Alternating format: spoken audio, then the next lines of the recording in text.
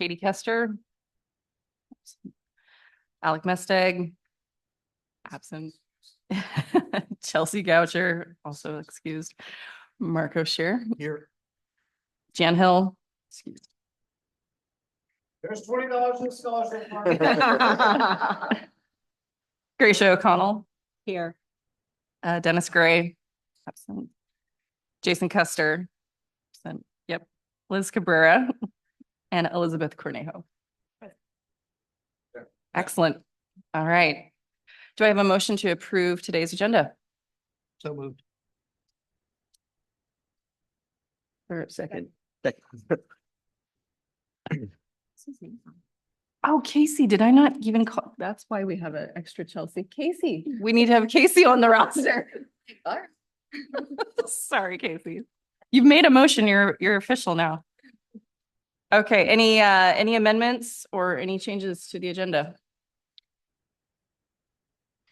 Seeing none, all in favor, please say aye. Aye. Any opposed? Hearing none, that passes. Now we have the approval of the minutes from the 2023 annual meeting. This is a little funny because it's a year later. If you would like to review the minutes, they are available on the website via the QR code that's on everybody's table. Do I have a motion to approve the 2023 annual meeting minutes? So moved. Second. Christian Marcos, thank you. Any discussion? Changes to the minutes? Hearing none, all in favor of approving the minutes, please say aye. Aye.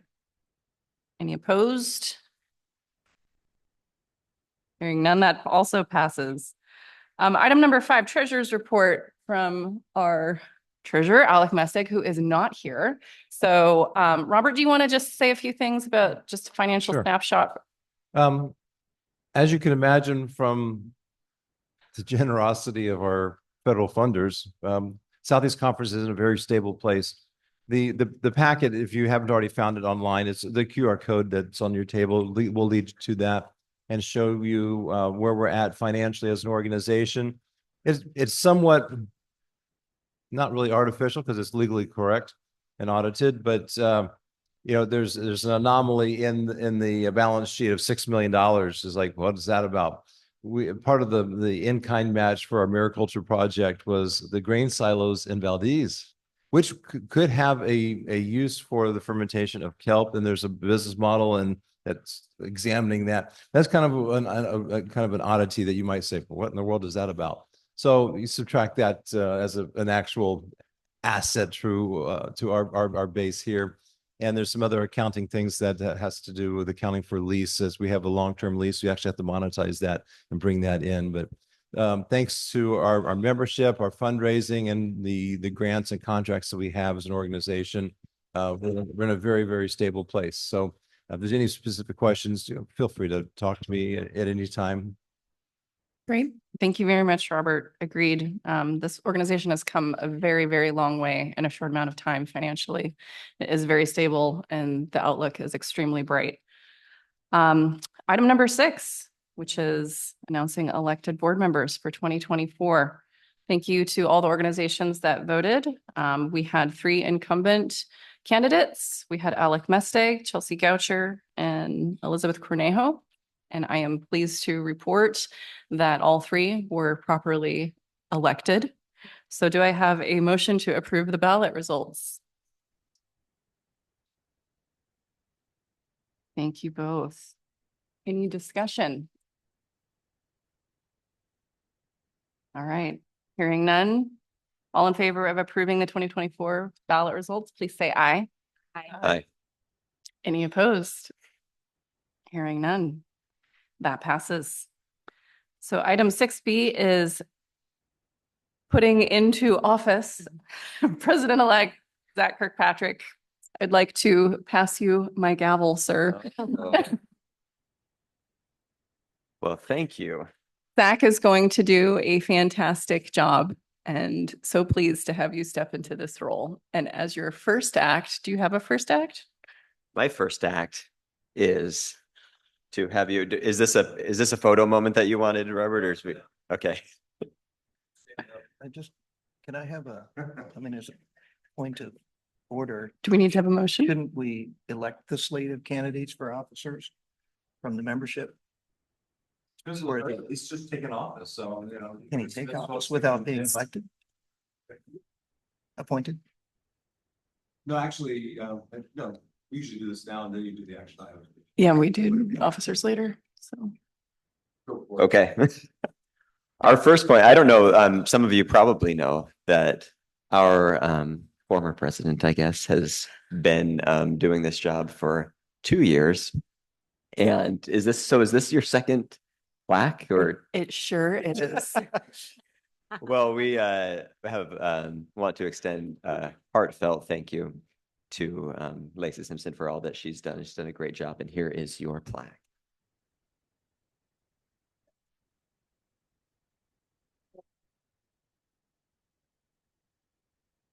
Five more and she'll have a set. I want a knife set. The next item is to dismiss outgoing and seat incoming board members. That will be a little bit anticlimactic as far as movement on this stage, but definitely want to thank Jan Hill for many, many years of dedicated service, and she's been a huge boon for a long time. And so again, there'll be no movement on the stage over this, but we do dismiss her and thank her. And seating our incoming, well, I guess there'll be no movement on that as well, but. On to our action items. So the floor will be open for new business action items. And the first item of business is election of officers. I'd like to make a motion to appoint Katie as first vice president and Gracia as second VP. I have a second. Second. A discussion. Thank you, Gracia. Thank you, Gracia. Yeah. And Katie. Okay. Hearing none, all in favor, please say aye. Aye. Opposed with nay? All right, wonderful. Thank you, Gracia, and thank you, Katie. Moving on to the vote on the location of the 2025 annual meeting. We received an application from Sitka. And do we have a representative from Sitka, a mayor, a chamber? I think they are There's- absent at the. Oh, we have Holly.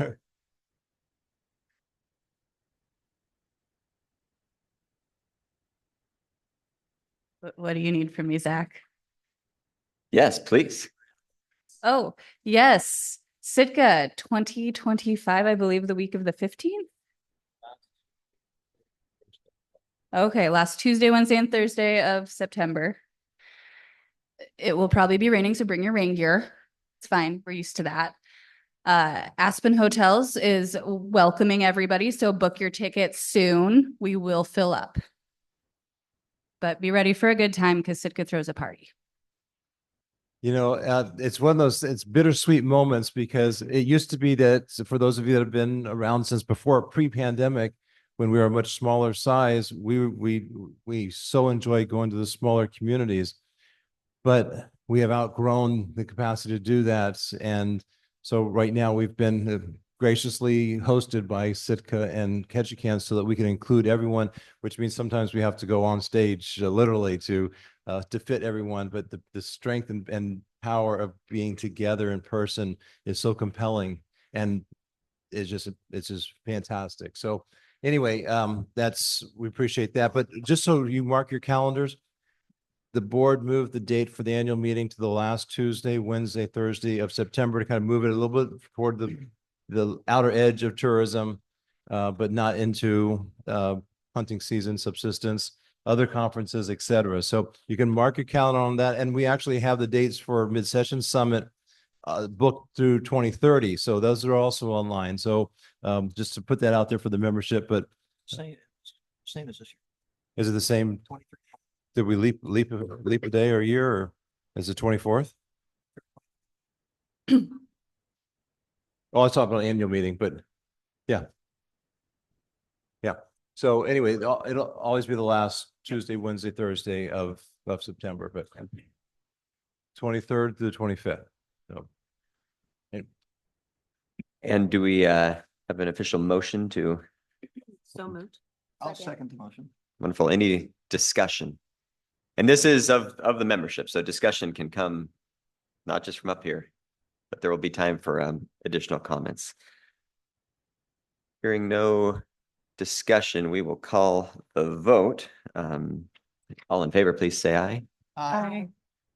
Any opposed? Please say nay. Passes. Okay, and this is the fun time. We'll move on to member instructions to the board. So we'd love to hear any comments that you have, anything at all as far as instructions to the board. And we have some a mic that will be ran around. Again, love to hear your thoughts, and we will open the floor to any comments.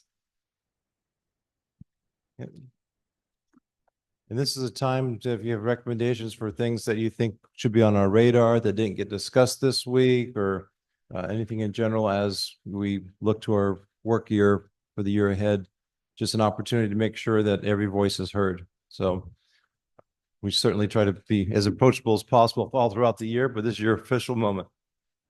I think we should have some training sessions on disaster preparedness. Seems like that was well received. Thank you. Yeah, that was a very, very powerful conversation yesterday, and that could have gone on much longer. So it should go on. So we'll thank you for that. And as we see the prioritization that came out of the SEDS process, you'll see other priorities that will emerge as focal points for us as an organization. Do we have it in the budget for every community to have a tank? What's that? Oh.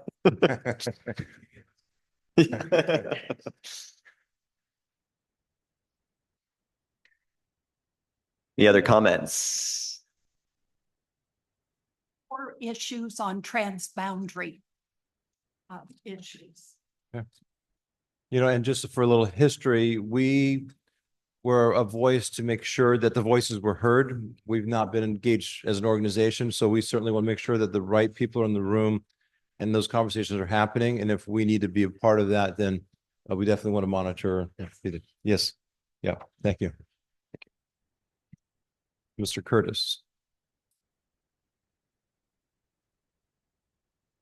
Just a little build on Rodney's disaster comments. I think, I mean, in this room, we've got multiple communities that can stand these kind of things up. We have transportation, we have all these things. So if we can look at this disaster relief as a region, as opposed to in a vacuum of individual communities, I think we have all the resources here to do it.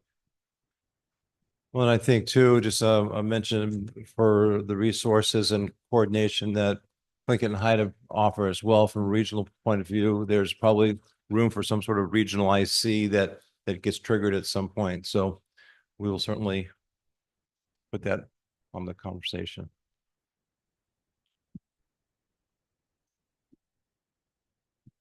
Other, yep.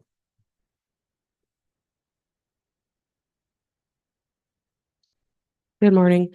My name's Dee Wright, and this is my first time attending the Southeast Conference. And I just wanted to say that it's impressive. And I am so glad that you guys are here. And I was really impressed that you got throughout the different industries in Alaska, how you guys have come together and really pinpointed the things that need to be addressed. So I'm really happy to be here, and thank you very much. Thank you. And if I may, I'm thrilled to see so many people that I don't know, but I'm sorry if I didn't get a chance to meet all of you during the week.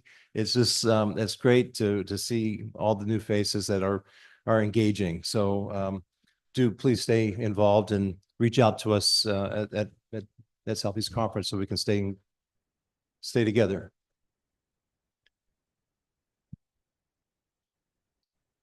The back there and there. Deborah?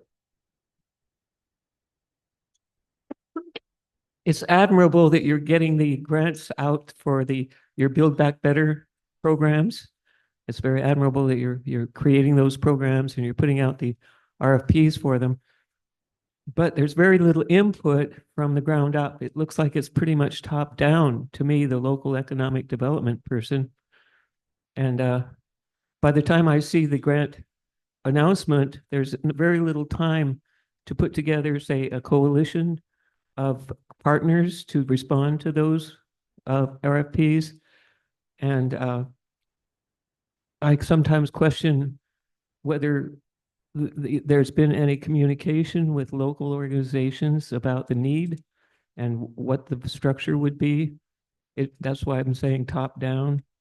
And I would like to see some kind of theme for strengthening local organizations in the process of putting out all of these millions of dollars, rather than assuming that there's a gap that needs to be filled when there might not be a gap that the local organization is already doing.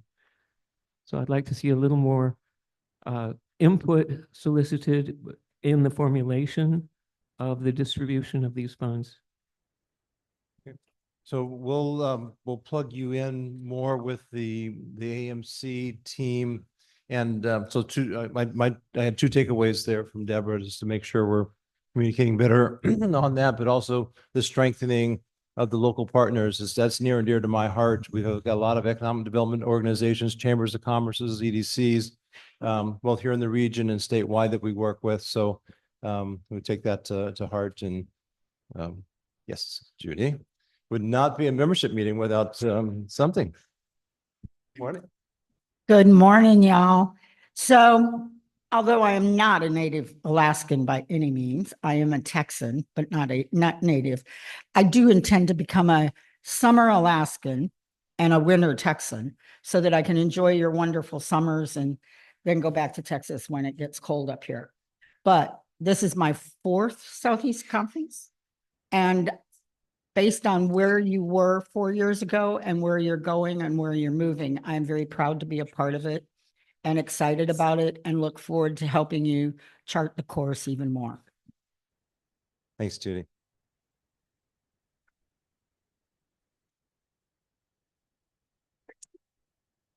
The other comments?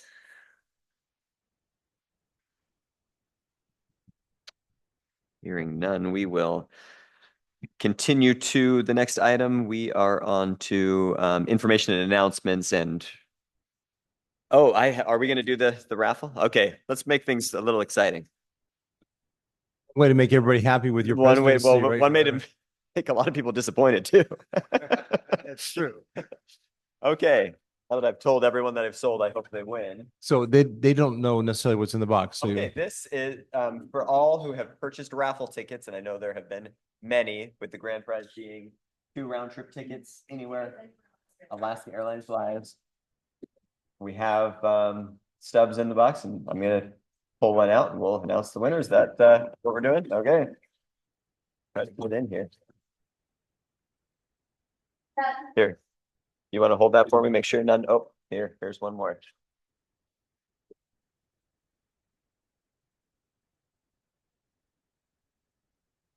First on the bottom. Doing nice. All right, I'm not looking. Doing the bundler.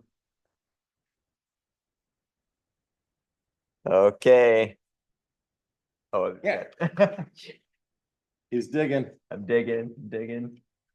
Make sure I have one. Is that one? You have one and only one. KP. That would be Keith Perkins. No.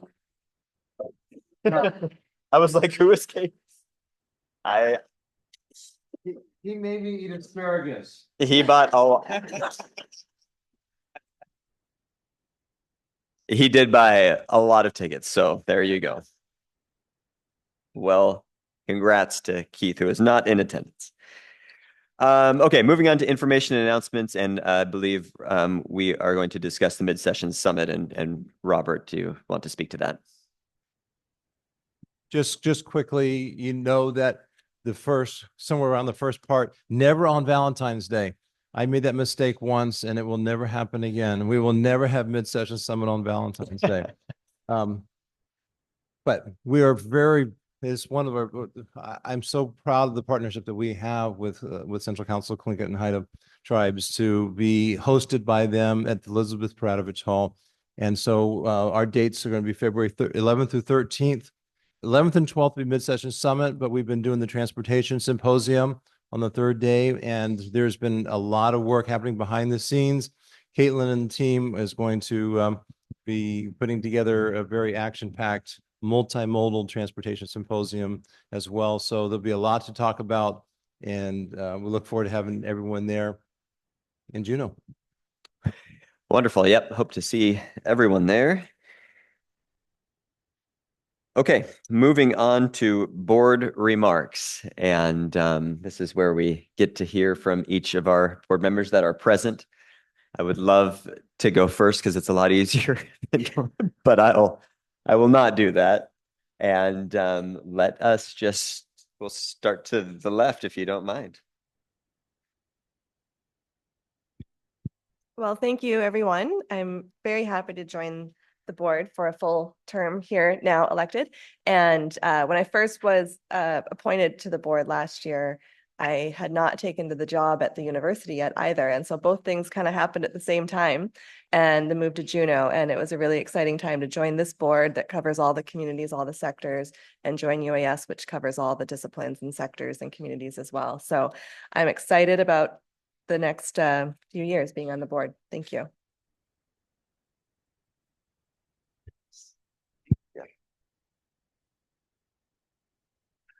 Yeah, I think this is my third or fourth term, perhaps my last, but I really appreciate all the work that is being done. It's a pleasure to be part of it, and even in a small way.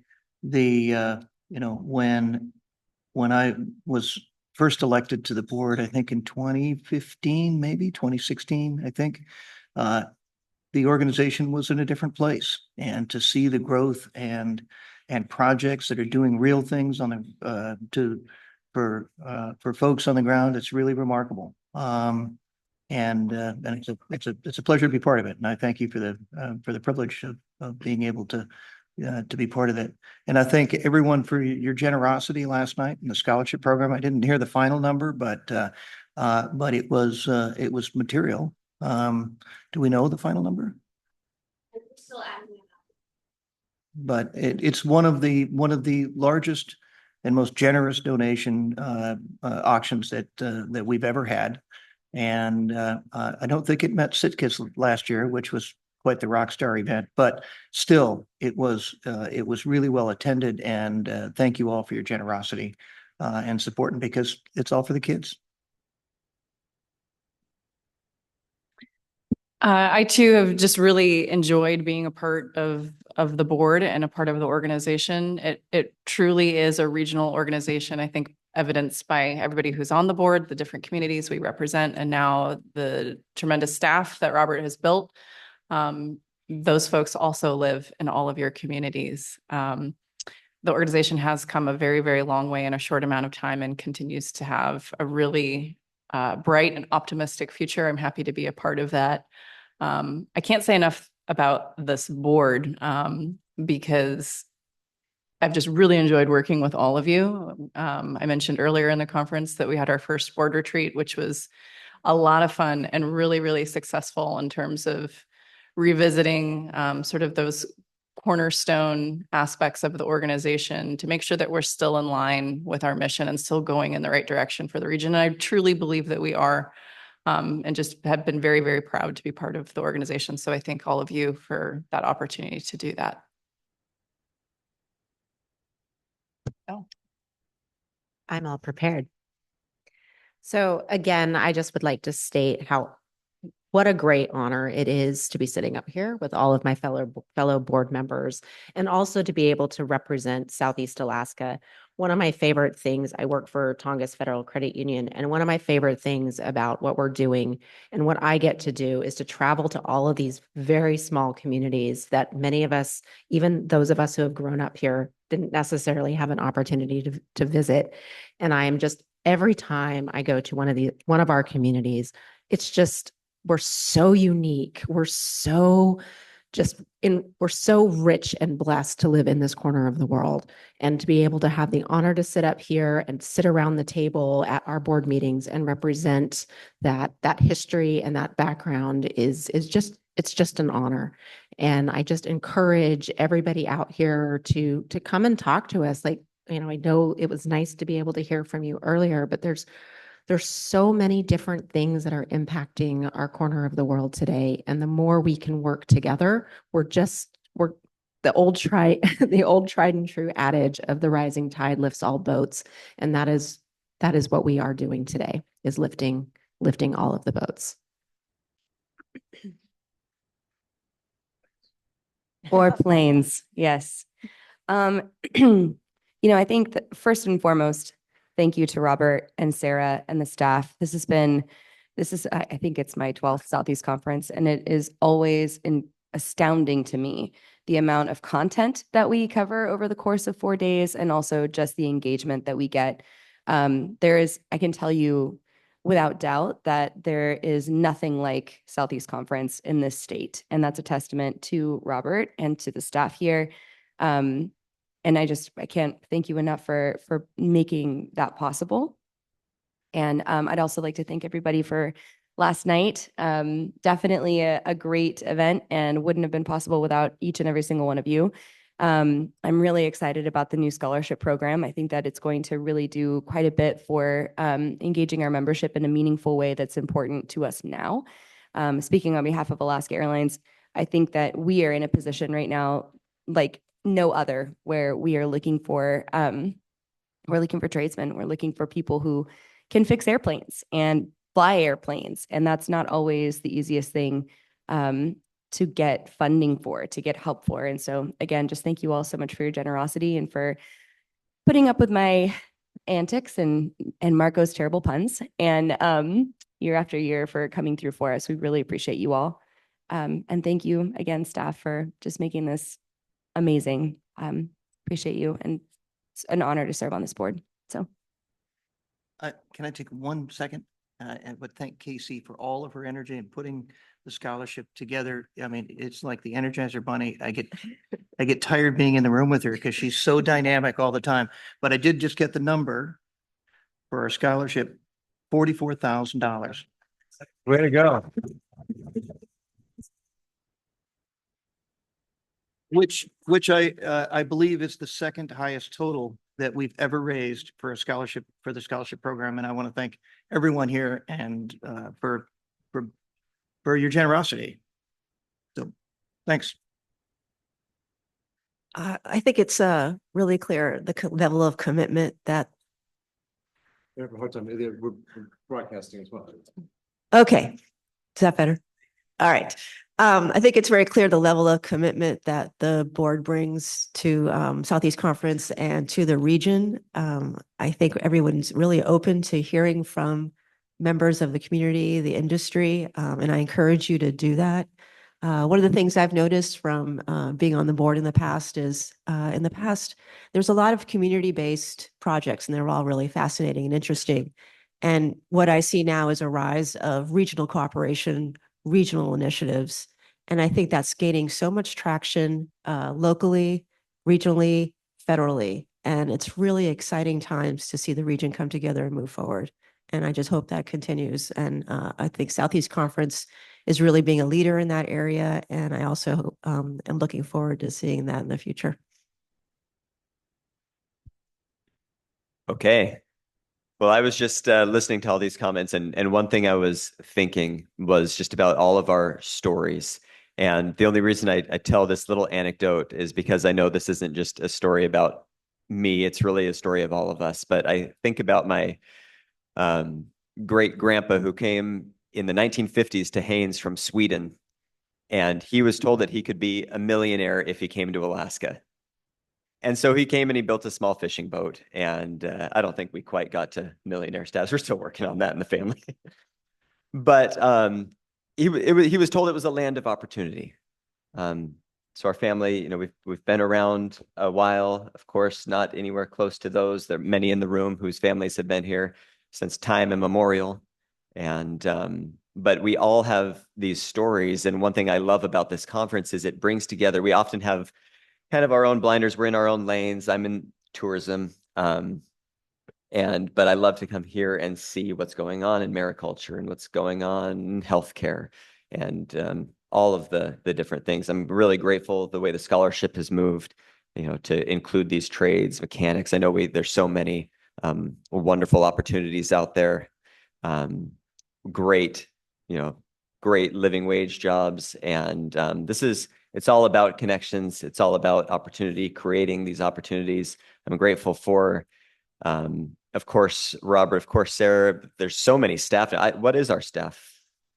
Please introduce them. There's a few of them that are out working and taking things down, et cetera. But if the staff that's in the room could stand, I see Deputy Director Dan Lesh here, and there's a couple new faces that you may not have known. Katie Lister comes from a deep background in economics and energy, and she's our senior energy advisor. Brings a lot of depth to the work that we do, along with Charles Westmoreland, who I picked on because he was having a conversation, so I made sure you all met him yesterday.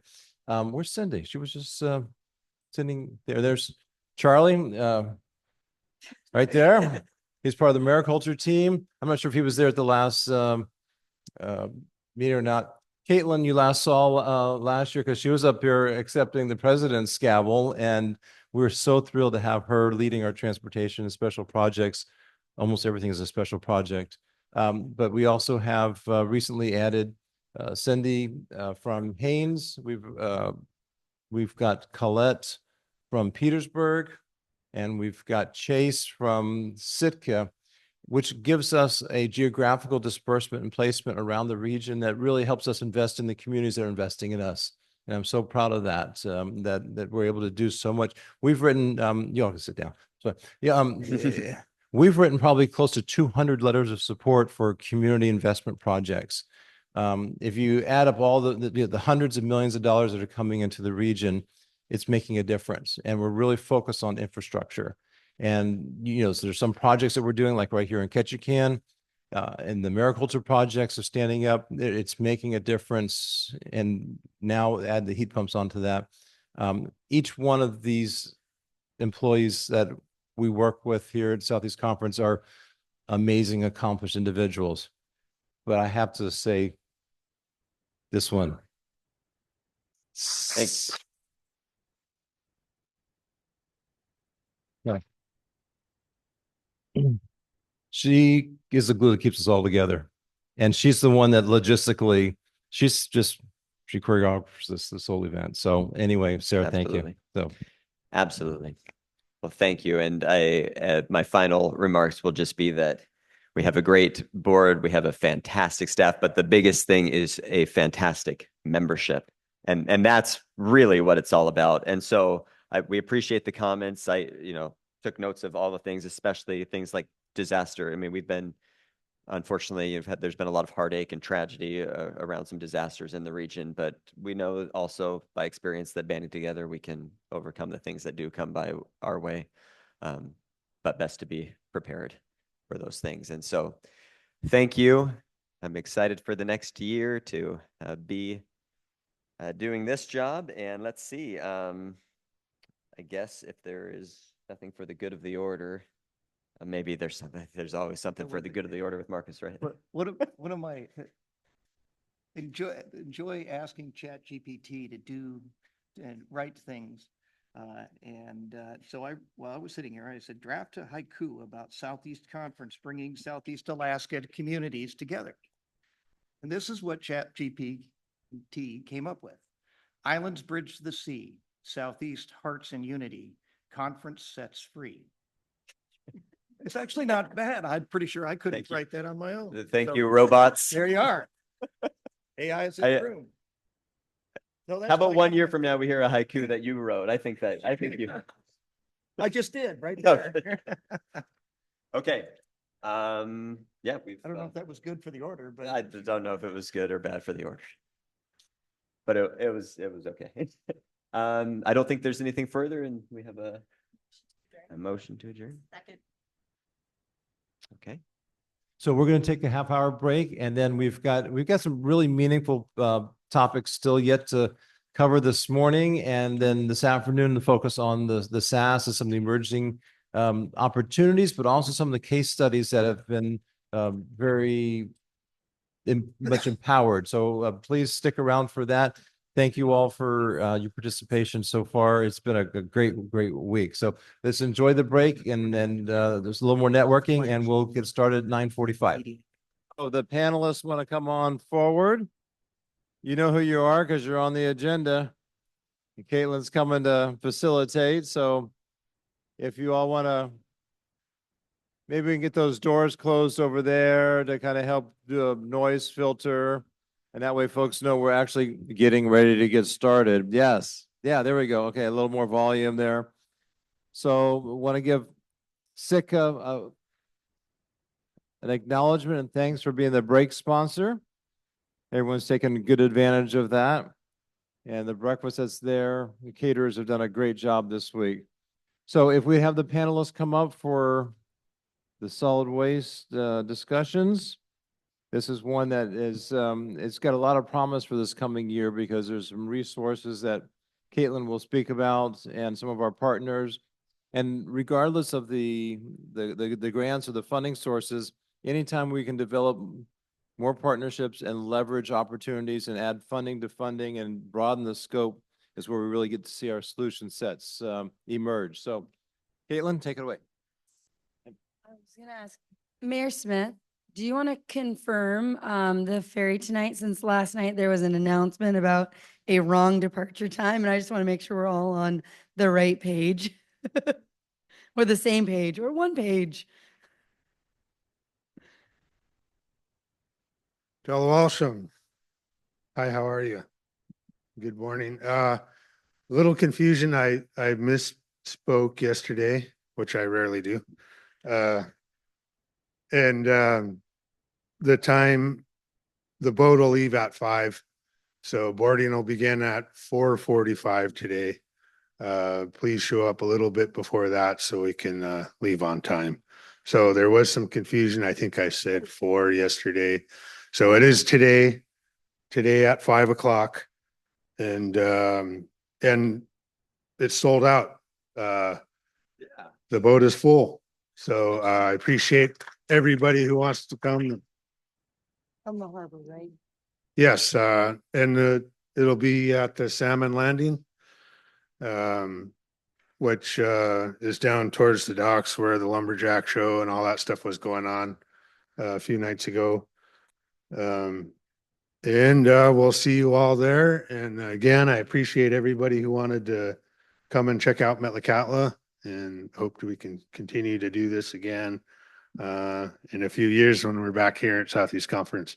Thank you. Thank you, Mayor Smith. Okay, so you can see that our panelists caught Robert's mistake, because instead of getting into solid waste, I'm going to invite Elizabeth Cornejo up to the podium to give us an update on the University of Alaska Southeast. Thanks. All right, good morning again, everyone. Thanks for being here. And I gave a few brief updates yesterday, but wanted to share more today with the UAS update. So again, my name Elizabeth Cornejo, and my new role, and it's a new role at UAS, is the Executive Director for Community Relations and Strategic Partnerships. So we are working on being out and about in the communities, listening, and bringing that back into the community as well, or to the university. This photo is of our brand new building. This is the Oktahit Environmental Sciences building on the UAS campus on the Oceanside part, where the Anderson building is the orangish one on the left. And then the grayish building is the new building that covers environmental science and laboratories. So it brought together faculty offices, laboratories, and research facilities, fieldwork, storage areas. There's a scuba locker room. You can walk right out the scuba locker room into the ocean for training. So that is our brand new building, which we had a ribbon cutting celebration for last week. So that's available as a update and expansion of the UAS campus. Next slide. Do I have a? Thank you. And we're a little behind schedule, so I'll try to keep this brief too, but we are working hard to fulfill our mission and be Alaska's experiential learning university as part of the UA system, and impacting the world by offering an unparalleled education rooted in the natural and cultural richness of Southeast Alaska.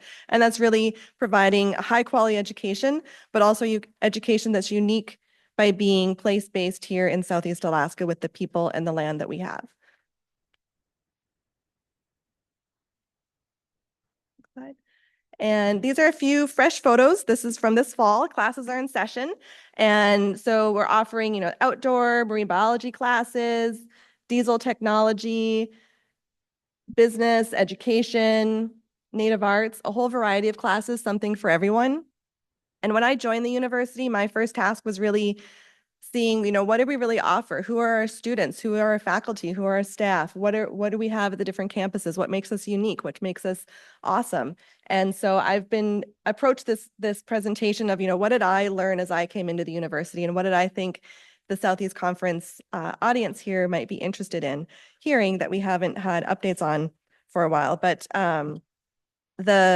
a couple of new things we've added this year. There's a brand new, totally online Masters of Public Administration available now.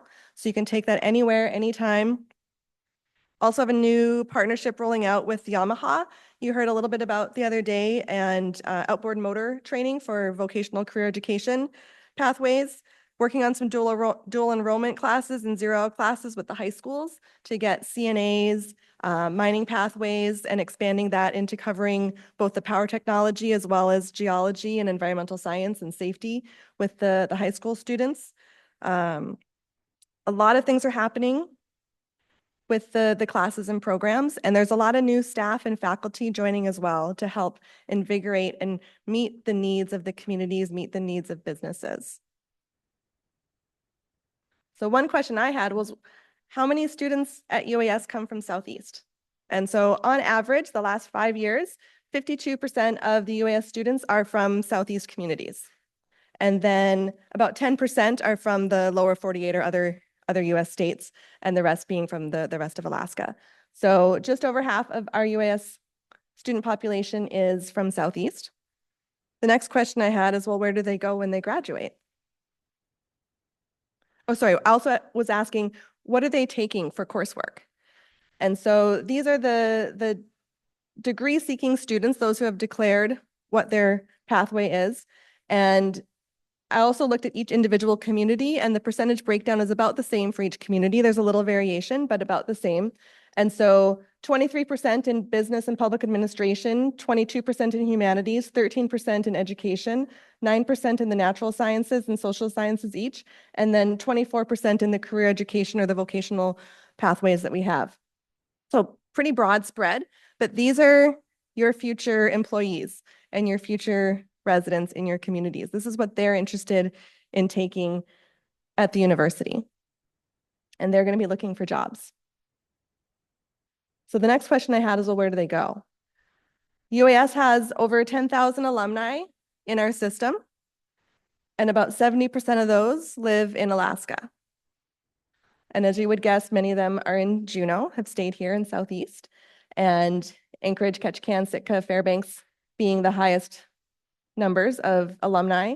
And then we looked at in the lower 48, where are they going? So no surprise there, big population in Seattle, Bellingham area, a good population in the Phoenix, Tucson area, Florida, Los Angeles, the Denver, Colorado area, and the Bay Area of San Francisco.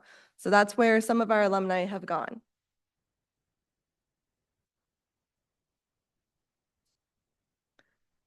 So I wanted to bring up this new website that we've just launched.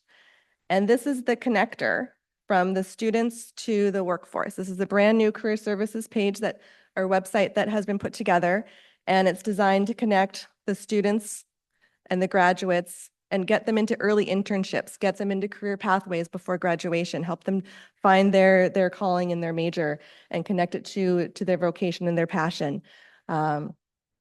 So as an employer or as a community member, I would invite you to visit this page. And on the top, there's a little button called Handshake.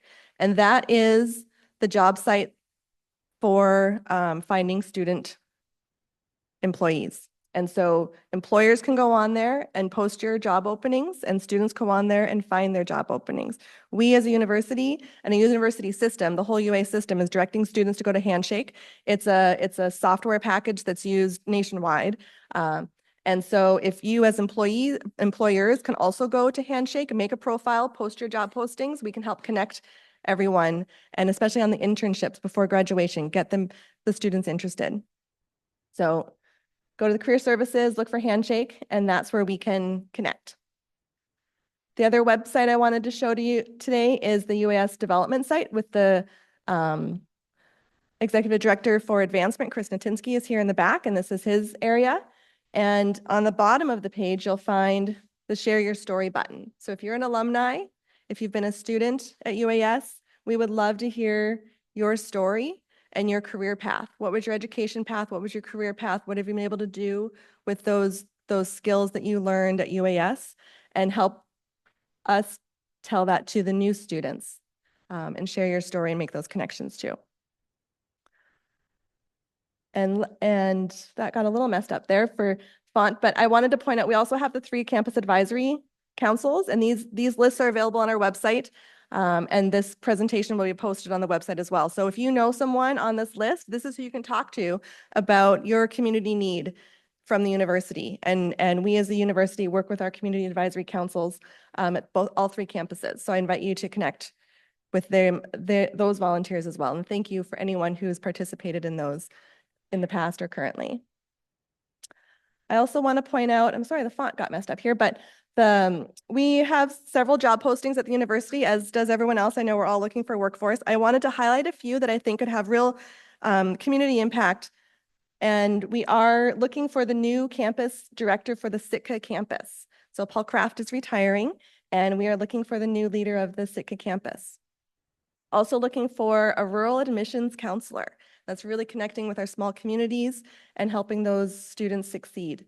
Mariculture program coordinator. I know the Southeast Conference has worked a long time with mariculture, so I wanted to highlight that.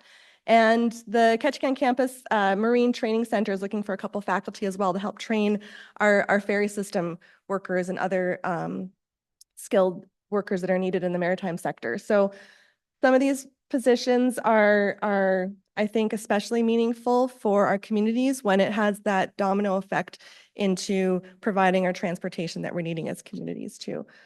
So check it out and help us find the very best candidates. You know, we're looking to hire folks, but we need your network, your help to find us the best candidates for Southeast. And that's all I wanted to say today. I'm here. Rocky Estrada, our outreach coordinator for a couple departments, is here. Chris Natinsky is here from Advancement, and we'd love to connect with you. Thank you.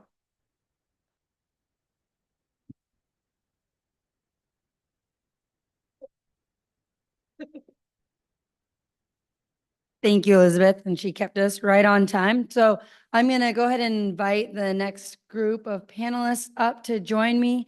Since I joined Southeast Conference, one of the special projects that I've gotten to become a part of is helping the communities in their solid waste efforts. It's really, again, as we heard last night and from the board today, it's broadened from just a community effort to much more of a regional vision. And that's why we've invited this panel up here today to help share and inform everyone how, because as we're growing our infrastructure, you know, there's construction debris, any industry has debris with it. And so we need to manage it better.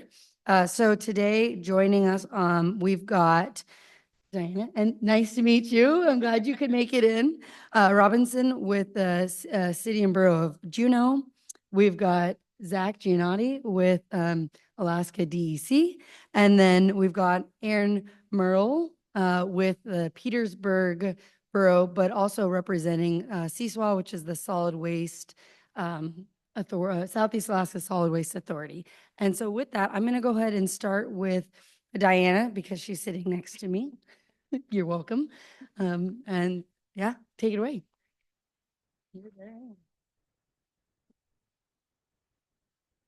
Good morning. Thanks so much for having me here.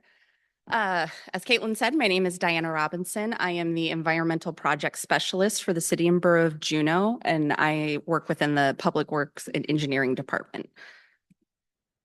And today I'm here to tell you about Juneau's solid waste. Just to kind of give an overview of what waste looks like in Juneau. It's kind of complex. A lot of Southeast communities I know have some stake in the waste game. Juneau does not. Both the hauling and the disposal of solid waste in Juneau are owned and performed by private businesses. Hauling is provided by Alaska Waste, and our landfill is owned by Waste Management. CBJ, City and Borough of Juneau, does have its own recycling center, junk vehicle disposal program, and household hazardous waste center, which 2 of the 3 of those are housed within the landfill itself. And this is just to kind of give you an idea of how waste moves in Juneau. I think it looks pretty similar for a lot of other Southeast communities. Our waste is collected. Some of it goes to our landfill in Juneau. Some of it is composted by our private composting company, Juneau Compost. And then some of it is recycled and sent down to a processing facility in Tacoma, Washington. And we also send our biosolids, which we dry and then ship, to the Troutdale Commercial Transfer Station down in Oregon. And this is just kind of another fun visual that a graduate student named Reese Coffey made, and I like to use it wherever I can. Kind of gives you an idea of how things are laid out. This is our Lemon Creek neighborhood. It's one of the several neighborhoods in Juneau. It has most of our industrial development as well as some housing, and then things like Home Depot, Costco, all that fun stuff. It is also where our landfill is. And if you've ever driven in Juneau, you have driven past it probably, and you have seen this landfill. And you might have seen some bears outside the landfill too. As I said, the recycling center, household hazardous waste, also within the landfill. And the compost facility is up the road there, further up the valley. Okay, and this is just kind of a snapshot of what the waste looks like in Juneau. So in 2023, we landfilled about 22,000 tons of municipal solid waste, and then an additional 5,000 tons of construction and demolition waste. And really that's pretty static over time. We have those figures for several decades, and we haven't seen a lot of variation in that. CBJ recycling diverted about 1,000 tons of recyclables, another 300 tons of HHW, household hazardous waste. And then we have a separate curbside recycling program that Alaska Waste provides for the community. And that's another 650 tons per year. And these are all relatively static as well. Juneau Compost also diverts another 250 tons of food waste.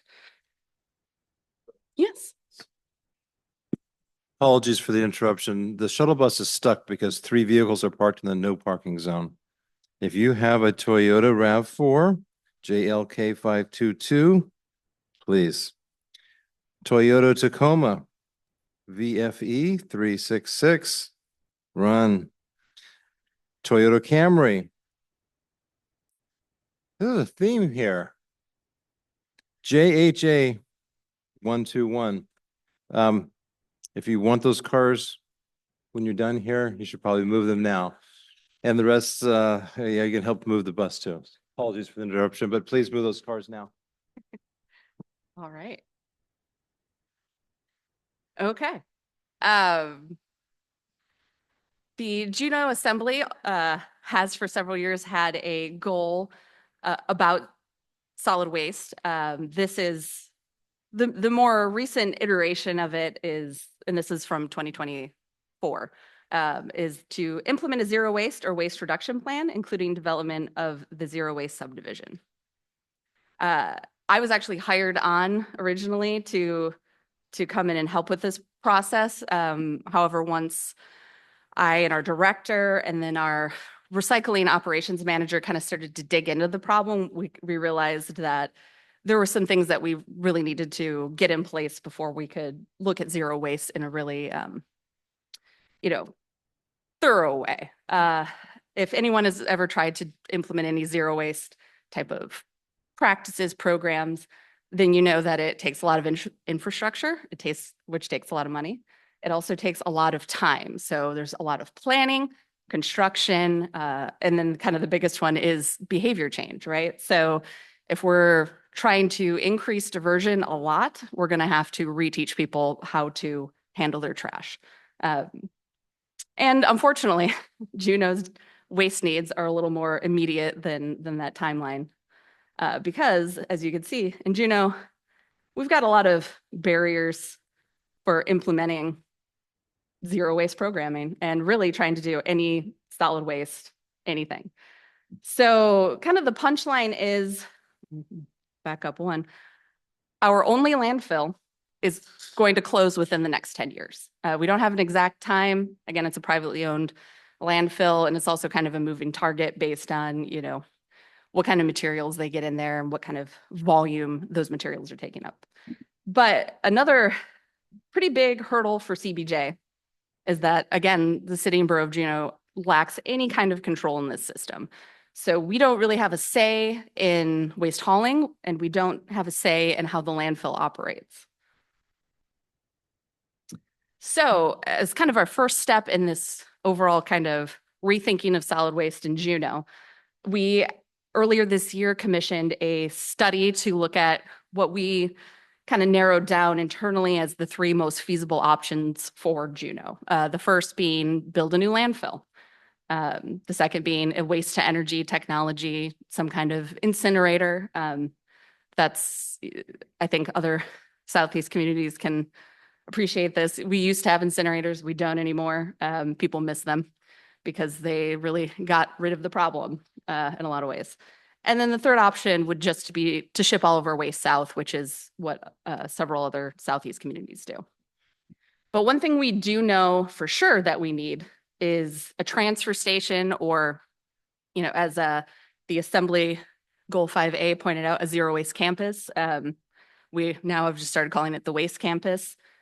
Because really we know, especially after the flood in August, that our timeline for having to ship materials out is just increasing by the day. We ended up shipping out almost half of the disaster debris from the 300 homes that were affected in the August flood to Washington State through another waste company called Republic Services. I know several other Southeast communities use them already, which was really amazing. It cut down on a lot of the paperwork, a lot of the bureaucracy that the waste management landfill had put in place.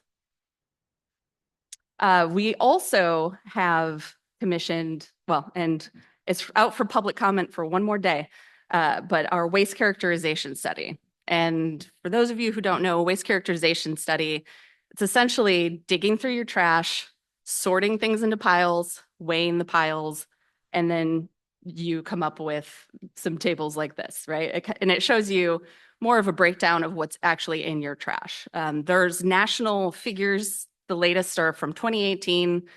They're also, have a lot of flaws in how they come to those numbers. So this is really the best way for us to figure out, where should we be focusing when we do enter kind of that diversion zero waste phase. As you can see, almost a third of our waste stream is compostable. And I will get to it later, but we are actively working on expanding composting in Juneau as well. But another benefit of the waste characterization study is when we're doing this solid waste planning, it also informs decisions around, is a waste to energy technology feasible? They're all a little different and everything burns at a different temperature. So you really need to know the composition of your trash before you can really look into any of those technologies. It's also really helpful for landfill design and planning as well. All right, and as I mentioned, Juneau has begun its tiptoeing into the composting world. And FY23, we received $2.5 million in congressionally directed spending through Senator Murkowski's office for the development and construction of a municipal composting facility. Those of you who build things know that $2.5 million, not a ton of money to build a large scale project like this. So we are actively looking for more money to finish this facility. Right now, it's basically going to get us a lot of site prep, utilities, a hard surface, and a bear-proof fence. We finished the environmental review in April 2024. We're hoping that we will actually receive the funds from EPA this fall and then start the planning in the spring. And then the future. So as I mentioned, the waste campus is this old gravel pit that is right behind Home Depot and Costco, which is actually a fantastic location. I'm speaking from personal experience. Our recycling center and compost facilities are also over by there, and it makes a nice little weekend to come and drop everything off. But eventually this will house our composting facility. It will house a new recycling center, new household hazardous waste, probably a reuse center. We're really early days of planning on that, but we know once the landfill closes, we will no longer have access to our recycling and household hazardous waste facilities. So we know for sure that we're going to need to build new facilities for those activities.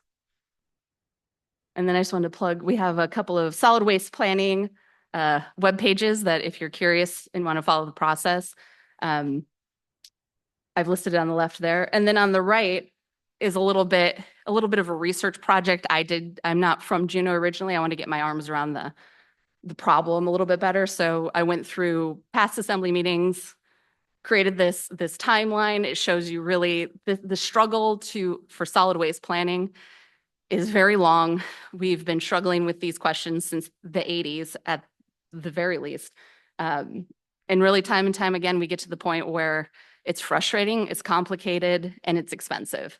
And it's very easy to lose steam. I think a lot of us have experienced that in this room when you're just constantly hitting roadblocks. But with a lot of the new funding that's out there, and we have a time crunch now. We have to figure this out well before the next 10 years is over. So I have a lot of hope for the future, and these other gentlemen will kind of talk a little more about the regional stuff. But yeah, I think there's a lot of great things on the horizon. And like I said, that waste characterization study is out for public comment. You can also just take a look at it. It's the first ISO certified waste composition study that's been performed in Alaska. So, which I think is pretty cool. Which means that this is probably reflective also of a lot of other Southeastern communities, rural Alaskan communities generally. So I really encourage everyone, if you're involved with waste recycling and you want to dig a little deeper into what that looks like, go take a look at it. I'm hoping that the final draft will be published in a couple of weeks. I haven't really gotten many comments yet, so I think that process won't take too long. But yeah, that is what's going on with waste in Juneau. Thank you. And the Denali Commission has been here the whole week for conference. I don't know if they're in the room right now, but I do want to do a shout out and thank them, because a lot of the projects that you're seeing, at least the ones that I've been involved with, the Denali Commission has thoroughly supported and are providing funding for our communities to make these infrastructure, these plans come to life. And I'm actually going to bring Aaron up next, because SEASWA has recently received a $500,000 grant from the Denali Commission to do planning efforts and make the regional strategy. And Juneau has been a huge part of it, or in the conversations as well. So Aaron, you can either stay there or you can come up here, your call.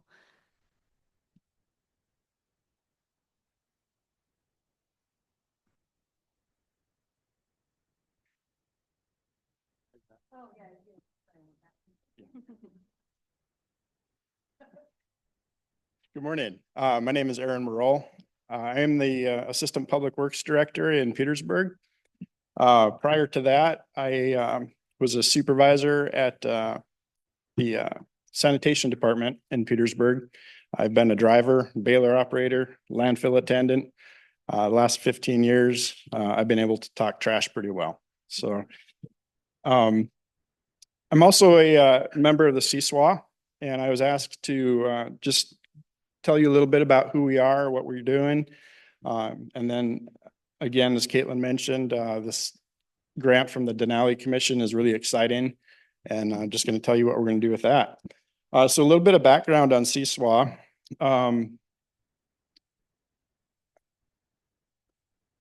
In 2004, due to Southeast Conference's ongoing interest in addressing municipal and other solid waste issues at a regional level, a study was commissioned to identify problem areas and solutions for local communities.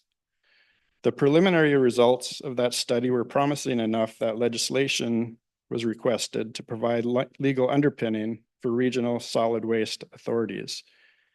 The Southeast Conference study was completed in 2007, resulting in the Board of Directors' decision to proceed with the creation of a regional authority for the Southeast area. 2 years later, in the fall of 2009, 4 communities voted to adopt the authority: the city of Craig, Thorn Bay, Wrangell, and Petersburg. Southeast Alaska Solid Waste Authority, SEASWA, was formed. A board of directors was appointed, and it was agreed that the finances would remain with Southeast Conference. SEASWA would control how the funds were dispersed, and Southeast Conference would continue to execute the grant and other designated funds. And that agreement continues to this day. For the board of directors, Chris Cotta is the chairman. He's the public works director for Petersburg. And Tom Weeder, public works director for Wrangell, is the vice chair. And Brian Templin out of Craig is secretary and treasurer.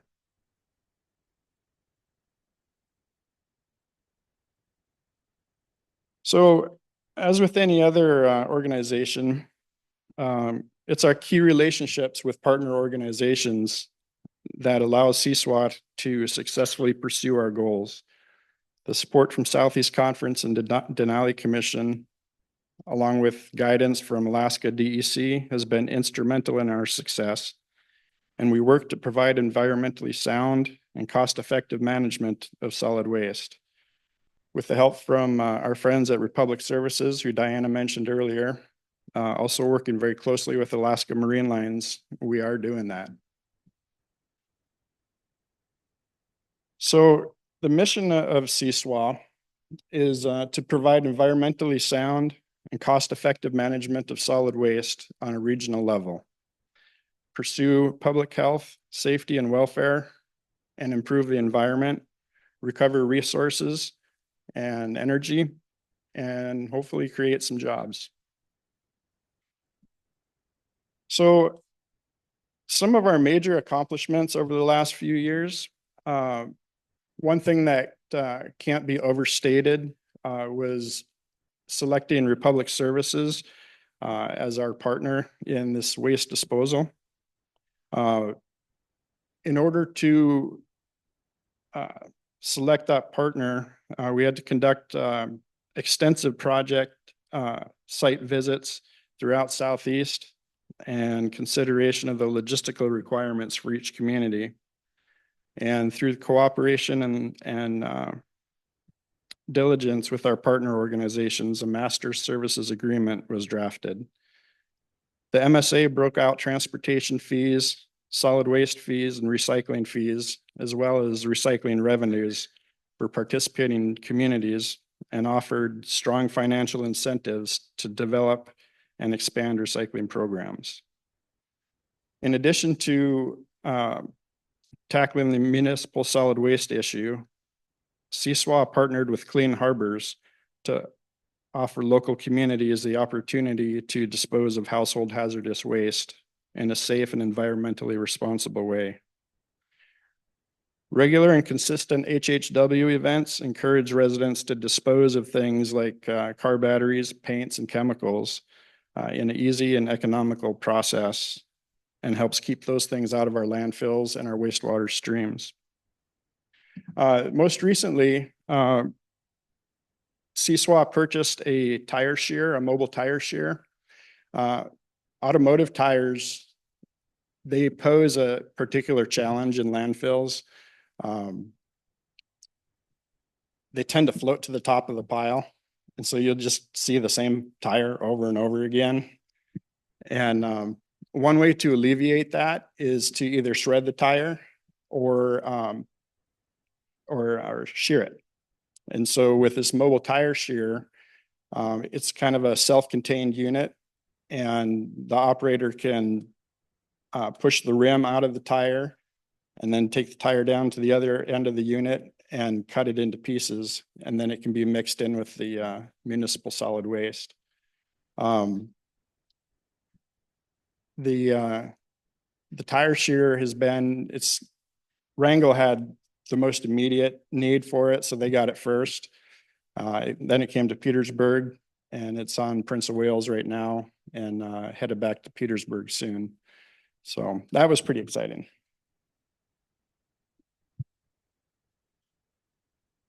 So in May of this year, SEASWA was notified that our application to the Denali Commission for financial assistance was successful, and we were awarded a grant of $500,000. Waste disposal costs in the region have increased dramatically over the past few years. Two examples of this are Wrangell and Petersburg both renewed our contract with Republic Services this year.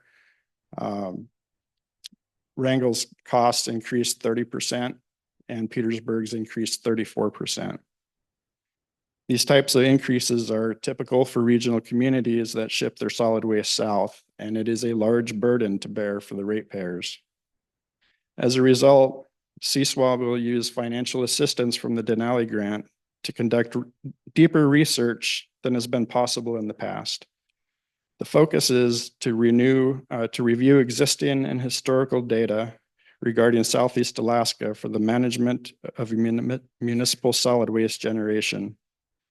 The study will evaluate alternatives for the management of municipal solid waste and the potential for safer, more efficient, and cost-effective waste management systems for our communities.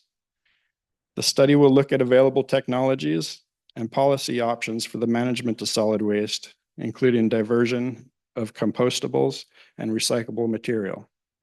The development of this strategy is intended to inform and enable near-term decision-making for the Southeast communities, tribes, and SEASWA membership.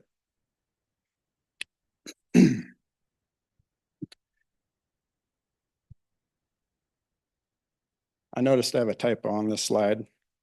We have quarterly, monthly meetings. According to the bylaws, we have quarterly meetings, but recently we've been having monthly meetings on the third Wednesday of the month at 10 a.m. Those meetings are by Zoom. The public is encouraged to attend, and please visit with myself or any other SEASWA member if you're interested. Thank you.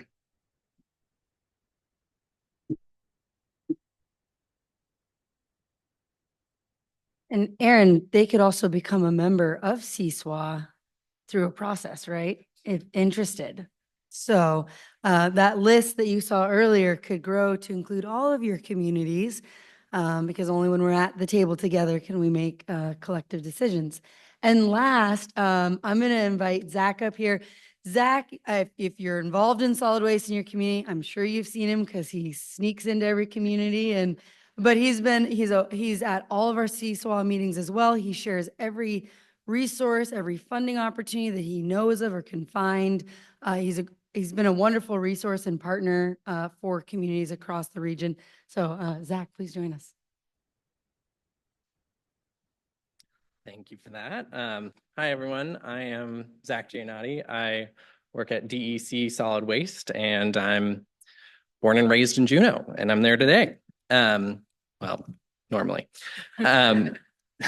So I wanted to, before we keep on going, I want to talk about what is default, because we're kind of talking about recycling and composting and other things, and we're talking about regional solutions. Let's talk a little bit about what's default. So a landfill is default. And I know if you've been around Alaska for a while, back in the day, folks went on dump runs. And when I was growing up, I went on dump runs. And I'm sure we all have stories about smells, about sights, about bears. But I want to say that we're not, the landfills of yesteryear are gone. Today, we've got beautiful, beautiful facilities. And I'm going to do a little bit of a highlight of what they look like. So first off, a little bit about what I do. I permit all the active sites in Southeast Alaska. So there's 30 active solid waste sites, 17 of which are your municipal landfill, like what you're going to have for your normal waste. The rest are industry specific. And then beyond that, we've got about 105 closed and retired facilities in Southeast. So there's a lot of trash in our ground here. For all of that, we've got environmental monitoring. So baseline is visual. We also got surface water, groundwater, sometimes gas monitoring, other times stability concerns if you're in a more steep terrain. So we're keeping an eye on all that. And then on top of that, we do regular inspections. So I get to go out to each one of your communities. If you have a landfill, I've been in it and I've taken too many photos of it and I've spent a lot of time in it. I would be happy to talk to you about your landfill after this if you so care to. And while I'm out there, I get to provide technical assistance. And also we have other opportunities to provide technical assistance. So our main way of making sure we have environmental compliance is working with communities to find solutions to these problems because Dianna was talking about a waste stream analysis. A stream is like, it conjures an image of like a babbling brook. It's more like a fire hose of trash every single day coming into our communities that we have to deal with. I think AML mentioned the other day that they had, I think it was 3 billion pounds of material coming in over 2.5 years into Southeast. All roads lead to the landfill. All of that material at some point will end up at a landfill or in a waste transfer station and be shipped south. So we need to deal with 3 billion pounds of material in each of our communities, not each of our communities, but across the region. And so I'm going to show you how we do that.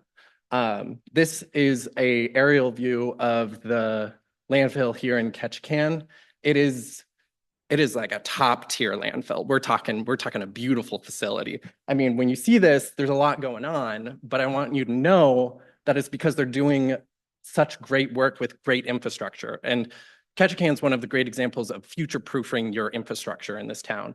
They've got a beautiful scale that works great, and they have a processing facility where they bale their municipal waste to ship south. And about half of our waste in Southeast is shipped south. The other half ends up in the ground here. And then they've got a separate area for a hazardous waste. They've got a maintenance building. They've got that white patch in the middle. Those are all appliances. So your old fridges, washers, dryers, we all stockpile that and then we ship it out for scrap metal. And then up on top, they actually dispose of construction materials locally. So they save money for the construction industry in this town by doing local disposal because it's cheaper than shipping it south. Which is something that other communities like Petersburg is looking into doing themselves. And then there's tons going on here. There's too much to talk about. So we're going to go to the next one. This is a different landfill. This is up in Klukwan in northern Southeast. Klukwan's a lot smaller community than Ketchikan. And when you look at this, it looks like a gravel pit. And to me, that's a beautiful site. That is a beautiful landfill because it is a landfill that's so well operated. They've had Andrew out there for 15 years working at this site, and he's got it running so smooth. Waste is collected throughout the community. It's brought to this site. Klukwan's one of our communities that still burns waste, and they burn it with a burn unit that gets up to near incinerator temperatures. So they're doing it nice and clean, and that ash is disposed of immediately, covered immediately, and that keeps out the birds, it keeps out the bears, it keeps out the bugs, and that's really important. And it's located far away from any housing or community infrastructure, so you're not getting anything, no one's being bothered by the landfill smoke, which is really important. But it's another example of a beautiful landfill. It's just very different than what Ketchikan does. And then this this is the crown jewel landfill of Alaska. Like I'm not kidding. Ask anyone in solid waste. Gustavus is the best, and I applaud Kathy and her team. It is such a good facility. When you see this, there's a lot going on and it's a little confusing, but waste comes in, every single person touches their own waste and puts it into different boxes for recycling. They divert so much waste in Gustavus. It's amazing. They have the longest running composting operation in Southeast Alaska, and they do a great job. There's this beautiful photo of the day that they open up the compost for sale every spring. There's a line of cars that go out and they sell out the day that they sell their compost. So it's a great process, great community, and they have a huge area at their facility for staging waste to be backhauled out. So shipping it out, getting money for that waste. It might just cover the cost of shipping, but it's waste that's not in their landfill. It's extending the life of their landfill, and it's keeping this facility running better. And the reason why Gustavus is like this is because there has been an operator there, Paul Berry, who was there for 20 years. And I mentioned in Klukwan, he was there for 15 years, or he's still there. And then in Ketchikan, we have over 2 decades of experience currently running that landfill. So for all of these sites, the sites that are the best at protecting the environment, the best at preserving money for their ratepayers are the sites that have really strong landfill operators.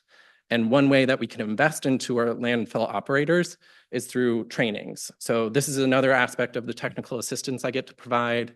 The last 2 years, we've had 3 trainings. This year alone, we've had in-person trainings, I should say. This year, we've had 2 trainings in Petersburg, and then next month, we're doing one in Juneau.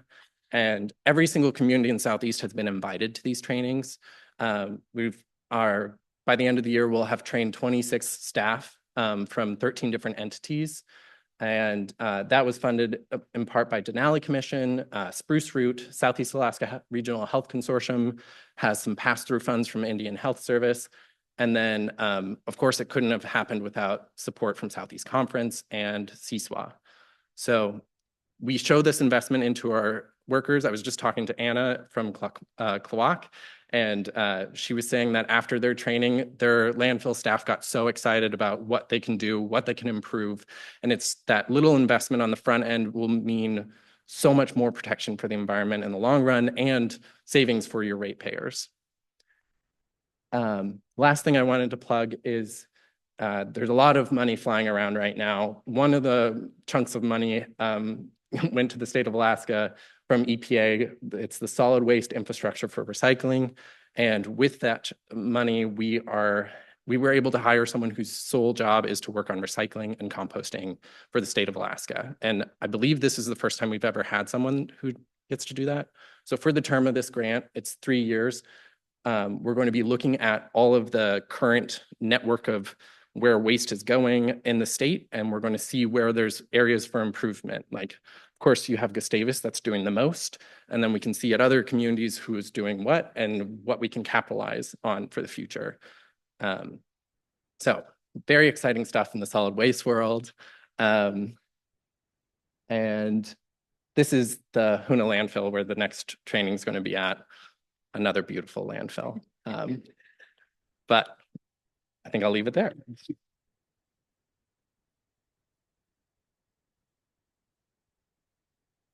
Thank you, Zach. Thank you, panelists. I hope you guys all got really excited about all your garbage today this morning. You know, we're not trashy around here. We're great. And so round of applause for everyone, and then we'll go ahead and invite the next panelist up. And Katie's going to take the stage because she gets to facilitate this one, but it's we again talking about today things that we need in our communities, in our to make the economy happen and function the best. From 10:40 to 11:25. Because we're at 10:40 now. So we're just all keep an eye on the clock.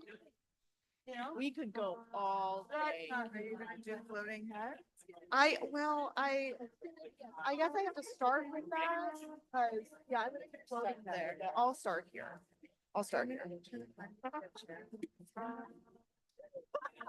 A box, just a box.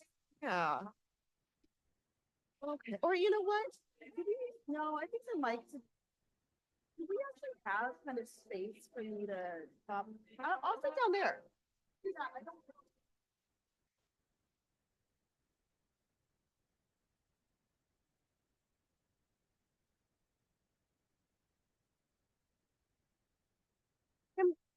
We gotta keep everyone awake. Okay. Mic check. Mic check. Hello, good morning.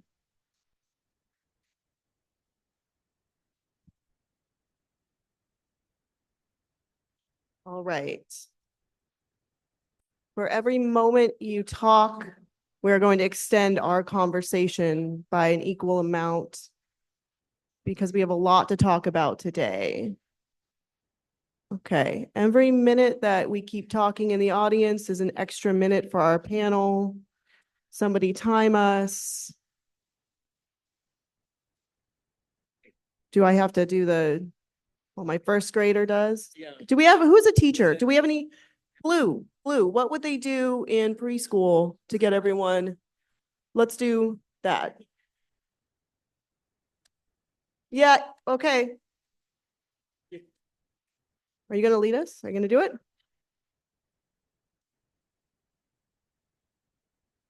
Okay. Thanks, everyone. This is what happens when you invite folks to speak who are, related in some way to the childcare industry. We're gonna do the old preschool on you. So I think that's the last of our preschool exercises here today. But good morning. Thank you, everyone. I'm getting my bearings here because I was swept up a little bit in the solid waste conversation. Love to see people with real passion for what they do. And we're going to bring you more of that today. So for those of you who don't know me, why? But secondly, I'm Katie Berry with McKinley Research Group. You may remember my company under the former name McDowell Group.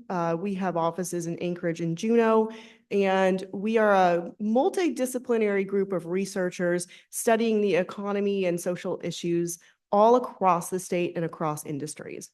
And today I have a really distinct pleasure of pulling together a group of people on the stage with a combined over 100 years of experience, deep knowledge of different aspects of Alaska's economy. So before we really dive into this conversation, I'm an economist by background, and any good economist is going to start with a really boring preamble. So let's get into that. Okay. Again, the jokes are not going to get better. So great. So when I think about the economy, which I do every day, it's an incredibly complex system. And I think there's a parallel here with solid waste. That's incredibly complex, and so is the economy. But I like to boil things down into two really big buckets. The first bucket of things that I like to think about are basic industries. So a basic industry is anything like seafood or mining that's pulling new money into our system. So that's new money coming into Southeast Alaska or Alaska in general from outside, from somewhere else. Second big bucket are all of the industries and all of the things that we do with that money internally. So money comes from outside of the system in, and then we take that money and it circulates in our economy.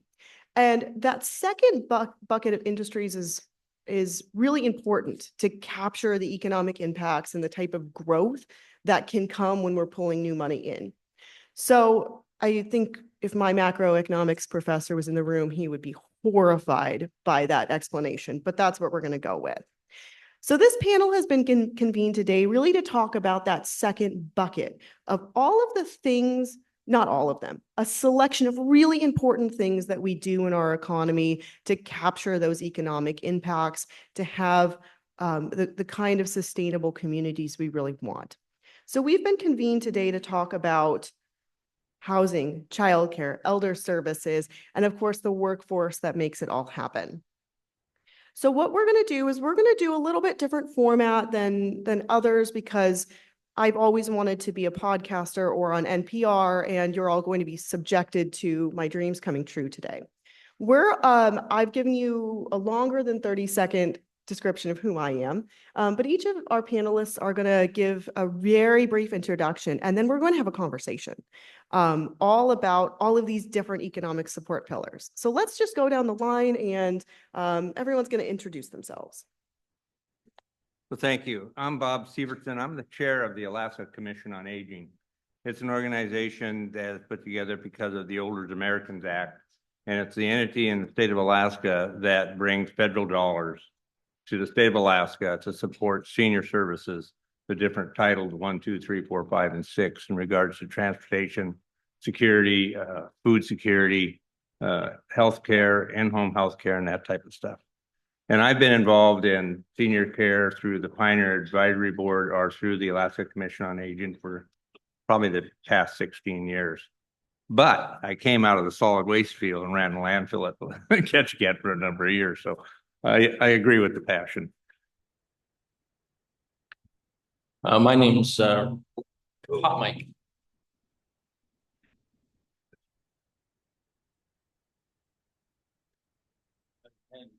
Hot game there. I'm Richard Harney. I'm the tribal planner for Ketchikan Indian community. I've served Ketchikan for over 15 years. I was at the Borough for most of that 15 years. And now I'm with Ketchikan Indian community, just working on planning topics, economic development, housing, just looking at all of it from all different aspects. Thank you. Good morning. I'm Brian Holst. I'm the director of the Juneau Economic Development Council. It's great to be here. It's the biggest and best Southeast Conference event that I've seen in many, many years. I grew up in Juneau. I spent 20 years working internationally in community and economic development, and then moved back to Juneau about 15 years ago to take on this job at the Juneau Economic Development Council. Thank you. Good morning. My name is Mariko Selle. I am the executive director of the Alaska Workforce Alliance. And I know a lot of you know Carrie Ann Carty back there. Our organization, the Alaska Safety Alliance, recently underwent a reorganization, and now the Alaska Workforce Alliance is a subsidiary of the Alaska Safety Alliance. However, we have always done workforce work at ASA. Our mission is to ensure that industries are ready, safe, and trained. We are we are industry agnostic. We care about all of Alaska's industries, and also regionally agnostic because we care about all of Alaska's regions. But, you know, the big secret is we really love Southeast Alaska.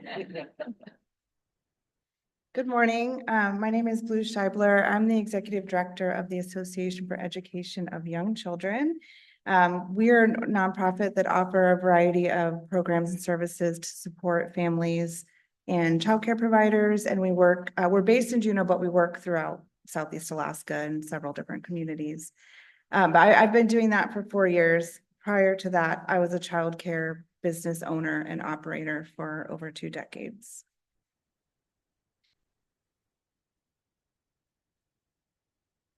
Now the mic is on. All right. Well, thanks for introducing yourselves to everyone. So the first question that, I've been really considering over the last few days is, and I guess I'm going to step back. I always do this. I always edit on the fly. So the last few days, we've heard some of these topics come up a lot. Housing, childcare, workforce, not so much aging, but there's been a common thread of a lot of these things. In my professional life and my personal life, particularly prior to 2020, I had the feeling that some of these issues, especially childcare, maybe aging, were something that a lot of people didn't think was their business. So maybe they don't have young kids, maybe they don't have a parent they're trying to support. And the feeling was very much, oh, that's not my problem, that's somebody else's problem. Personally, we even had an older person, I didn't say old, older person say to my husband, you won't care so much about childcare once your kids are out of it. Or, you know, we sometimes hear, oh, I struggled with that. I struggled with that thing 30 years ago. You're just going to have to struggle. We've heard these different perspectives. So particularly, maybe let's go with Blue, Richard, and Bob first. When we think about housing or helping elders or childcare, should these things be everyone's business, or should we go with status quo of when you're in it, it's your problem and you're going to have to just get through it? Thank you. So it's everybody's business. If you're not a senior, you're a senior in waiting, and it's going to happen. In 2023, there was 156,000 seniors in the state of Alaska, 21%. The age 65 increased by 101% between 2010 and 2023. The age 85 increased by 500% between 2023 and today. And we're going to have a third of those will end up with complex health or mental health issues such as Alzheimer's and dementia. In Southeast Alaska, 1 out of 4 is a senior. That's 19,000 people in Southeast Alaska that are seniors. And we're still, that number is going to continue to grow for the next decade. The senior population 50 and above spends 52 cents of every dollar they earn in the state of Alaska. And so in the state, throughout the state, but in Southeast as same, the senior population is sometimes the childcare. We got a lot of grandmothers and grandparents raising their children and their grandchildren. So, I think it's everybody's business because it has an economic impact. If the parents are working, the grandparents are watching the kids. They invest in healthcare, which everybody, as we get older, we end up going to the doctors more and having more issues. And that's an economy in the state of Alaska. Ketchikan has a level 3 trauma center, and we have some very good services here. And part of that is because we have a clientele, and the bigger part of that is that we have a clientele that are seniors. So that's why it should be everybody's business, because I think the seniors and the senior infusion of money into the economy rivals a lot of industries in the state of Alaska. Thank you. I agree 100% that these are thanks. These are all problems that we need to address as a group. That kind of old thinking of we struggled, you'll deal with it, we'll move on with life. I don't agree with that. Workers are not just cogs in the economic engine that they were thought of in times past. In a healthy economy, from my standpoint, these factors have to be taken into consideration. People have to be able to not worry about their kids or what their kids are going to be doing afterwards, or their parents, what they're going to be, how they're going to be helping their aging parents. There was a quote that I found and I've used over the years, and it's, the ultimate resource in economic development is people. It is the people, not capital or raw materials, that develop an economy. And I truly believe that. The people in Southeast Alaska are really the focus. We really need to be thinking about the outputs that our employees, our workforce, our people are able to do, and not just the inputs, not just the 8 hours of them, a butt in the seat, but really, what is the output? What can they do? And if their minds, if their thoughts are all worried about their kids, or they're worrying about what they're going to do with their parents, or just what they're going to do to be able to find a house or pay for a house, they're really not going to be all that innovative, because they're being distracted. So having these conversations and really thinking through these pillars of the economy, it's really important for us to see entrepreneurs, to see innovation in Ketchikan, but also in Southeast Alaska. So KIC provides a lot of these support services. KIC provides 37 rental units for affordable rental units. They have home improvement grants, home buy down program, an elder assistance, emergency home repair, homeowner assistance, rental and energy assistance, student housing stipends, home safety fire prevention programs, and emergency housing assistance. Our social services department, they serve over, they provided over $250,000 in assistance to people that need it. They're serving over 1,500 elder lunches a year. They are, they have a Meals on Wheels program, and we also are delivering medicine, home delivery to our elders.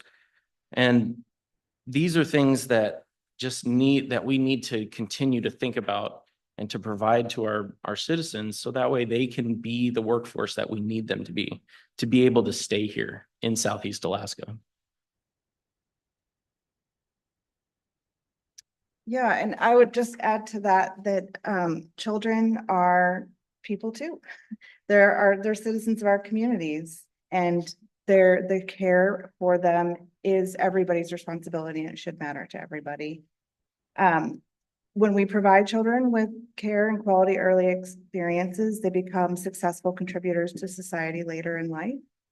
And I think we've heard this a lot from business owners and other people on stage. Having high quality childcare is a foundational component of economic development in every community, no matter the size. When parents don't have it, they're forced out of the workforce. They have limited household income and limited ability to contribute to the economy. When a stable workforce is diminished, all community members are going to be affected. Well, it sounds like we've reached consensus, so our work here is done. Joking aside, okay, so part of my personal perspective, which I think is backed up by a lot of research and just common sense, is that economic or demographic trends don't happen like that. They don't happen overnight. A good example of this might be if you think about your number of kids in a high school. Well, that number starts at least 14 years before that freshman ever steps in the door. Factors like how many people lived in that community, what birth rates were, could people find childcare? All of those things contribute to how many freshmen you get walking in the door of a high school 14 years later.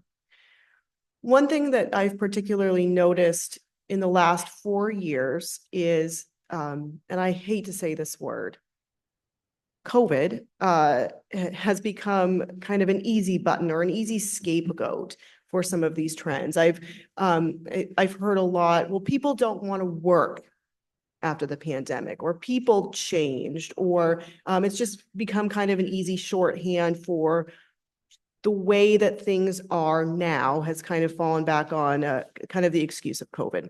So, Brian, I was hoping that you could comment on some of these factors like supporting elders, like childcare, like housing and workforce. Is there something really different now? Do some of these trends or issues predate 2020 in a way that's meaningful for you? And others can jump into this too. Yeah, this is a great question. There's a lot here, and I'll try to be quick. All of these trends that we're experiencing now have been occurring. Childcare, we have seen this crisis and need for childcare and how it affects our workforce for years, and actions have been taken in our region. Housing, in Juneau, our community has been really cognizant of the fact that our population is aging, and credit to our city, we've made investments. We have senior housing, we have senior facilities, but I think we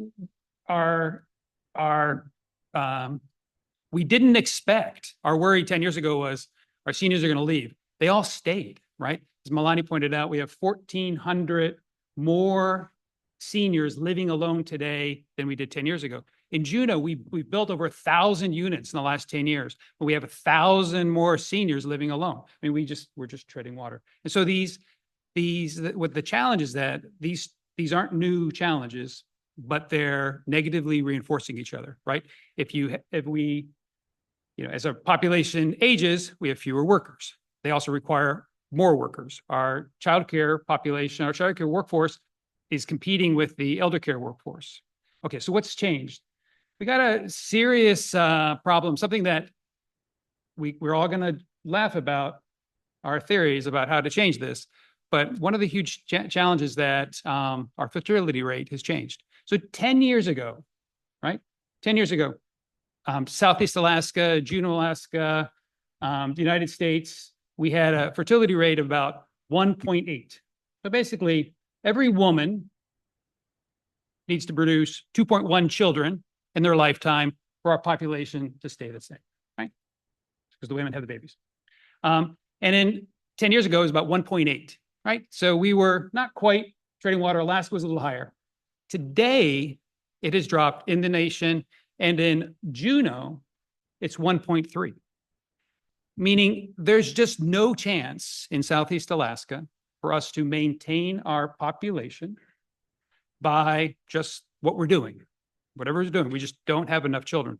So that's one big change, is that our fertility rate has changed so that we can't just continue to move along. If we don't attract people to our region, we are just subjected to, or just going to experience continued population decline. So I guess I think the big takeaway is that it isn't enough just to have a cool place to stay where people want to stay. We need to be thinking about how we compare to other places in the rest of our nation to attract people to our region. There's more to say, but I'll leave it at that. Does anyone else want to jump in on that? Yeah, I talk about the changes in childcare pre and post pandemic. Prior to the pandemic, conditions were still bad. Like the market is broken. It's a fee for services business model that has not been successful in our country for decades. But we always had this large pool of, mostly maybe boomer generation people who were willing to do the work for low wages because it was their heart's work. It was their passion. They were our best caregivers. They were our most reliable workers. They weren't on their cell phones all day in the classroom. They left the industry during the pandemic because it didn't feel safe for them to work in those classrooms anymore. And we've done nothing to get them back. I don't think they're coming back. And so as a result of that, we've lost, 40% of childcare programs across the state because we can't find workers. And now if you look at the caregivers who are coming into the childcare sector, they still have the passion for it. It's still their heart's work, but they're also looking at trying to live in this economy, and they can't make that same trade-off. Maybe they don't have a spouse that can support them or a roommate to help pay the bill. So they're looking at, I really want to do this work, but the community I'm living in, the cost of living needs me to earn $25 an hour, and these childcare programs are paying $12.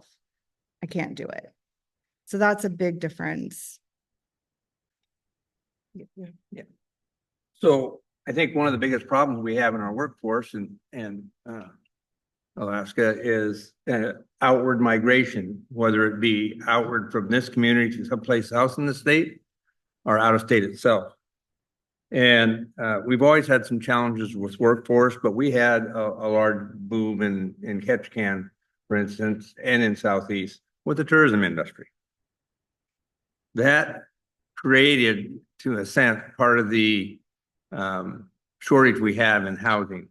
The seasonal workers, the organizations bought homes to be able to house the employees that they're bringing in from out of state. Well, that leaves a challenge for the kids that are growing up in these communities and looking to enter the workforce. They can't afford to buy a house. So they're looking for a better option, and sometimes that is leaving our community. And that's unfortunate. But that outward migration causes seniors to be working longer. The employers around Southeast Alaska have a lot of seniors working for them, and they have a lot of knowledge, institutional knowledge of the job that they have. And I think every employer is concerned about when they leave, what am I going to replace them with? So I think that providing for whatever the demographics is, the ability to stay and thrive in our region is important, because I think in a lot of cases, the seniors are a big part of our workforce. And we need to keep nurturing that to make sure we don't run up even shorter than we are today. So we're hearing a lot of the issues. We're hearing some predate the C word, the COVID. Some, dynamics have changed that makes these conversations really timely. So in my role as an economic researcher, I'm aware of and have contributed to a tremendous amount of reports and studies on these issues. Things like the childcare cost study that was just published and consumed my professional life for about 10 months. This is a professional liability. What I'm about to say is a professional liability, but given that there's been so much study and research on housing and childcare, maybe to a lesser extent, aging, and certainly workforce study as well, is Southeast Alaska and our communities here ready to move to the next phase, to leave a research phase and move to what's the policy objective, or what's the next thing, the actual action that needs to happen? So I'm welcoming anyone to jump in and talk about outside of research, what happens next? Well, the theme is navigating the changing tides, right? That's what our theme is. And anyone that's gone out and fished, we know that we fish the tide. Well, I had a mentor a long time ago who used to say, it's time to fish or keep cutting bait. And the way that I see the research is, I think that's where we've been cutting bait for a long time. And the tide is changing. And I think it's time to take that bait, stick it on the hook, and actually do something. I think it's time to start fishing. Personally, I think that we have enough data in the region to actually take some concrete steps. What those steps are, most of the reports and the recommendations are in those reports. So that's where I think that we just need to start doing things. That means that we have to be innovative. We have to have a moderate, we have to take some moderate risks. We have to be visionary. Anything that we're going to do has probably not been done, or we're afraid, or we're nervous to try and take that first step or be that first community to do something. But there are some communities in this room that I've been watching and hearing and seeing things that they've been doing, and it's fantastic. And then the other communities are like, yeah, we should do that too. That's great. Well, to all of you, I applaud you. Keep going. To the rest of us that are just following, maybe it's time for us to step up and take some of those risks as well. The one thing that I would say to research further is, how are we reaching the workforce that don't have margin in their life? How are we reaching the single moms, the single dads who are working a full-time job, probably another part-time job, just to be able to pay for childcare, to pay for the housing costs that there is, and pay for the food? How are we reaching them when really their only margin is 15 minutes after they pick up their kids, before they climb into bed and fall asleep and do it again? How do we reach them? I mean, our voter turnouts are 20%. How are we really hearing from the workforce? I don't have the answer. I've done studies, I've done surveys, done public listening sessions, but I'm only hearing from the folks that have that margin in their life, or are so passionate to actually show up to the podium, to show up at those meetings, to fill out the survey. But I'm not hearing from the people that are working those two jobs, who are picking up their kids and going home, feeding them, falling asleep, and doing it all over the next day. So I challenge all of you in this room to start thinking about that, and really asking the workforce what the issues are. And that's really the research that I think that we need to continue in the future. Thanks, Richard. Can you all hear me? No. Okay. Oh, all right, here we go. So I also have some thoughts on this. The vibe of Southeast Conference is like, we're all here to do stuff. This is a group of doers. And I agree, we have had a lot of research, and I love me a good research study, and I love me a good workforce development plan. But, you know, there are some really great examples of things being done in Southeast Alaska. And Commissioner Munoz spoke the other day about a partnership between the state of Alaska, the university, and Yamaha International. So back in July, a small group of folks in Southeast Alaska, it was the university, Rocky Estrada down there was at that meeting. The Juneau School District was at that meeting. The dealer in Petersburg, Rockies Marine, was there, as well as Plinkett and Haida, Generations Learning Southeast. And this group, in 4 hours, formed this relationship. Well, it was these relationships already existed, but really moved forward in partnership because we have data and we know that we need vessel repair technicians in Southeast Alaska and everywhere. But how are we going to get there? How are we actually going to produce these vessel repair technicians in Southeast Alaska? Well, this group figured out how we're going to do it. And I think you are going to start seeing some Yamaha trained vessel repair technicians in Southeast Alaska over the next few years, because the school district is going to implement ITOS, Introduction to Outboard Motor Training, that's available through Yamaha and is able to purchase equipment at cost. And this is happening, I think, this is happening in Petersburg. It's happening in Juneau, Wrangell. Let's make it happen also there too, and other communities. And then in Juneau, there's going to be, I think it's going to happen, a state-of-the-art training center to be able to train folks from ITOS all the way to MCP4. Okay, so I'm kind of getting off on this Yamaha project, but this is an example of a beautiful partnership, and that's the next step. And that's, I think partnership was brought up a lot in this conference. Last year, they talked about the speed. Folks talk about trust a lot and the speed of trust. And I think that's the next step that's going to actually move these initiatives to implementation and out of planning and research. And it's that not just relationships, but systematized partnerships. How are we going to move to systematizing partnerships so that you always know who you're going to go to when you need to train XYZ, when you need people in your community that need a certain set of skills.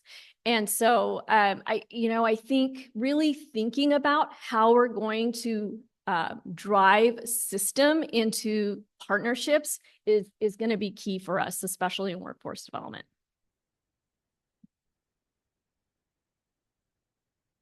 So we absolutely need to move to the next step. I think we need to stop being siloed, and Southeast Conference is a great example of how we can interconnect, communicate. There are so many sidebars going on when you get into a room and you find somebody that can help you with the problem that exists.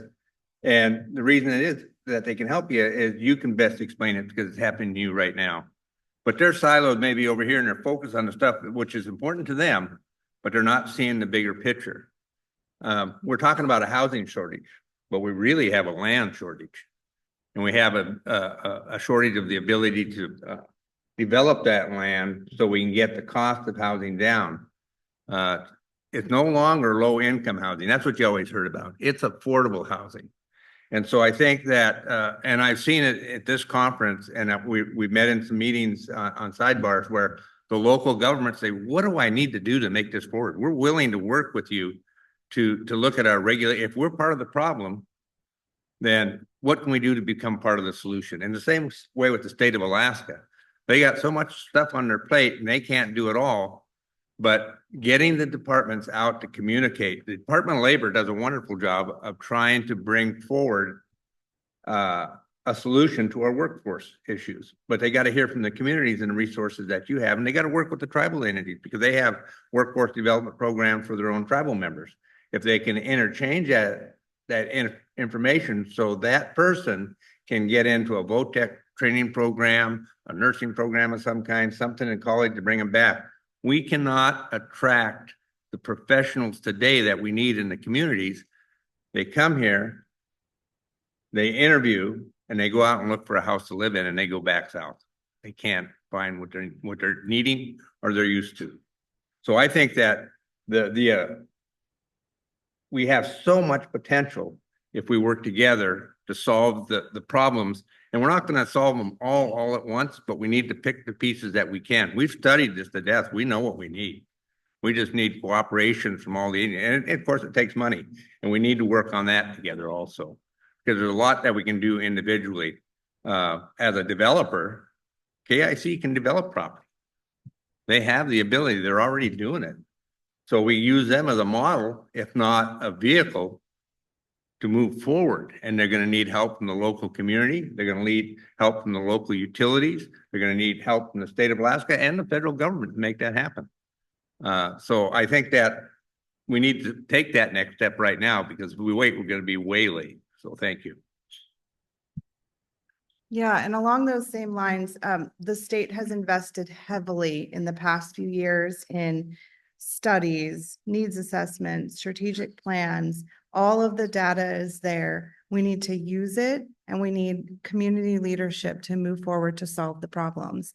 And this isn't going to be a very popular thing to say, but the solution is going to cost a lot of money. And what we really need to do is recognize collectively that childcare is infrastructure. I've heard throughout the past 3 days a lot about investments in infrastructure, but none of those included childcare. It is infrastructure for your community, for your state. And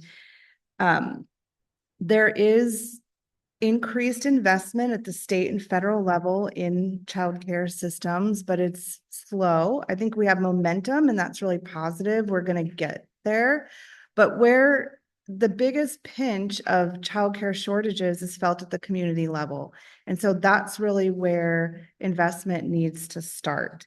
And I don't think that community governments alone can fund the whole problem, but they can play a big role and they can get started. In Juneau, we've done just that. So we run a program funded through an assembly grant. So it's in the line item of the manager's budget approved by the assembly every year, of about $1.3 million in direct operating grants to childcare businesses. And that allows them to help with facility costs, operating costs. But what we really saw instantly when we started implementing these grants is that they improved wages, because that's the only way to keep your business going.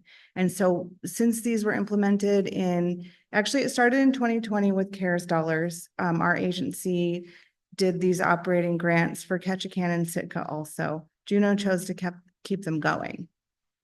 And so your average starting wage for a childcare worker in Juneau is $20 an hour, and it was 13 prior to that. And what that has done is has stabilized the number of childcare programs in Juneau.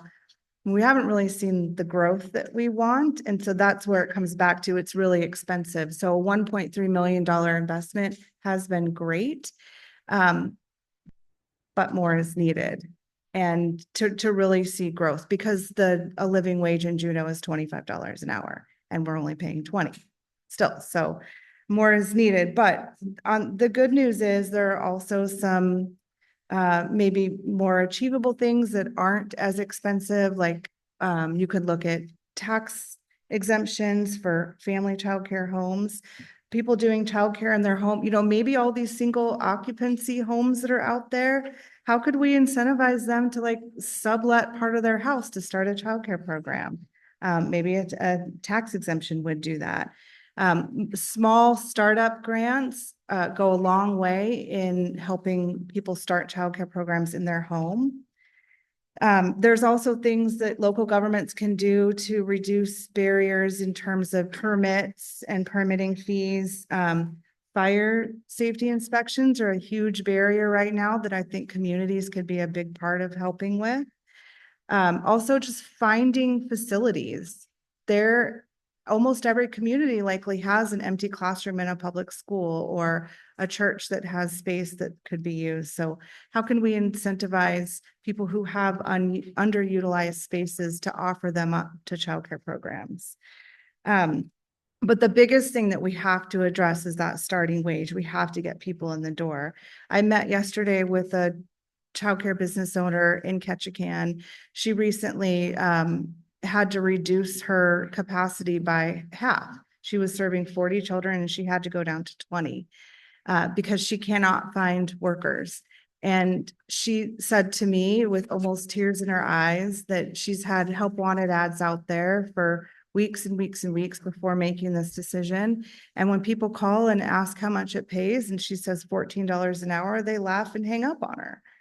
And so she can count on herself and one other person every day to take care of 20 kids. So the other 20 had to be exited. And so that's like the number one thing that I think we have to do. And that, again, it goes back to looking at investing in childcare as infrastructure. There's clearly a lot here. And Blue and I could talk all day about childcare too and the economics behind that. But, you know, a common thread that seems to be throughout here is showing up with your talents. Everyone is busy. Everyone in this room is busy. I see 25% of you on your cell phones because I can do that math in my head. But we're all busy.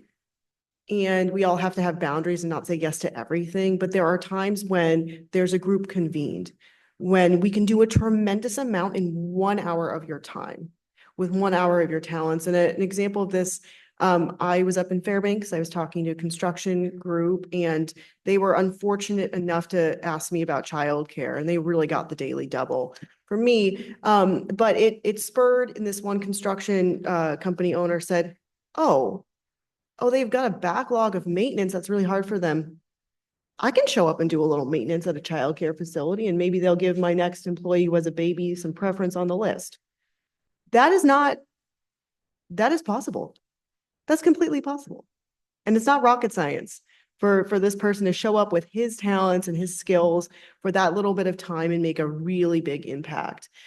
So I'm cognizant of the time, but Mari, a lot of this with showing up with workforce, I really wanted you to tell us a little bit about Alaska Workforce Future and specifically how you hope Southeast people and communities engage with that plan. But we also have our fun final question too. So I want to make sure we have some space for that. All right, I really wanted to spend a solid 20 minutes talking about the plan, but I won't. Okay, but I think on your tables, or if, yep, I see them on tables, there is a one-pager. Down at the bottom, you can download Alaska's Workforce Future. This is a cross-industry workforce plan that was developed over several months with a lot of thought and intention and research, including many surveys, focus groups, community meetings, and a look at all of the other plans that are out there that are, you know, regional plans that are SEDS, that are industry specific. And so please check that out. I did have a couple of points from the plan that I just wanted to hit you with. Some things that we really need to do. And I'm not going to go over them all, but let's start doing some real work in educating our youth about the careers that are open to them, and really strengthening the pathway so that the kids can get to those careers. I mean, we talk about career awareness a lot in workforce development, but some of the strategies that are in the plan is about addressing it in a real way. We've got to think about the $20 billion with a B dollars in infrastructure funding that is coming to our state and how we are going to get our people ready to start working in those jobs. So that's a workforce readiness issue. So the plan speaks to that. we've already talked about it on this panel, but Alaskans are leaving, okay? And there are groups that are working on Alaskans leaving. I think it was one of the commissioners talked about a marketing plan that's addressing getting lower 48 folks to maybe come up and know how awesome it is to live here.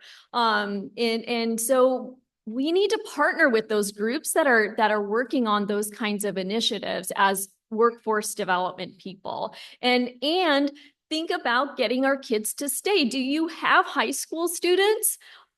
Are you encouraging them to consider our wonderful universities here if they are college bound? And are you encouraging them to think about AvTech and all of those great programs that we have in state that will get them job ready?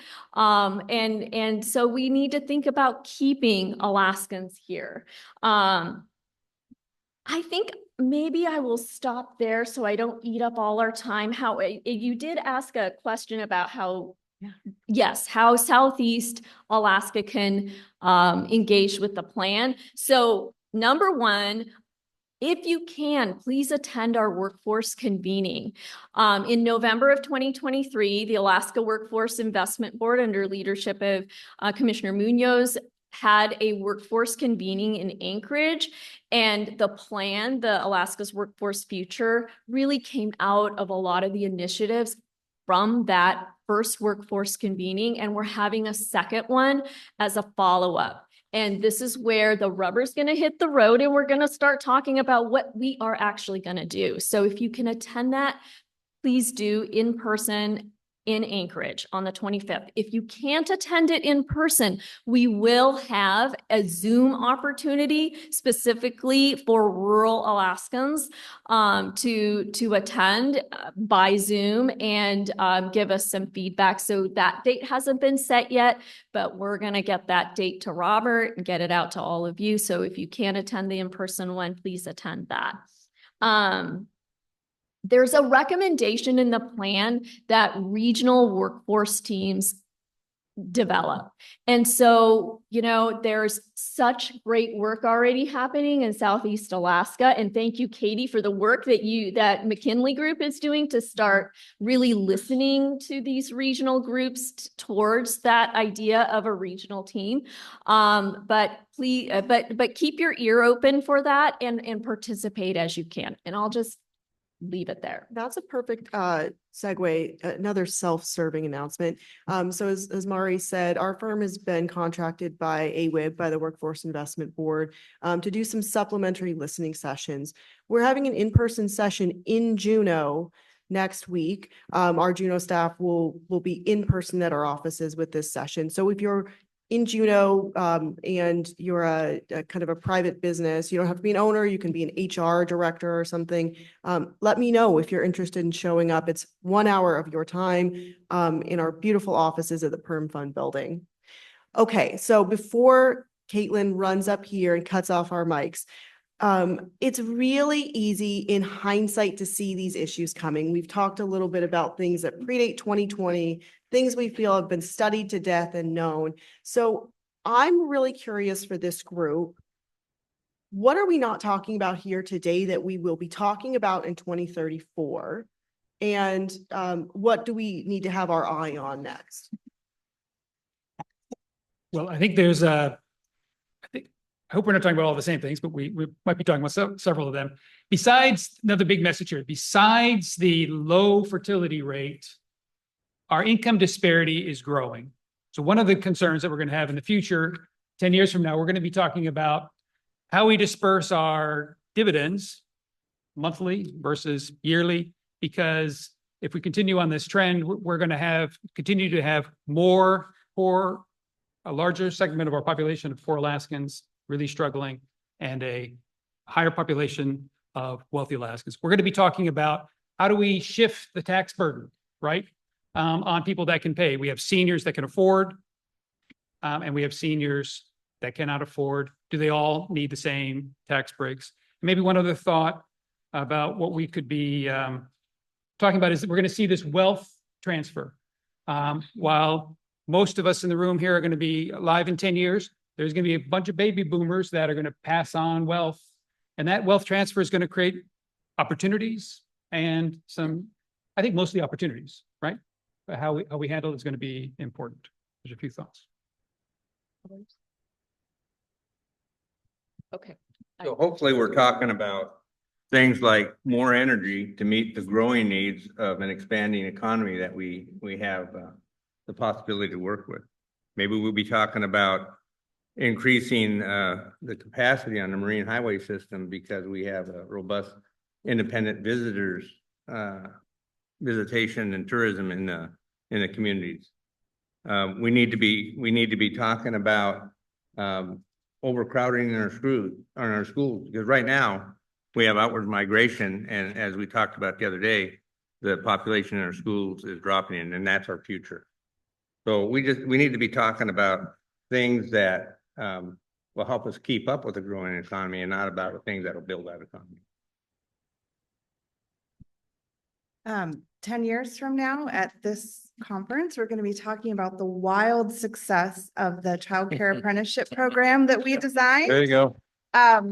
And we're going to be talking about how the apprenticeship program has developed the childcare workforce and helped expand and grow the capacity of affordable quality childcare so that all of the other jobs are going to be filled. And it's all going to be talked about by Melanie in her report. And she's going to have the best news ever. And all of that is going to be achieved by all of the leaders in this room taking action now and ideally partnering with my agency to get it done collaboratively as a region. Thank you. I'm so happy that in 2034, we're going to be talking about the successful childcare workforce that is available, right? But along with that, I think it's happening now where I think we're starting to develop this sense that not every kid needs to go to a 4-year college, and that you know that's not necessarily for everyone, and that some kids are going to do awesome in a trade school. And so I think in 10 years, we're going to see kind of the results from a really robust, skilled workforce of folks that have both gone to college and not gone to college, but have these amazing skill sets. You know, I think we heard about some, are you going to cut me off? I'm going to. Okay. All right. Because but you could stand right here after because there's so much to talk about here. But because Robert's standing here is a signal to me that we need to cut off. But I have a dead battery. I can't Oh, he's got a dead battery. But so here's the deal. Robert has made himself a guest panelist by stepping onto our stage. So Robert, you're going to hand off that microphone. But what do you think we'll be talking about in 2034? And you can come and join us at the table before you kick us out of here. Yeah, the question's on you, Robert. What are we talking about in 2034?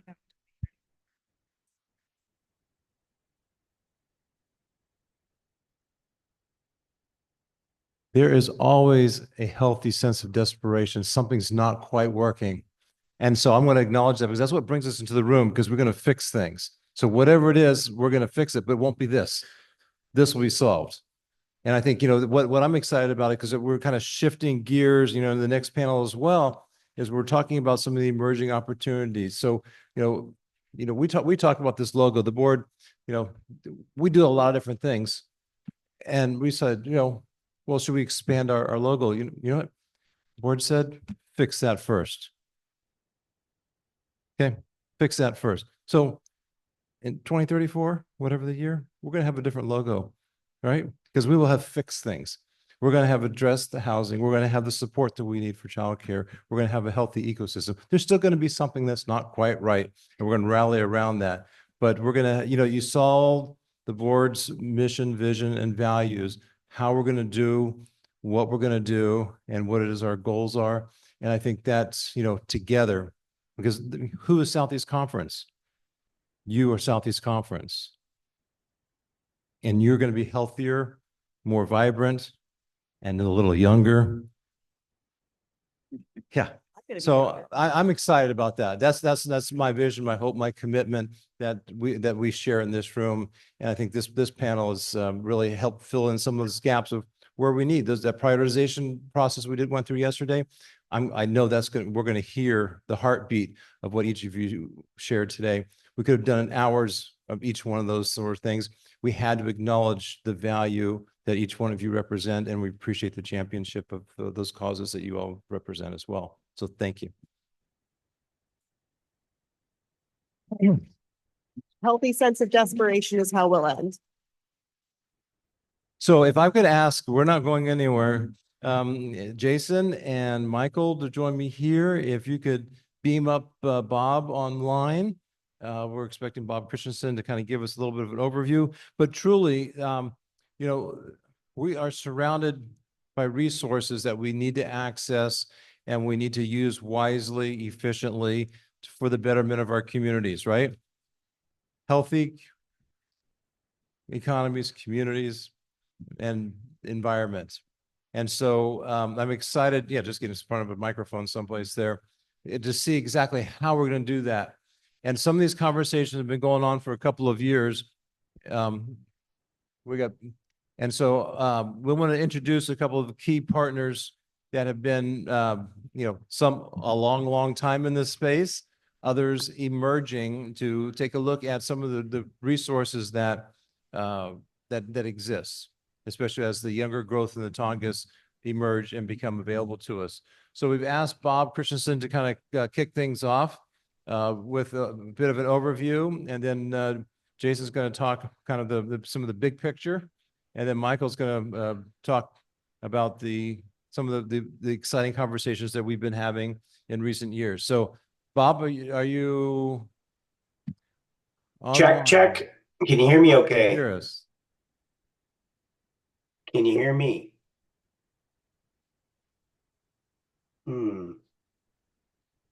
Testing. Talking Southeast Conference. Hello. Check. That work? Talking Bob Christensen, not check. Hello. The computer recognizes you, but we don't hear you. How about now? Can you hear me now? So about a year and a half ago, Southeast Conference was approached with the question, what can we do to help the small mills in the region, especially on Prince of Wales Island, to advance and be ready to embrace some of the opportunities that the younger growth force are going to be available. Check. On the heels of Spruce Roots planning efforts. And so these conversations have been ongoing. And Bob, I'm waiting for you to interrupt me. So did you hear me? That's one of the reasons why we want to make sure, because that partnership that we have, all the partnerships are very, very valuable. Spruce Root does some amazing work in the region, and this is a space that they've been diving into. Hello.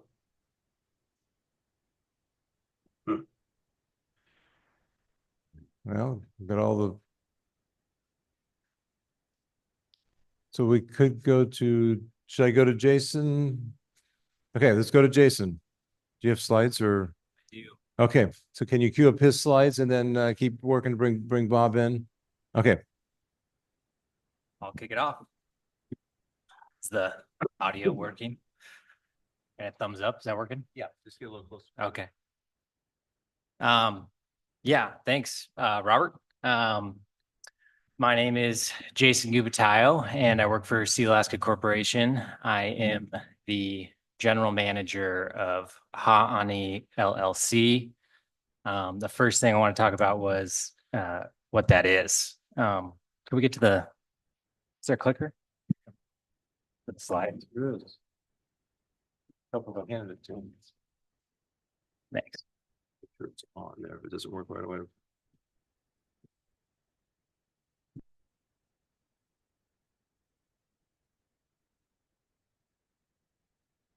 There we go. So Harney, it translates to our land in Tlingit, and really how it came to be, it was originally spruce root, actually. And I don't know exactly the year. I think it was more than 10 years ago, less than 20 years ago. But Harney was formed by Sealaska Corporation. It's kind of the first spruce root, and then spruce root became what it is today, spruce root. And then Harney evolved into this kind of umbrella company that really manages all of Sealaska's land activities. So I am the general manager of Harney, or sometimes I introduce myself as the general manager of the Natural Resources Division or wing of Sealaska. But that's how Sealaska has its land management organized generally. And Harney is charged with delivery of Sealaska's land management strategy. And we're also really integral into developing that land management strategy. So we have 362,000 acres of surface estate that we manage, and then another 647,000 acres of subsurface estate. And I'm just going to talk about a few things that we do on Sealaska land. This is the original slide deck. That's all right. I'll kind of pivot.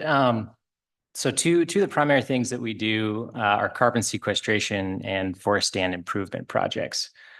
Our carbon sequestration, we have 165,000 acres of forested or forest that are managed for carbon. And if you're not familiar with what carbon sequestration is, it's very simply the financial crediting of carbon, the element carbon that is captured and stored in trees. I think there is an understandable but common misconception about what a carbon reserve is or a carbon bank is. I think a lot of people assume that it's this preserve that's kind of this untouchable thing. You can't enter upon the land, and I understand kind of where that misconception can come from. But our projects are very specifically called improved forest management projects. And really the essence and the spirit of an improved forest management project is that you are sustainably managing your forest. So there are things that we can do that might surprise some, but we can access trees for cultural purposes. We want to harvest an old growth red cedar, we have the ability to do that. If we want to build a road to expand a hydro facility, I don't know if Jody's in the room. I'm looking at you, Jody, but we have the ability to do that. So there are many other things: recreation, hunting, trapping, traditional harvests, all allowable within a carbon preserve. And one of the things, additionally, is silviculture best management practices, which is the next thing I'd like to discuss. So our forest stand improvement projects, this is another way that we're managing our forest. And there's an opportunity, emerging opportunity here, I think that Robert's particularly interested in. But what we do with the forest stand improvement projects, the image on the left up here is kind of a typical young growth forest that has regrown, that wasn't thinned. If you're from Southeast Alaska, we grow trees really well here. And what can happen if you cut an acre of land, it can grow back very intensely. The regeneration it can be very strong. And what ends up happening in some cases is you get a very dense canopy that doesn't allow much light penetration, and it can become this homogeneous stand with not much of a flora on the forest floor. We lost our image here, huh? I think someone else has controls. So what can happen is you get this, single species dominated forest. And what we do with forest thinning, and we work really closely with NRCS, with Samia, her team, the Alaska division of NRCS is just a great partner to Sealaska. But we go in and we manually thin these young growth stands. This one in particular is a little, it's just an example, but it's a little out of the thinning window.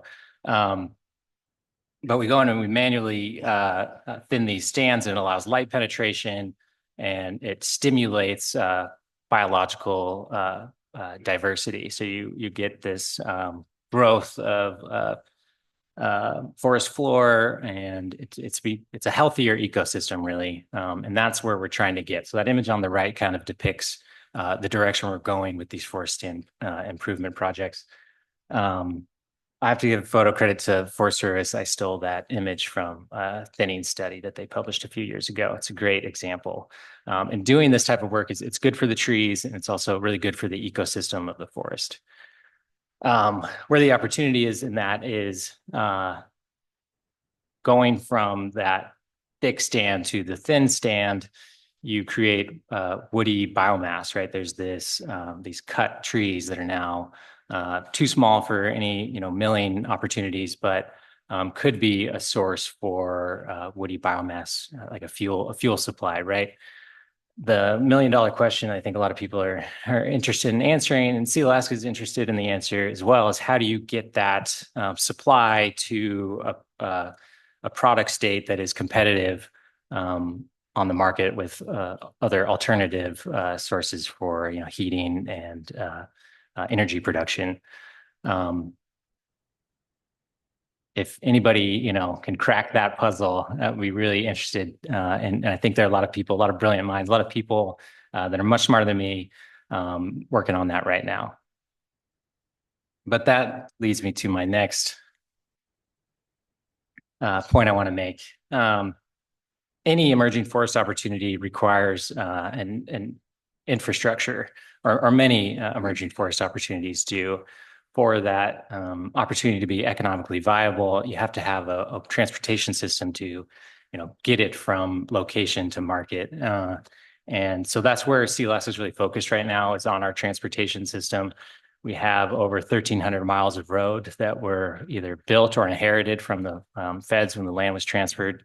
And to put that in perspective, it's similar to driving from Seattle to San Diego. It's a lot of road. We intersect salmon habitat over 400 times on that road system.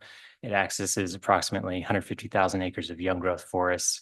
But that transportation system is really critical to any emerging or most emerging forest opportunities that are coming in our future. So we spend a lot of time evaluating our road system and what we're going to be doing with our road system. That's all I have for you folks today. Thank you very much. Thank you, Robert. Thank you, Southeast Conference. I'm a longtime listener, first-time panelist. It's fun to be up here.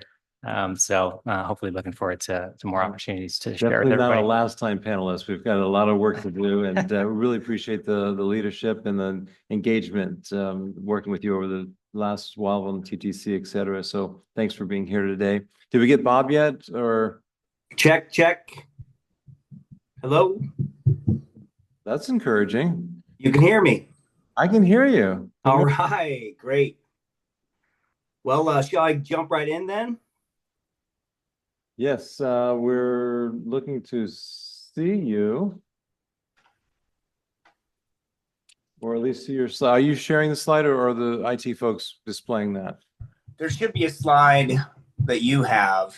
I could display it too, but nope, I can't, because I reconnected with my iPad to see if that would help with the speaker thing. All right, they're working on bringing up that slide, but why don't you just go ahead and speak to that and the work that you've been involved with in this young growth space, Bob. Okay, yeah, I'm sorry about whatever's leading to the technical difficulties. I'm sorry, ultimately, I'm not there. That's what's leading to the technical difficulties. I wish I was there. But as Robert already mentioned, my name is Bob Christensen, and I am a regional catalyst for the Sustainable Southeast Partnership. And my focus area is community forestry, and my host organization is the Nature Conservancy. And I think partly why I'm here today is just to share some big picture stuff. It's supposed to precede Jason, but it probably really doesn't matter.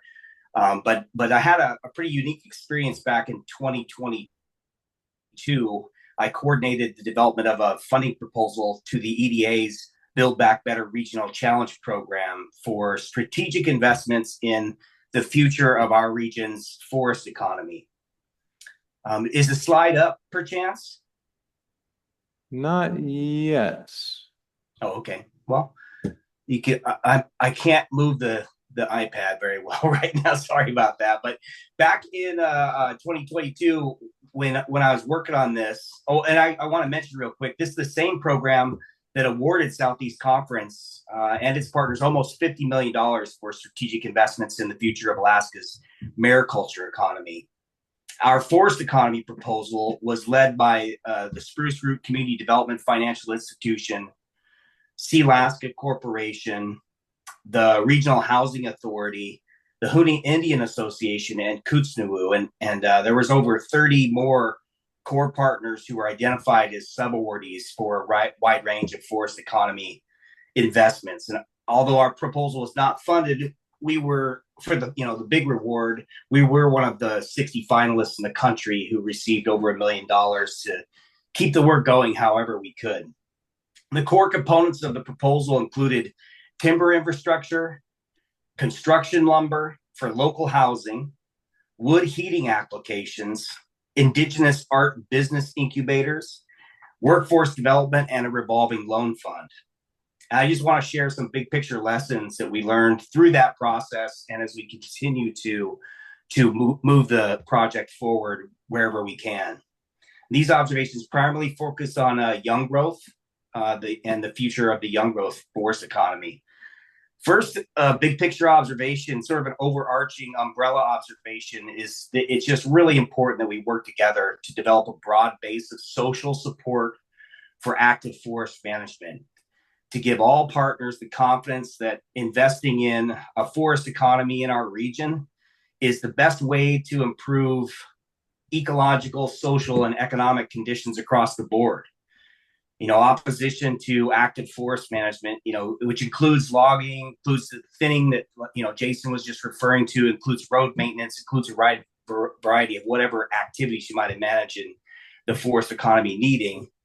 Opposition to these activities is probably the biggest threat to a stable and sustainable supply of young growth wood for whatever we want to do with this wood in the future forest economy. So litigation and even the fear of litigation, especially by the federal government, is a real challenge for us when it comes to supply. And one of the best ways that we can get past the potential litigation and the fear of litigation is just working together. One of the best ways I think we can foster working together is to focus on core components of a forest economy that pitch the broadest possible tent.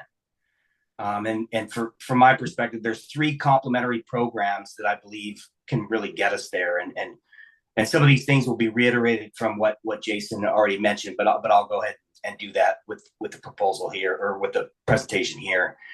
First, really focusing on the ecological benefits of active forest management, especially when it comes to deer habitat enhancement. And then also really focusing on the economic benefits that come from the regional use, using products locally within our region and our state, especially value-added timber products like construction lumber and products similar to that, as well as the waste that's created from thinning or from processing wood, using that waste to create heat, displace oil consumption, expensive heating costs. And then also really focusing on the social benefits by developing rural community workforce. I heard that in the last panel quite a bit, especially doing it in a way that centers on building career pathways for local youth. Essentially, trying to do a little something about that brain drain that I heard come up quite a few times in the last half hour there. A couple other real key ingredients, and Jason again mentioned this, for Sealaska's perspective, but this includes, the state and the federal government as well, all the other ANILCA corporations, just maintaining the legacy logging infrastructure, especially the road systems where feasible. They're going to be necessary for whatever we do, whether we're enhancing that deer habitat, or we're producing a product from timber, or we're just providing social benefits of people being able to get out and use the road systems for a variety of other reasons.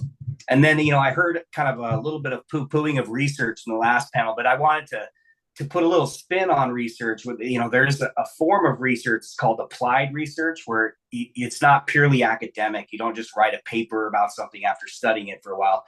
you actually experiment and go out and do things that change the way you do your business, so that you increase efficiencies, you increase profit margins, you increase the benefits on the ground, especially for things in what we're talking about here with timber project layout, the silviculture prescriptions that'll really maximize the benefits of to the ecosystem as well as to the timber industry. The logging methods are going to probably change for these smaller diameter trees, and the processing methods are going to change. And then really investing in and experimenting with market development and alternative forms of shipping products. So I'm happy to dive into more detail with folks. So you can see my contact information there in the lower right, at least a little bit. Please contact me if you want to talk more about this. But I'm going to pass the torch now to Michael, who's going to give you a little bit more specific information about the potential future for young growth, in particular on the island of Prince of Wales. Thanks, Robert. Great. Thanks, Bob. And your slide has been up for that, and they've got the link there at the bottom. So appreciate that in your work. So Michael, talk to us about the future. All right. Well, thank you. My name is Michael Kampnich. I live in Craig, Prince of Wales Island. I arrived in Ketchikan in February of 1980 and went to work in the woods here, cutting timber, and did that for most of the 80s. Moved on from cutting timber, but stayed in Craig, just amazing place, all of Southeast, Prince of Wales. Did a number of things, mostly worked for the city of Craig. But over time, I started seeing some interest in looking at new opportunities and different opportunities in timber. I paid attention to timber and the wars and the fights over old growth and young growth pulp mills and not such. In 2009, I heard a nice presentation from a lady from TNC that talked about finding ways forward in balance with our environment. And that was something that I had become concerned about, was the scale of some of the harvest. And so I went to work, I was offered a position with them and went to work for TNC in 2009. One of my main objectives was working to try to develop young growth as part of the mixture of timber for the small mills on Prince of Wales Island, because at that time, old growth was exclusive. That was all anybody was cutting. So I started working with mills, going out and visiting with them, and got to know some of the guys, and would talk to them about using young growth, encouraging them, and I found very little interest. And one of the things what eventually dawned on me, I realized, was these mills did not have they couldn't afford a risk. They couldn't try something new and not have it work, because quite often their margins were not, even with old growth, their margins were not necessarily great. And so understanding that and realizing that, I suggested to my boss at the time, we should fund a project with young growth so that we take the risk away. And he agreed with that. He thought that was actually a very good idea. And so we did that in 2011 and 2012. We worked with 2 mills over there. One mill had access to young growth logs that had been harvested and decked but never milled. And so we milled them. I would go over and work with this one guy in the mill every day. We milled them, transferred them to the other mill. There's one mill in Prince of Wales that it is still there today. It has kilns, shapers, and planers and stuff, so they can make value-added product. And so one guy milled, we paid him. It was called Good Faith at the time. Today it's JK Lumber. They dried the material, and we made a host of products out of the dried materials, mostly young growth spruce, a little bit of young growth hemlock. And once we did this and we started developing these products, we made everything, it was just an experiment to see how it would come out and what people thought of it. But we made everything from construction grade lumber, car decking, which is, I got some samples up here. This is called car decking. It's heavier tongue and groove. Got some young growth tongue and groove. And this is old growth tongue and groove. But anyways, once we produced this product, we found great interest in it. It's a terrific product. There's no question about qualities. We had no problem, finding markets right on the island. The volume was small. In the course of 2 years in the wintertime, we did 18,000 board feet.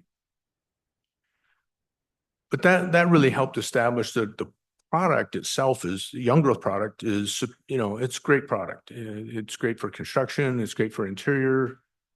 This product here is exactly what we're looking at on the ceiling.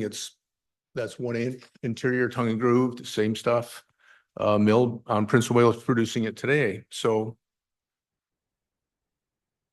over time, with continued encouragement, we had hoped that this would develop into a broader, broader interest and would gain traction over there in some of the small mills. And it really didn't. The one mill that I'd worked with initially went out of business financially. It just was tough for them. And another outfit bought it a few years ago and started re-engaging with the mill, the kilns and the planers and stuff. And so I started working with them and again, encouraging them, and they had interest in young growth. So I worked with them for a while, but I kind of ran into a dead end where I didn't know what to do. I'm not great at facilitating and figuring out sometimes how to do these things. I like doing the groundwork, but I'm not the greatest at more the long-term stuff. I could see the vision. I didn't know how to get there. And so one day, about 2 years ago, Robert was on the island and he was working on mariculture interests. And I had attended the presentation and discussion. So I asked him, I said, hey, let's talk for a bit. So we went and got a pizza. And so I gave him this vision of what I was trying to do. And he listened to me and I got done. And he said, I'll tell you what, I have a lot of time and a big hole in my schedule. I'm going to help you. Of course, he didn't say the first part, but he did say the second part. I want to help you. And so we began working on a program and figuring out how to get more exposure and move this interest for new opportunity and young growth and small mills, how to move it forward. So that brings me to last year in the fall. I can't remember if it was October or November, but Southeast Conference always sponsors the Wood Energy. They've been sponsoring us for years, Wood Energy. Well, they've added a component to it. It's now Wood Energy and small mills. And they did that. I think last year was the first time in Fairbanks. And coincidentally, outside of Fairbanks near Delta Junction, there's a small mill up there that is recognized as one of the most effective and efficient small mills in the state. They have kilns, make value-added product, they dry their stuff with the waste product there.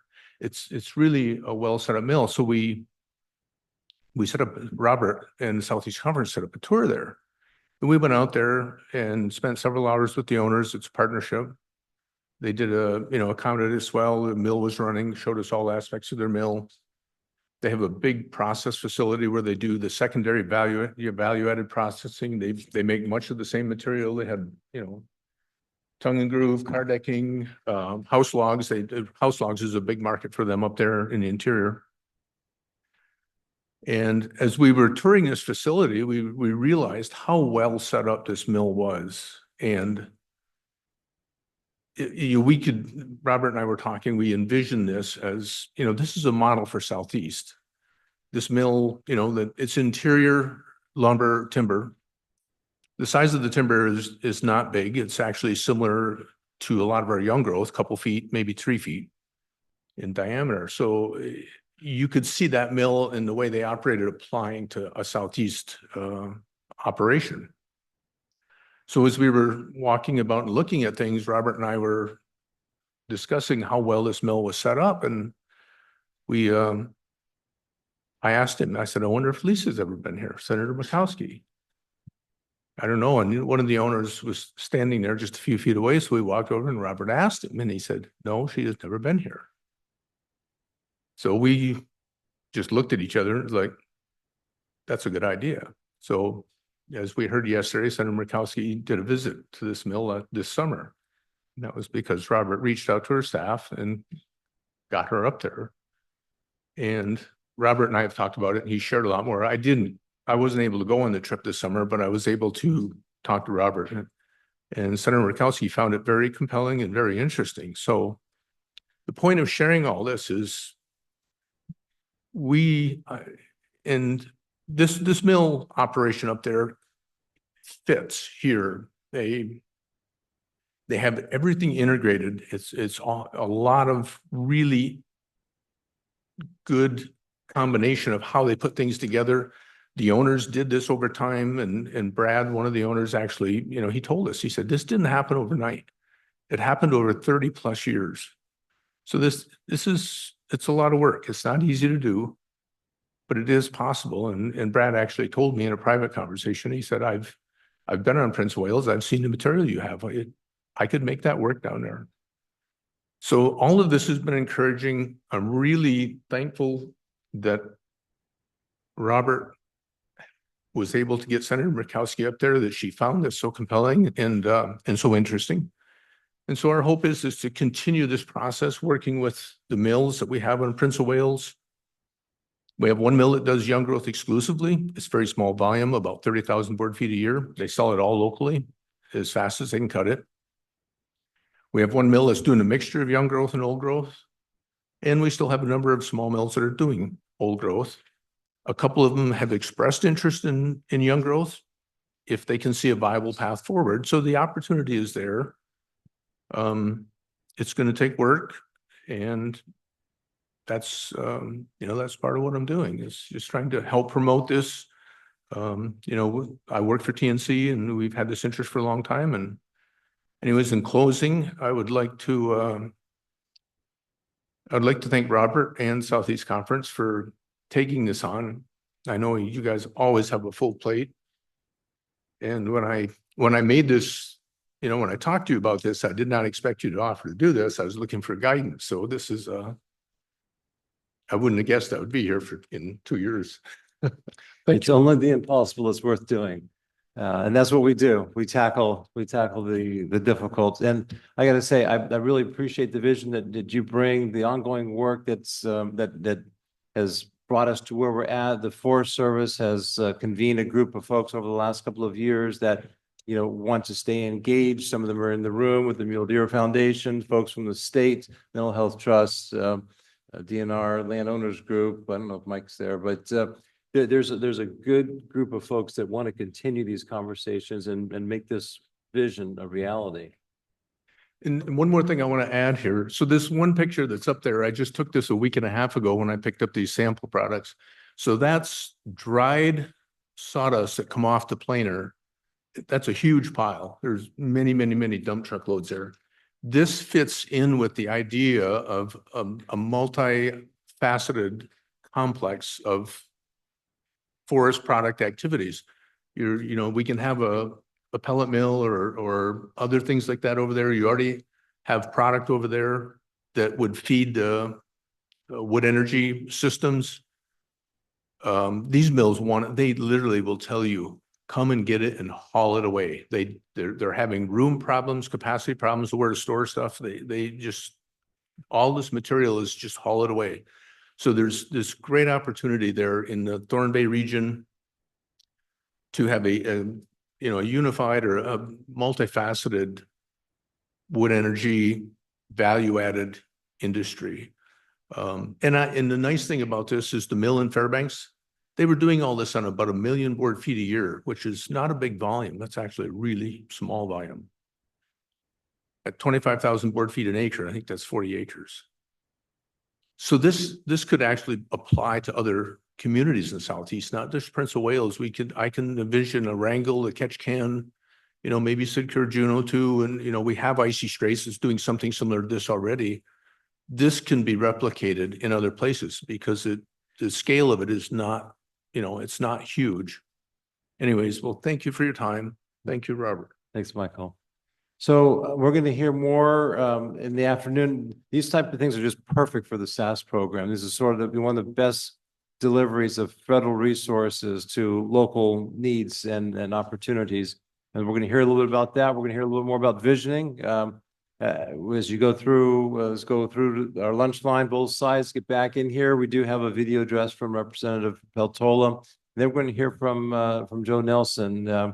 And I'm excited to hear from him on his visioning and then go into the SAS program and see not just the vision and the hopes of that program brought to us we've talked about in the past, but actually what's happening on the ground, which is exciting. So please thank the panelists one time and let's go have lunch.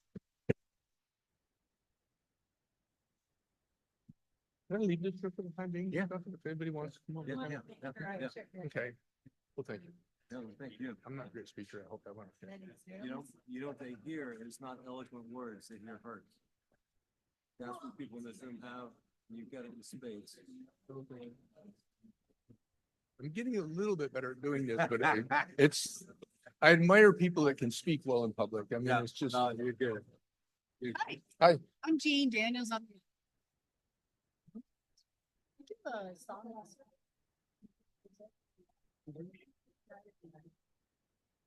Okay, I know, I've heard about surveys. So, yeah, she was in Fairbanks, when we got up there. And, so I was aware of all the verbiage. Yeah, I'd be happy to do that. I mean, I know most of them or I visit with them to some degree, and then there's some that I probably don't. Well, thank you. You bet. You too. Yeah, hey, Michael, I'm Nate Silverlett. Hey, yeah, I actually did a lot of the work with, city biomass, with Peltola.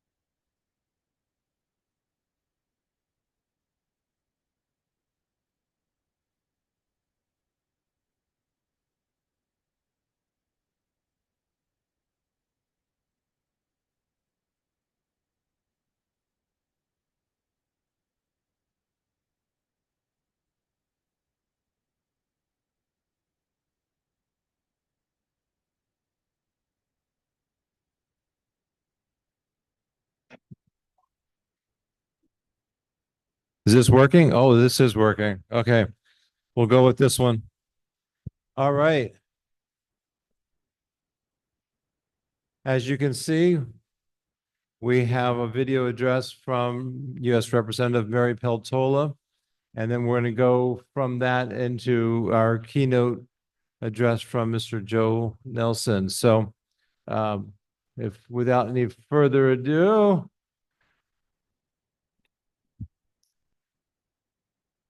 okay, let's back it up and try it with audio. Sorry, I can't join you in person. They're in Ketchikan for the 66th annual meeting.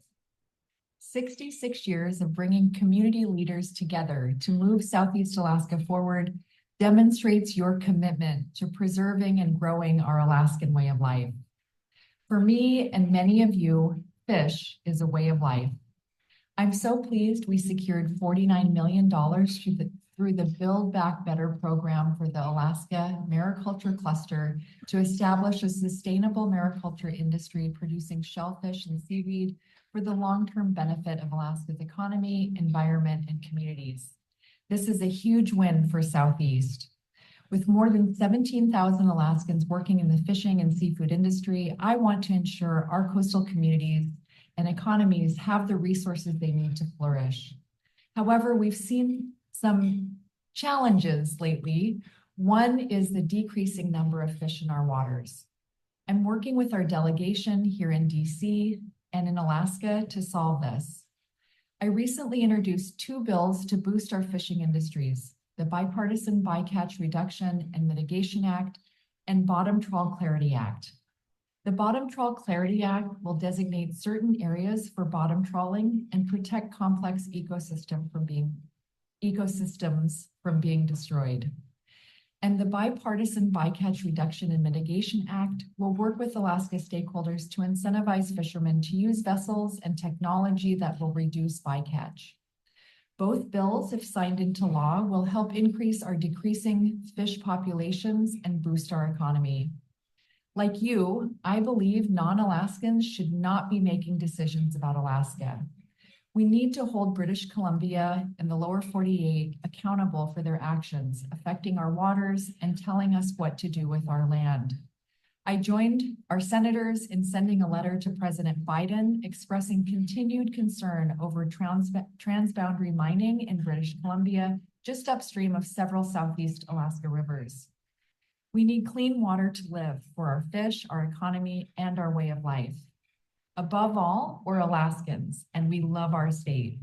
That's why our state's outmigration is something I'm working on addressing head on, which is why I recently hosted a convening on outmigration.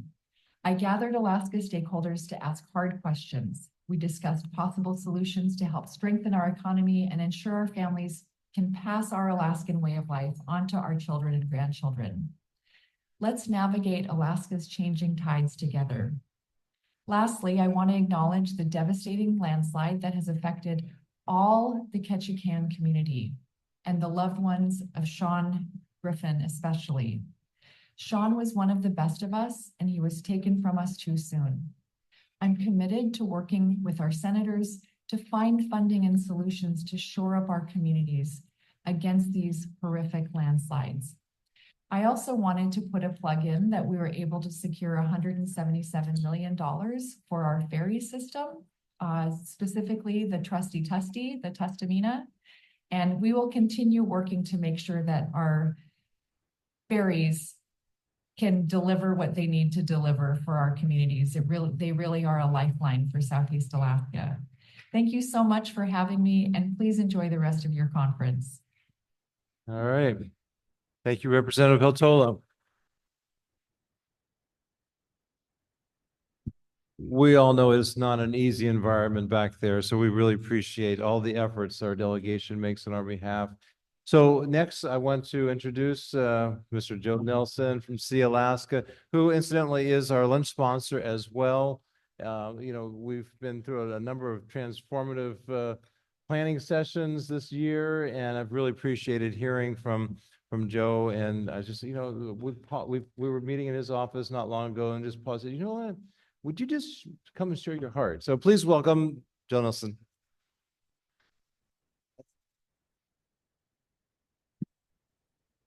Thank you, Robert. Thank you, Southeast Conference. It's been awesome I missed the first day, but I was here yesterday and then this morning. And it's awesome to, move from the talk to the action and be, in bodies with folks that want to move and act and get things done. And my comments here today are going to be a little bit of stream of consciousness, but actually just trying to tie a lot of things together. And let's do a quick show of hands. And because Brian made me think of this, quick show of hands. Folks that were born in Alaska. So a good majority, and there's no shame in any of this. This is just getting to know each other a little bit. How many of folks here who had a child born in Alaska? So the parents which is getting at some of our core issues. We're talking about our future, our visioning. And what is the future without families? And how many of you have grandparents that are in Alaska or were in Alaska? The grandparents, okay. And because some of us from the Native community, there's not a, you can look at all the measures and it can feel kind of dark and gloomy, or you can calm down and just be us and say, that's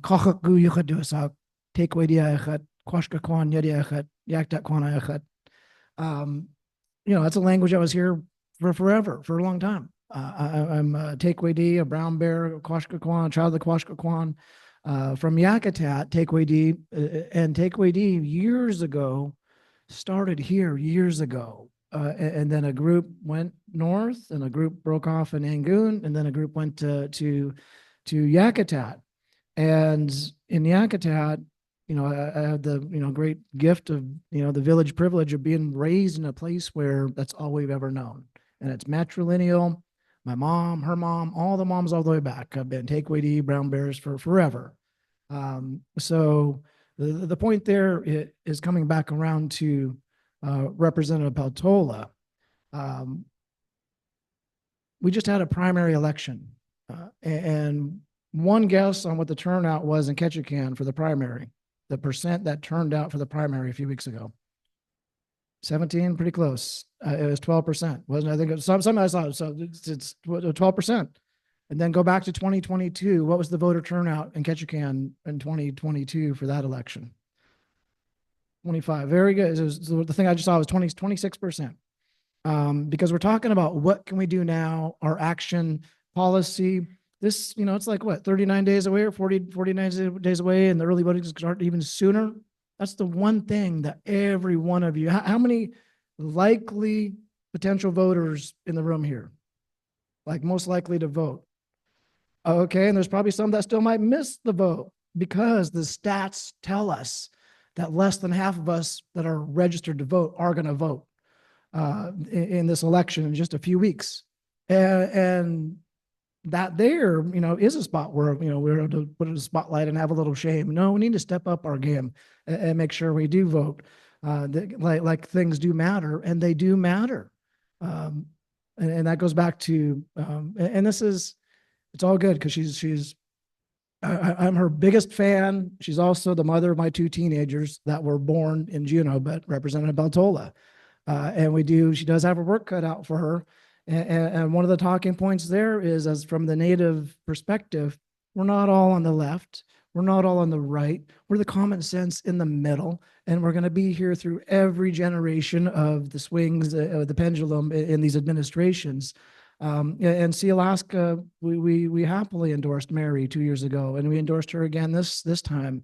And people thought that was a, kind of a crazy thing that happened.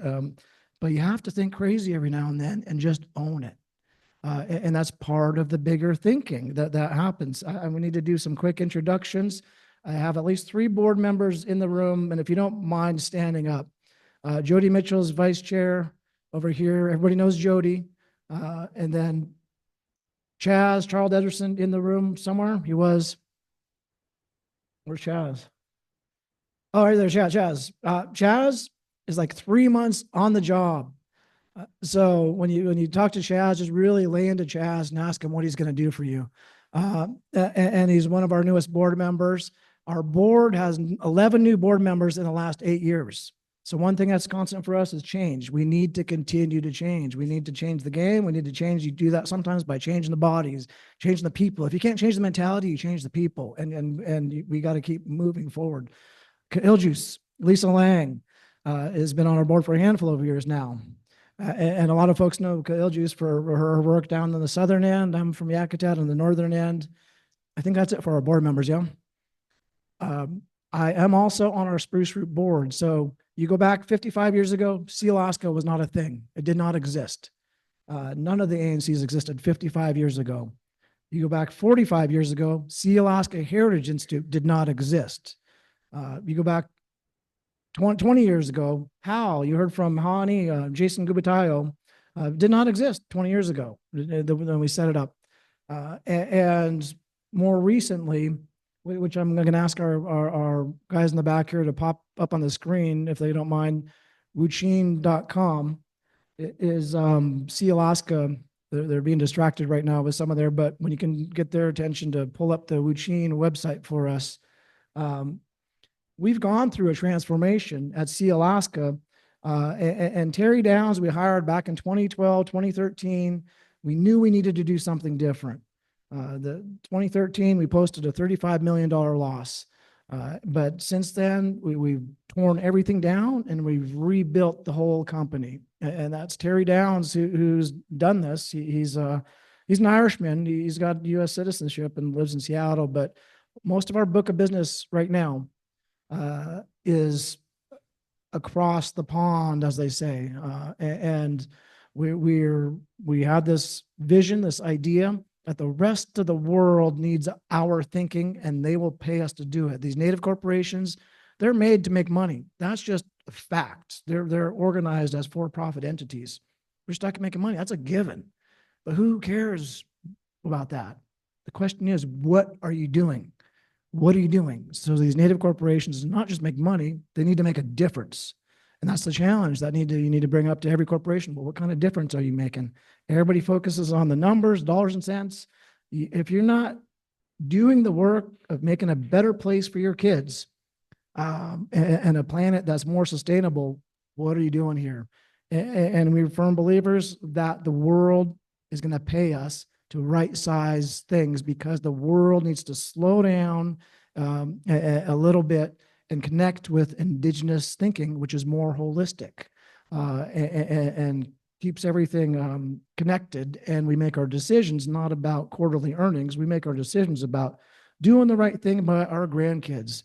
So when we pared down our businesses, the number one thing, the filter that I put out there as the chair of the finance committee was, whatever we do, it has to resonate with our kids when they become into the workforce age. If they don't care about what we're doing and want to come work for us, then we have a problem. So that was the number one filter when we were paring down, rethinking what we're going to do. And we quickly got into seafood, and others were like, what are you doing? We've done that before. And you see lots of fits and starts of big industry, all these things that crumble, fail. Why do it again? Well, we did it totally differently this time because we are moving away from the commodity resource extractive things all along the way here. We had 40 years of industrial timber, and I know that has put food on the table for a lot of us, most of us, all of us, this industry, but our future needs to be driven not by outside industry. Our future needs to be driven by us being the ones that are making the decisions at every level. How do you do that? You do that by being the policymaker. You do that by electing a congresswoman who raised on the water fishing and just lives a subsistence lifestyle. And so you do that by putting the work, being an active, proactive, but thinking about the whole planet. So right now, you go back 10 years ago, our main revenue streams were from timber. And how were we diversifying? We were diversifying by creating that blue bottle cap on the cover of your Tide jugs of stuff from Tide from Costco and Sam's Club. If you bought that or Philly cream cheese in the early 2000s, Sealaska, that was what we were doing. So we were shipping raw timber to China, and we were diversifying by making a lot of Tide bottle caps and Philly cream cheese cups. obviously that was not working that great for us. So we really had to rethink, tear it all down, rebuild it. So what are we doing today? And we are 3 times bigger than we were 10 years ago. Right now, although our income is coming from the UK, where there's millions of people paying a lot of money for fish, their own fish. Well, we own a bunch of these companies now wholly. We own them. So in the UK, you go to the UK right now, there's a fair chance you buy some of the seafood there under New England Seafoods, and we have our own labels out there. Those are Sealaska products. So folks in London right now are paying us to eat their own fish. And those benefits, and it's very successful. We're not selling fish in the round to people who are going to freeze it and sit on it forever and wait for the markets. We are the ones that went to the other end of the value chain there, to the customer side, the label side, and we're the value side, where the money is, the value, and we're working our way back because we know that we're always going to be fish people. We're always going to be salmon people. So there are a lot of policy efforts that continue to be front and center. You hear about some more of them later with the flatfish, the CQEs, these bigger efforts. But the other thing we're doing is off the coast of Italy. You go down 1,200 meters, way offshore. It's like 4,000 feet down, the offshore wind. We're not doing the big turbines, but we are doing the ocean floor work to make sure that they can connect those and more of those big offshore wind projects in a safe way, environmentally sound way. And there really isn't anybody else doing the type of work we're doing this deep in the ocean. The Europeans are ahead of us in a lot of things, as you know, and that's just a fact. You know, they killed a lot of people. They destroyed everything. That's where the Western civilization started.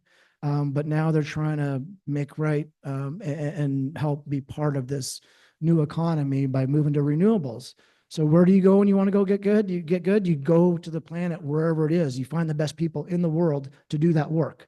So Sealaska's 1,200, 1,300, 1,400 employees that are not US citizens, they're some of the best on the planet doing a lot of great work. And those benefits are going to come back. And the West Coast, we know, is going to transition off of fossil fuels. And we are already doing this type of work on the other side of the planet to help the Europeans. And you know that Norway, Iceland, all these others process fish way more efficiently than we do. That's where our fish businesses are. We own these. These are our partners in Norway, in Ireland, and Iceland. I can go on too long on this. I'm probably going to miss some of my points, but I want to just share some of the business. If you can scroll a little bit here to, this is just our landing page for our right here. Our business side is rolled under Wuchin. And my role in all this has been for years. I've been on the board longer than I want to admit, but it's prior to some of these other efforts talking about 2050, we just put it right out there, some real ambitious goals for our businesses. And that's like this vision for our umbrella of entities that are rolled together now that are doing geosciences, seafood, and a lot of awesome work around the planet. That's how we're making our money. We're not chasing government contracts that are low margin.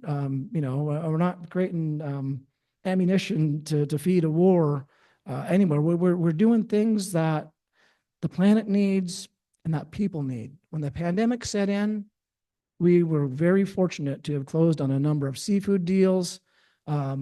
And we were fortunate that we didn't pull the trigger on a couple of tourism deals that we were close to pulling the trigger on. But that pandemic set in, the world went into a crisis. A lot of our partners, our relatives and neighbors did, because they're in all these industries when, you're kind of stuck up the creek there if nobody's on a plane ever, and that's what you do, So a lot of things slowed down, but people did not stop eating. So our seafood businesses were having a tough time keeping up, and we were just going gangbusters through the pandemic with the seafood processing. I guess the point to that, I guess, is the needs versus wants. Keep it simple, focus on housing, focus on families, focus on feeding people. Yes, there's big ideas. You need to think crazy every now and then. For us, One of the things I mentioned that spruce root, I don't know a lot of you know, but you need to know a little more about. Spruce root, Leslie Isaac, please stand up, buddy. Leslie's from Kovach.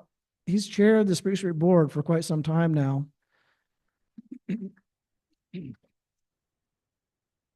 And the spruce root concept, that this was many, many years ago in that boardroom, having a heated debate. And I, like I said, I've been on the board longer than I like to admit, but there's literally a heated argument happening. And so it wasn't a management idea to create what has come out of Sealaska. It came from that boardroom table, and it was literally pounding fists. And somebody, all of you know, might have witnessed some of that pounding fist every now and then from at that moment, it was Byron Malott. And that was also me, because I came from Yakutat. I have a vision. I do not like cluttering the beaches with plastic. I didn't like a lot of things. So there was a heat of passion moment. What are you guys doing in Southeast that's going to help? And it wasn't enough coming from the management team back in the early 2000s. So in that moment, we made a motion. It ended up being Harney as a department, and we pulled out $500,000. And then we set aside another $500,000 and said, you can access that once you leverage it and go for it. But this is staying in region. And that was way back when. And then some different ideas came out. So there was a spinoff that happened. Spruce Root was born. Elena and Spruce Root team, please stand up. And any other Spruce Root staff employees here. My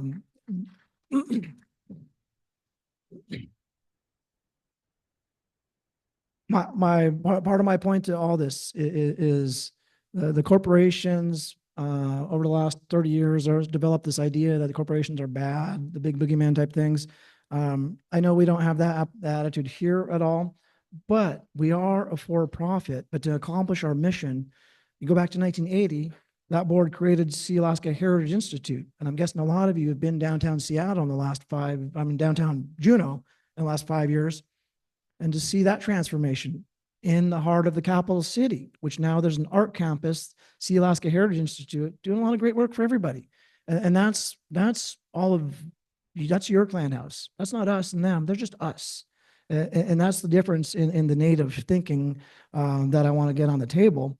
There's not a me and you and a fight in this whole idea of the tribalism. If you really embrace the native thinking, we're all connected. We're all responsible for each other. We all have a role to play, and that's just embedded. You don't wait till you get that high school diploma. You don't wait till your job or whatever. That's embedded from the time you can start walking. And you've got a role, and we're all in it together. And when you're in Juneau, stop in and take a tour of the Walter Soboleff Center and that clan house, because public dollars went into that. And it is, that's our thinking. We're not here to take, we're here to give. And then that's the native way of thinking. And so it's not a deficit mindset. It's just you take care of each other. You do pause and talk a little too long, but you're doing that to figure out your connection, because there's a connection with all of us. And that's the vision that I have for the future. And we got into these wars. Another thing I don't ever confess to, I am a lawyer. I was actually, that's how I got to know Sealaska. I didn't know Maine Sealaska. I was an outside attorney, got recruited to work for the company, and I declined Sealaska's offer because they wanted to, I was down and going from Yakutat commercial fishing down to LA for a lot of years. And I'm like, when I finish, I almost went to Hawaii, but I said, I'm totally broke, I'm in debt. And Sealaska's trying to recruit me, but they wanted him to house me in Seattle. And I'm like, no, I'm going home. But there's no law firms to work at in Yakutat, and we didn't have the internet back then. So I ended up in Juneau at a firm that was doing work for Sealaska. And that's how I got to know the Sealaska board. And when I ran for the board and got on the board there, I decided a good time to move. I went to be assistant city attorney for a little while. Didn't want to be a city attorney sitting there tied to every assembly meeting, and got recruited to the university, did a lot of years there. And I'm just mentioning that because I know a bunch of you kind of know me as a university guy. I went with Sealaska full-time in 2019 and just been doing this with all of our entities, because I'm on the board of all of our entities that has been pushing, for better or worse, this one Sealaska mantra. And we're all in this together. Because even our little entities were getting ready to have little squabbles and getting written out of budgets and things. Sealaska proper contributes about 2 million a year to Sealaska Heritage. They leverage that 10-1 pretty much. They have like a $20+ million budget right now, and they're doing a lot of great work. Spruce Root, it's a very modest contribution we give to Spruce Root, and Spruce Root is going gangbusters right now. And the whole Sustainable Southeast Partnership, we didn't create it, but we rose to the occasion to be the backbone for that whole program. And there's a lot of non-shareholders in this whole network. And I know not of all of our native folks buy in, and they walk in a little bit sometimes, like, what the heck, when you're outnumbered. We're just trying to help shift that thinking so that our young people are confident anywhere in the planet because they know who they are. And you can drop down any of our kids anywhere on the planet Earth, and they can contribute in a positive way because they're comfortable in their own skin. They know who they are. And that's the environment we're trying to create here. So my kind of wind down on this is if we don't get our villages back up to the 2A, status of having more than 100 kids in those schools where they're duking out on the basketball courts the way we used to, that's a key measure that we need to really focus on. There's so many things embedded in that whole, just that comment there. And I know we're not heavy education focused here. That's the one job in every one of our villages. And we had to sue the government years ago to have those schools put in the villages. And if they're able to wither right now, that is not a good sign.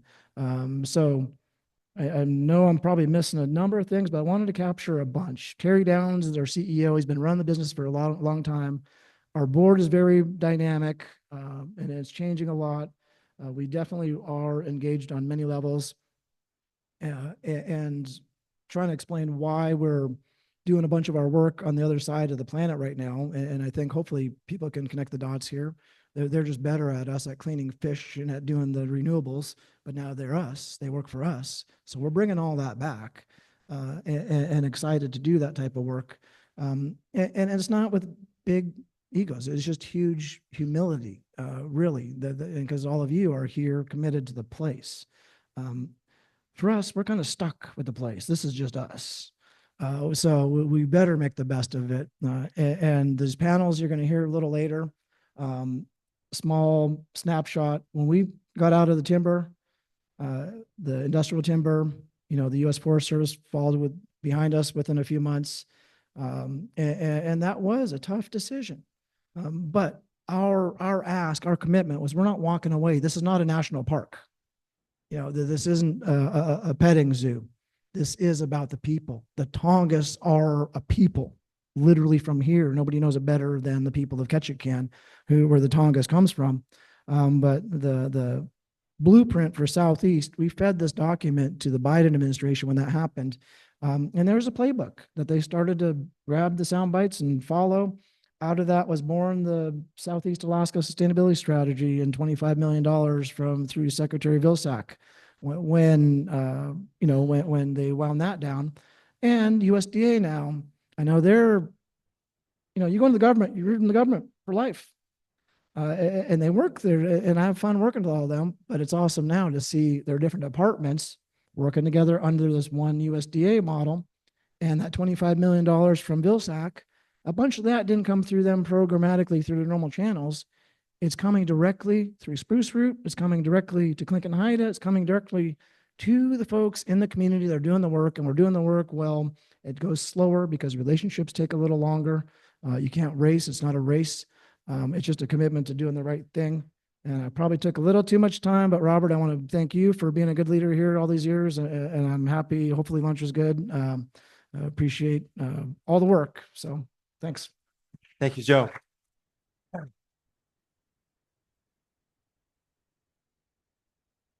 It would be too trite for me to just say thank you, but thank you.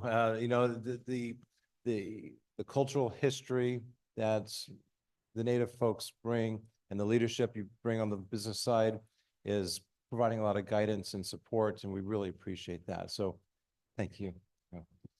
I would like to invite the panel up. We're gonna go into the next session of SaaS oriented activities, and we're gonna hear from our leadership at One USDA first, right?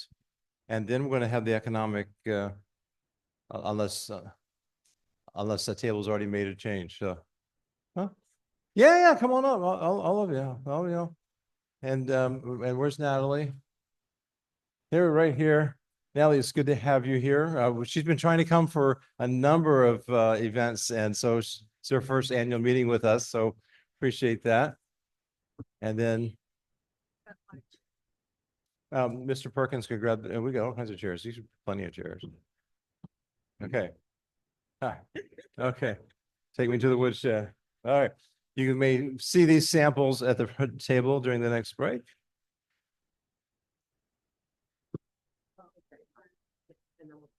Yes, so I thought you just take it away.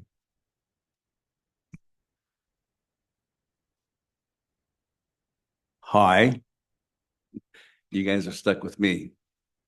I drew the short straw, so I only get 45 minutes to talk. Oops. So this is year 3 for us for this One USDA effort called SAS. And so I think our role, as we were talking about it as the USDA reps, is to kind of give you just a brief update on how things are going. And then we'll get out of the way so we can get into the people that know what they're doing. With that, we actually have a new addition up here for our One USDA team. Natalie Kovach is my coworker. I'm smiling that we found her in Cordova when Cordova Telecom decided to try and help Yakutat with their broadband or their lack of service with their cell phone and related activity. And she was on point with Cordova Telecom and enjoyed the process so much, she actually left them and has joined us. She is our general field representative for rural utility services on the telecom side. And I'm going to let Natalie talk a little bit about what she does. Thanks, Keith, and thanks everyone for having me. Thank you, Robert. As Keith mentioned, in a previous life, I was project manager at Cordova Telecom. And in early 2019, my former boss, Jeremiah Beckett, he gave me a task of finding federal funding to build out a more reliable internet solution in Yakutat.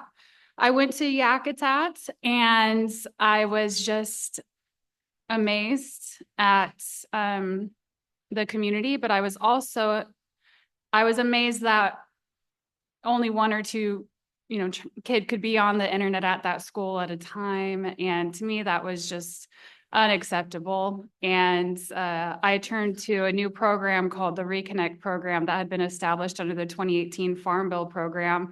And you may think USDA internet, that's weird. But as you know, with Keith and rural development, we fund a different type of infrastructure in rural America. Housing, community and business programs, water, environmental, electric, and telecom.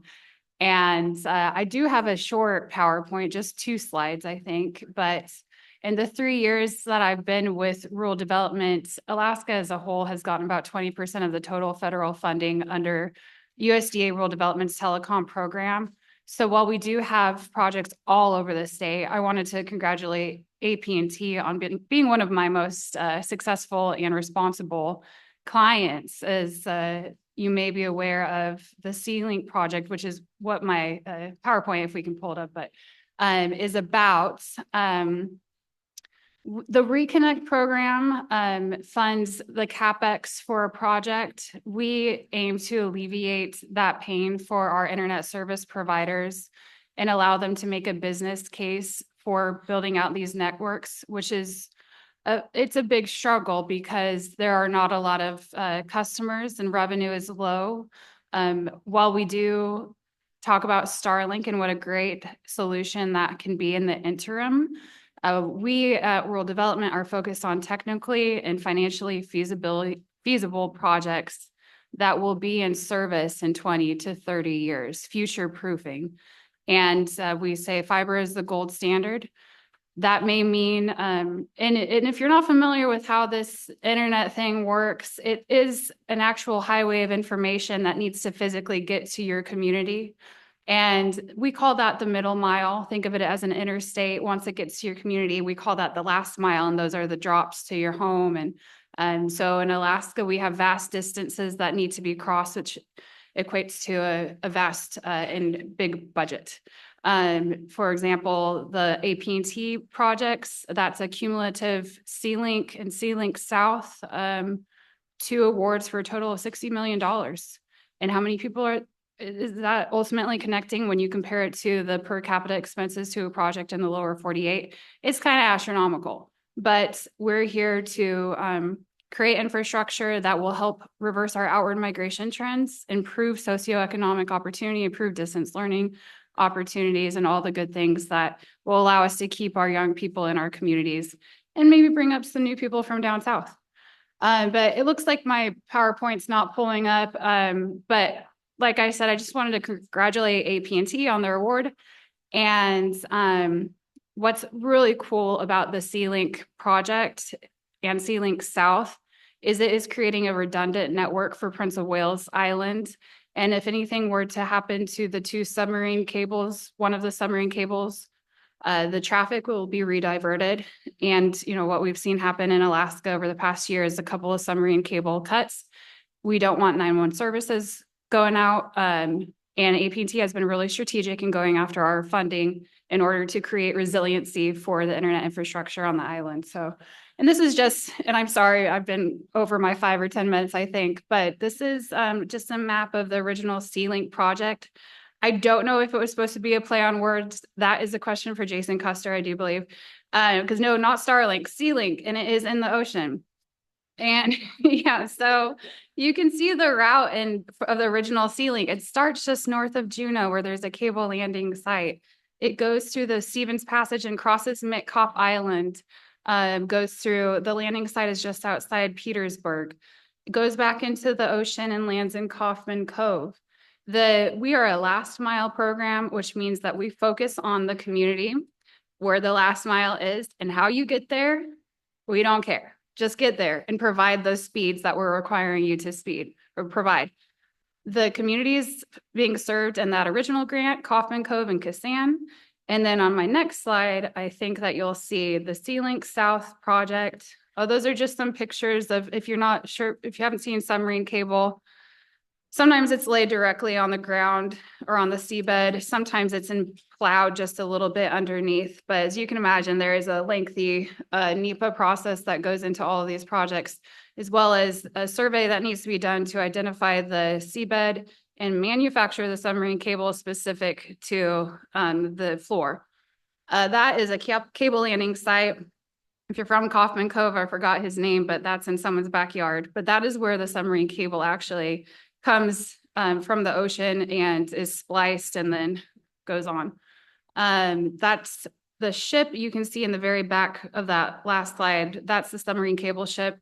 It has done about 4 projects in Alaska, and it'll be in Ketchikan, I believe, October 21st, to lay the second part of the submarine cable network, which will go from Ketchikan to Kaufman Cove.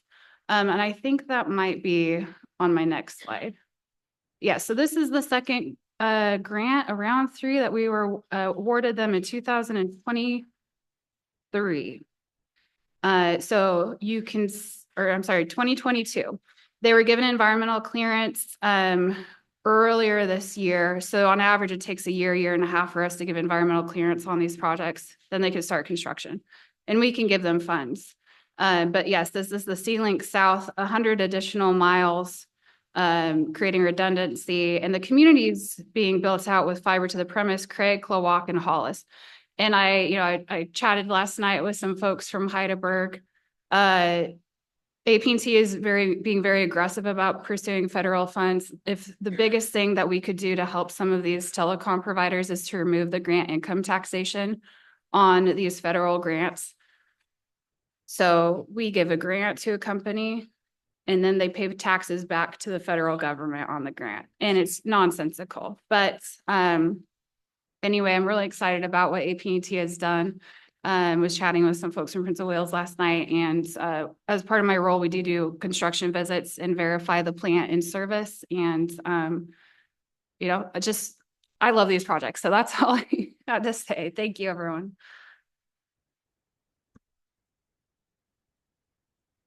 That's pretty cool. I mean, adding that kind of capacity, and that's why I love this agency that I've worked for now almost 30 years, is because of the things we can do for you guys. My first day, I spent most of my time in the hallway with probably what's now about another $20 million worth of interest in projects from you guys in your community. And when we step into this world called the SEA initiative, I kind of smile. I was threatening to put Chad Van Ormer right here on a piece of paper, little stick man, because we were given one line out of a press release, 3 years ago? And we had to figure out what to do with that commitment by the Secretary of Ag. And we kept moving along. Thank goodness for my world for my deputy undersecretary, who was already in his seat. And the brainstorming began to become this. Now, you guys know me. Oh, by the way, one more slice of rural utility services is the power generation side. I think some of you city utility owners in here have used Rodney Peach's programs on the power generation side. That's another massive program for our agency. So me and you guys, you got a project, I hand you an application or connect you to somebody who's going to be the loan specialist that's going to work with you on your application. Sometimes you're going to get money a year after you turn your application in. SAS for us as an agency, one of our missions was to streamline how we get money out the door to those subawardees. 2, we had to have a partner to make that happen. And then 3, we put the accountability processes on our partners. Southeast Conference for us, Clinton Heights Central Council for us, and then Forest Service has both Central Council and Spruce Root, I believe, all in cooperative agreements worlds. Something we don't do very much, but what it effectively allowed us to do, and for me, this is the value statement and how I see SAS. We put the onus on them, so we have a cooperative agreement, but they are the responsible party. If Craig School District would have applied to us for a community facilities program for that conversion over to biomass, their application will probably be about this tall when it was done. And they'd be getting in line for next year's money after they got that application done. Instead, when we shoved our money to Southeast Conference, they had some paperwork to do with Southeast Conference. Southeast Conference is charged with making sure the project gets done properly and the accounting process. And that's the only role we really have. My job is to make sure Dan Lesh there's a lot of people around these guys now, but Desiree and Dan have been my point people for our 2 cooperative agreements. So about $6 million, it's so fun to see how that money has gotten out so quickly to these folks that are the subawardees. And those things are happening at a pace that we were hoping for as an agency, because we got rid of the bureaucracy and streamlined it. We used Spruce Root's application is what I think Southeast Conference and Central Council worked on to make that happen. So SAS, to me, my program staff that's already overtaxed, I smiled at my engineer up in Palmer who has to review all projects. She has 91 projects that she's reviewing. She didn't have to touch anything down here. We keep that pace moving. I want to do this again, but we now have to do one more thing. And I've already been beating the drum internally on this. We have to come up with our own review. We have the regional partnership that's going to be, I'm looking at 2 of them right now, and President Peterson have to work to show how closer they are working well together as a part of it. And then they have to show how well the subawarding process went. We still have to do our own internal report, and I want to make sure we do it well, because I'd love to see this happen again. Hi. Hi.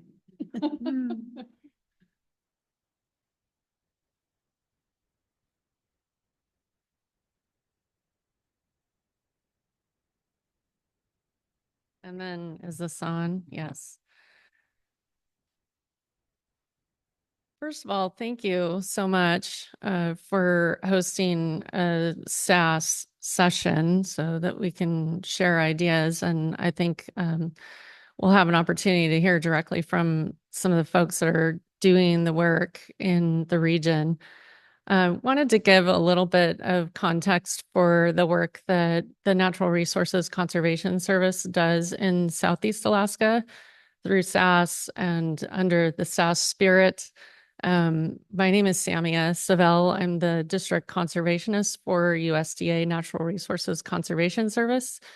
And it's our mission, our agency's mission, to work directly with private landowners who are engaged in forests or agricultural production to help them conserve natural resources. And that's associated with their typical production goals, but we look for those opportunities to conserve natural resources, and that usually ends up saving money for an agricultural producer and can help improve things like habitat for traditional and subsistence species on the landscape. So we take a very holistic view of what that term agriculture really means. And I am now trying to advance the slide, but I'm not sure if this is really working.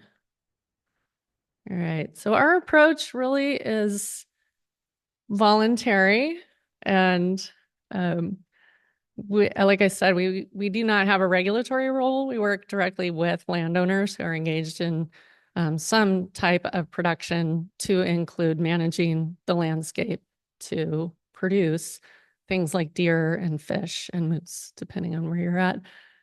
Our work is very landowner driven. We work almost like a consultant with individual landowners, but then also collaborate with community and forest partnerships, tribal conservation districts, really looking for a landowner driven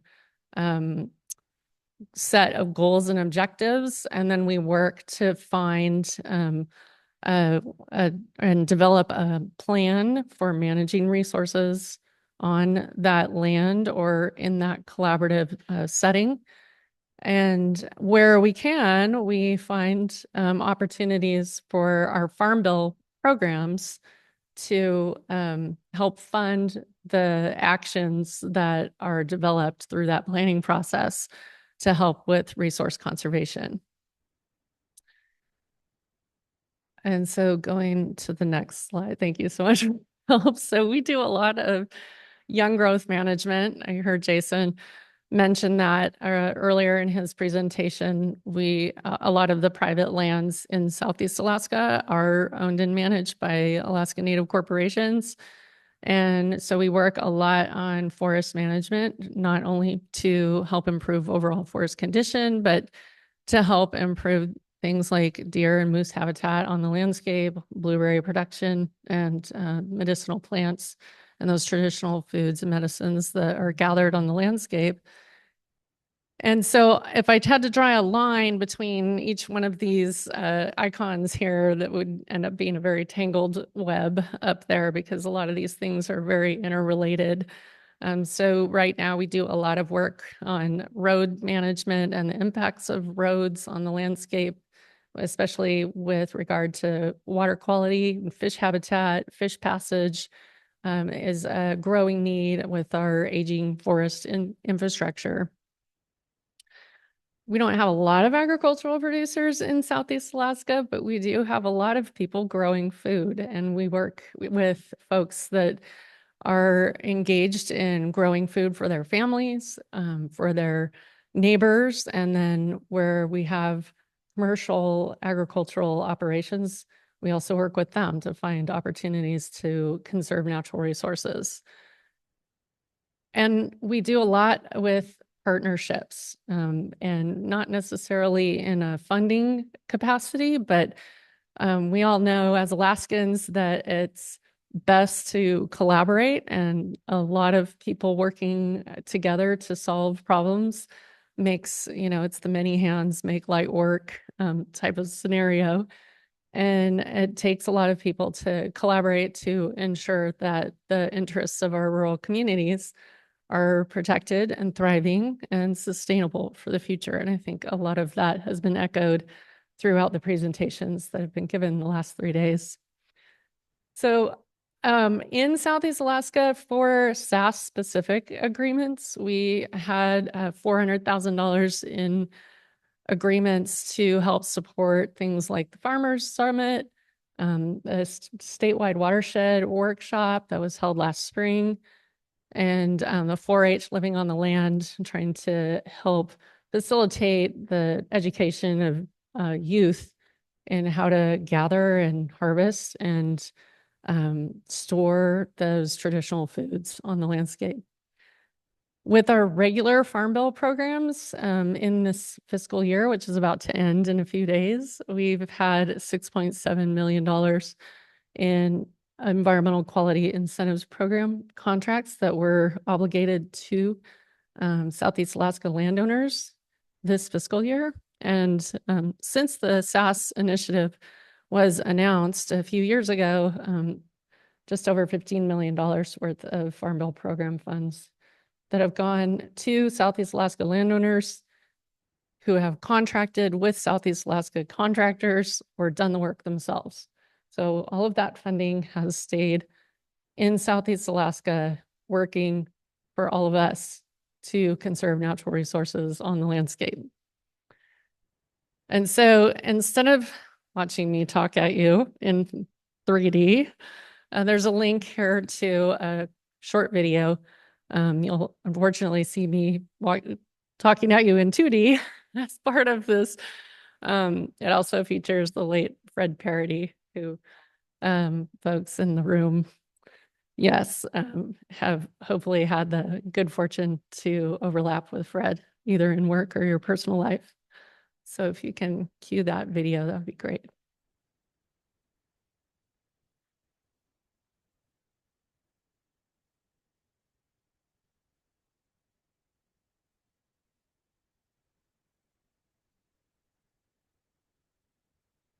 Your native peoples, the Hunakawu, they have a subsistence foundation, which includes salmon, berries, deer, etc. And your salmon runs are essential to their well-being.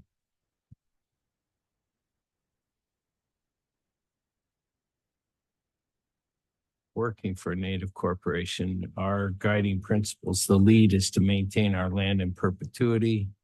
We also have to perpetuate our culture and land through prudent stewardship. So there's a real focus of our efforts on our land base and the long-term view. So the partnership with NRCS is part of that long-term view. We take our responsibilities for land stewardship seriously, and these are how we put our efforts into it.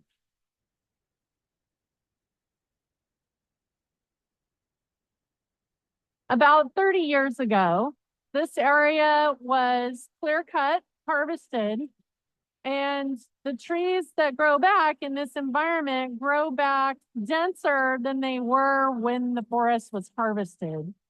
The trees that you see behind me are not going to be large enough to then fall over and create fish habitat in this part of the stream for probably 100 more years.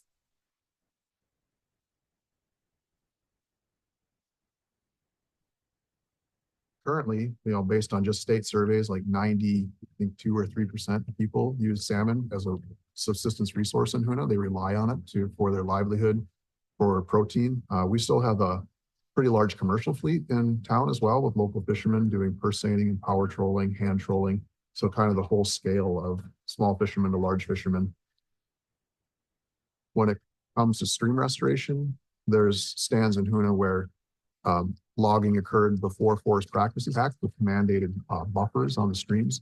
And so sometimes those streams got logged over, and that changes over the, say, 30 to 40 years.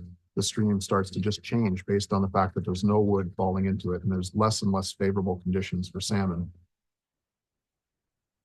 Now we're going back in and recognizing that the wood contributes a variety of different habitat features for fish and other aquatic organisms.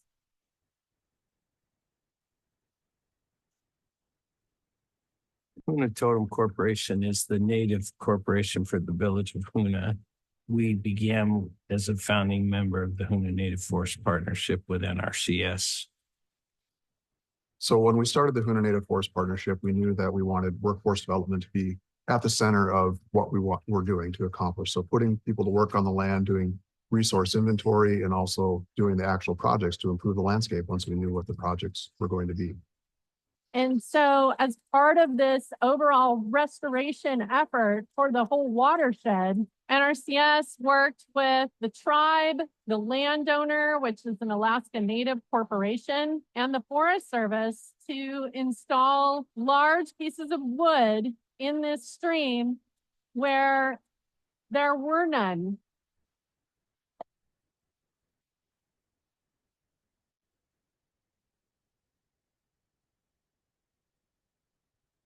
And the NRCS had a lot of opportunity to access funding for technical assistance development and build our capacity before we actually went out and did the work on the ground.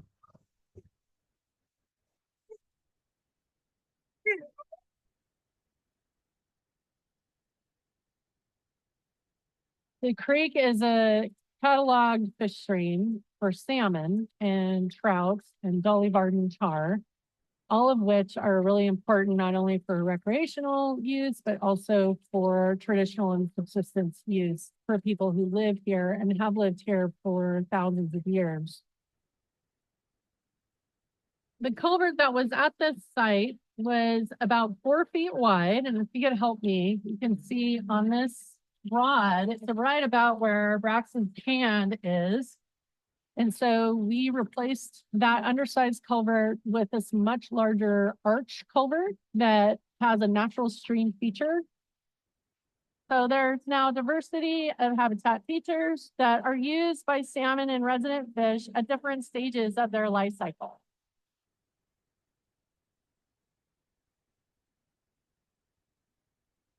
And so it's a collaborative effort to maintain habitat and work together. The people in Hoonah have been stewarding these lands for 10,000 years. And so getting the people back to work on the landscape is revitalizing, and they know the woods, and they know fish, and they know deer, and what needs to be done, and they're hard workers and they do good jobs.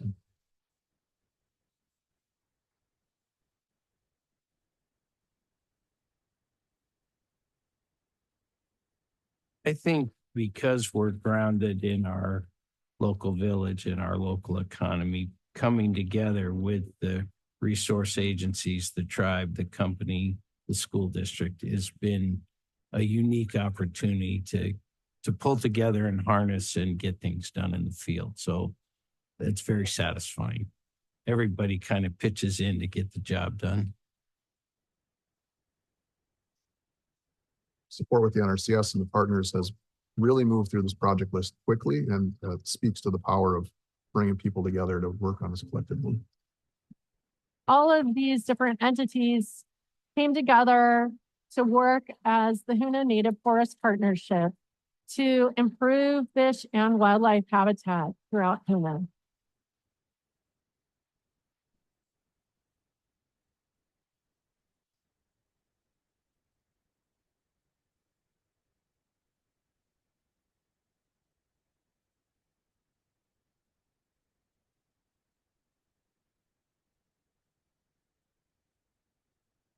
Thanks. So that is just one example of the power of partnerships, right? And I think a lot of us in this room are truly interested in getting a lot of this work done.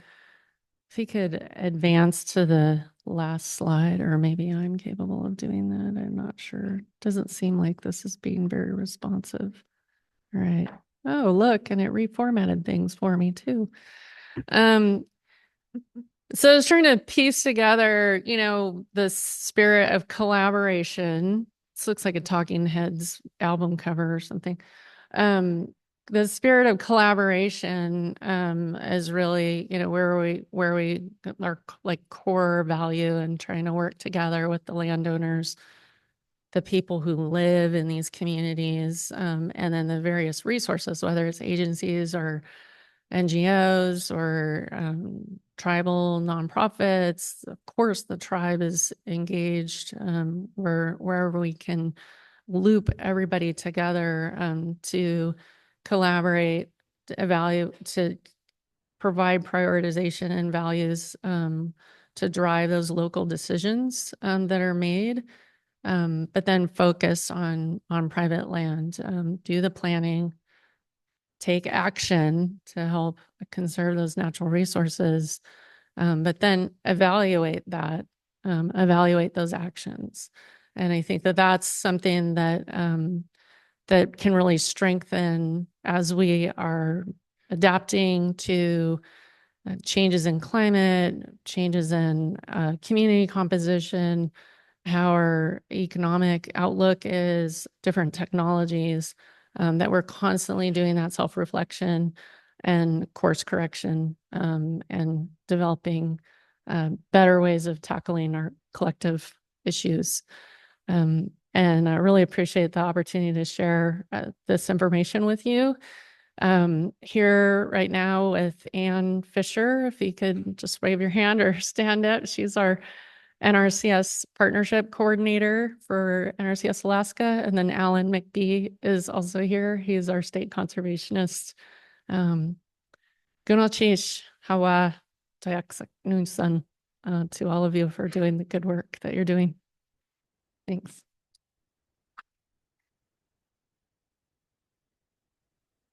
Thanks so much, Samia.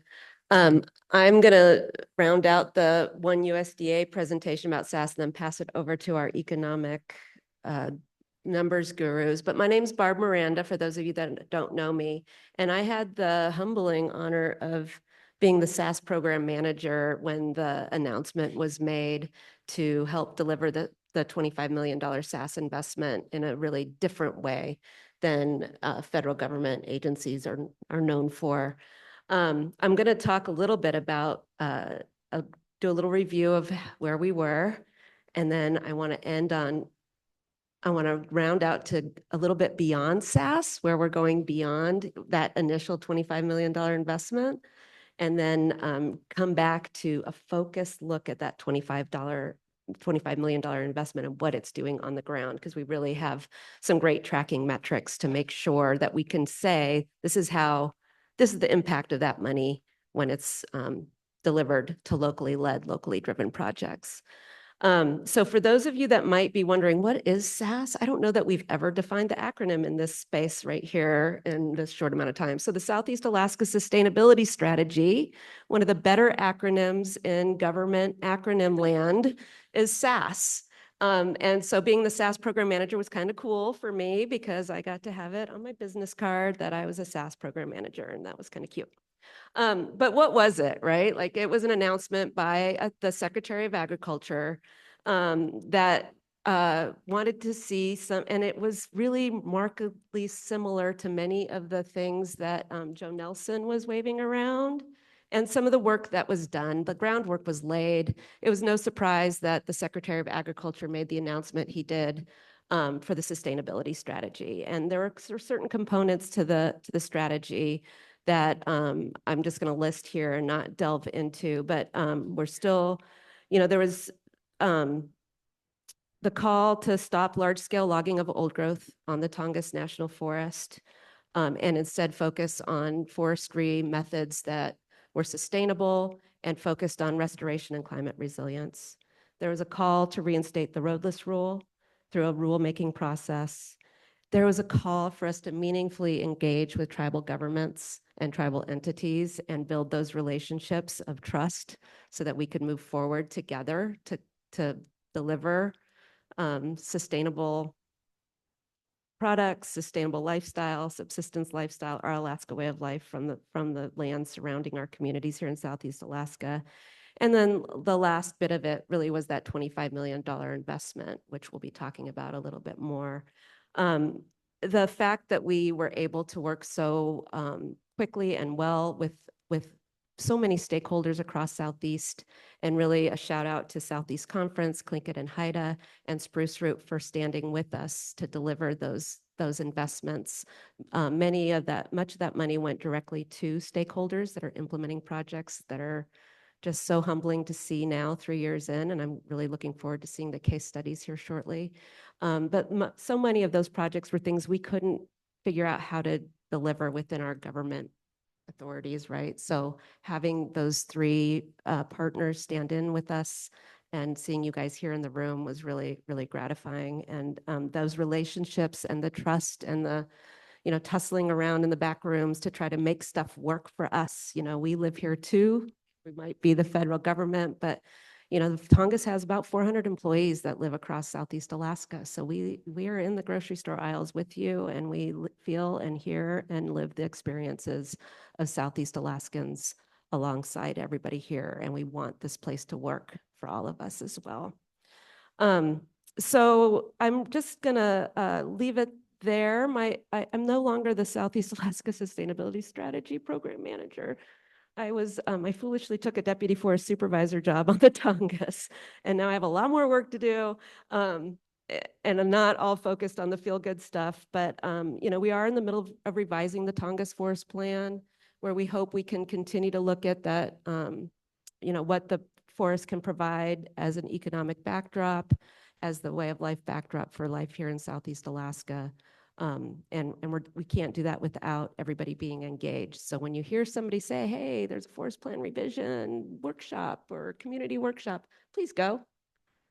They're coming up again in April, and we want you to be there, and we want your voices heard in that forest plan revision. It's a long process. We're in the first year of it. We think we'll have a plan for everybody to look at in about 2.5 years from now, but there's products in between. So Tongass Forest Plan revision, put it on your radar screen, and please go to the meetings. So let's turn it over to our economic team over here to let us know how that $25 million, what kind of impact that's had here in Southeast Alaska. Thanks so much. Melanie, can I, a few seconds here. I forgot one other thing that we did as an agency. I'm just thinking back when we're trying to figure out what SAS is going to look like or what it's going to be. And I agree with Barb. It was so easy when my deputy undersecretary wanted 3 regional entities to try and make this work. It was pretty easy for me to look at Southeast Conference, Spruce Root, and Central Council, and I just love what they're up to. But separate from that, along the same path, my deputy undersecretaries was asking for what's a low-hanging fruit in Southeast Alaska that's resource development based that we can help out with. And it became a second cooperative agreement with Southeast Conference. We handed them $500,000 because, well, guess what? For this organization, that SEDS document in that year Justin was on board, the #1 priority for you guys was mariculture. And so we gave Southeast Conference $500,000 to try and figure out what looks good for Prince of Wales Island. And so I think we're on the backside of you guys doing all the pre-development work. So I'm looking forward to that one happening as well.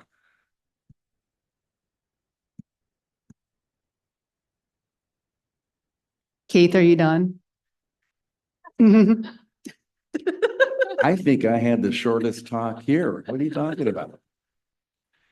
Hi, everyone. My name is Jean Daniels. I'm the economist for the Alaska region of the Forest Service. And one thing that hasn't come up yet is, in addition to the 3 strengthening agreements that have been spoken about here already, is there are individual projects that the Forest Service has undertaken using the SAS funds that occurred on forest.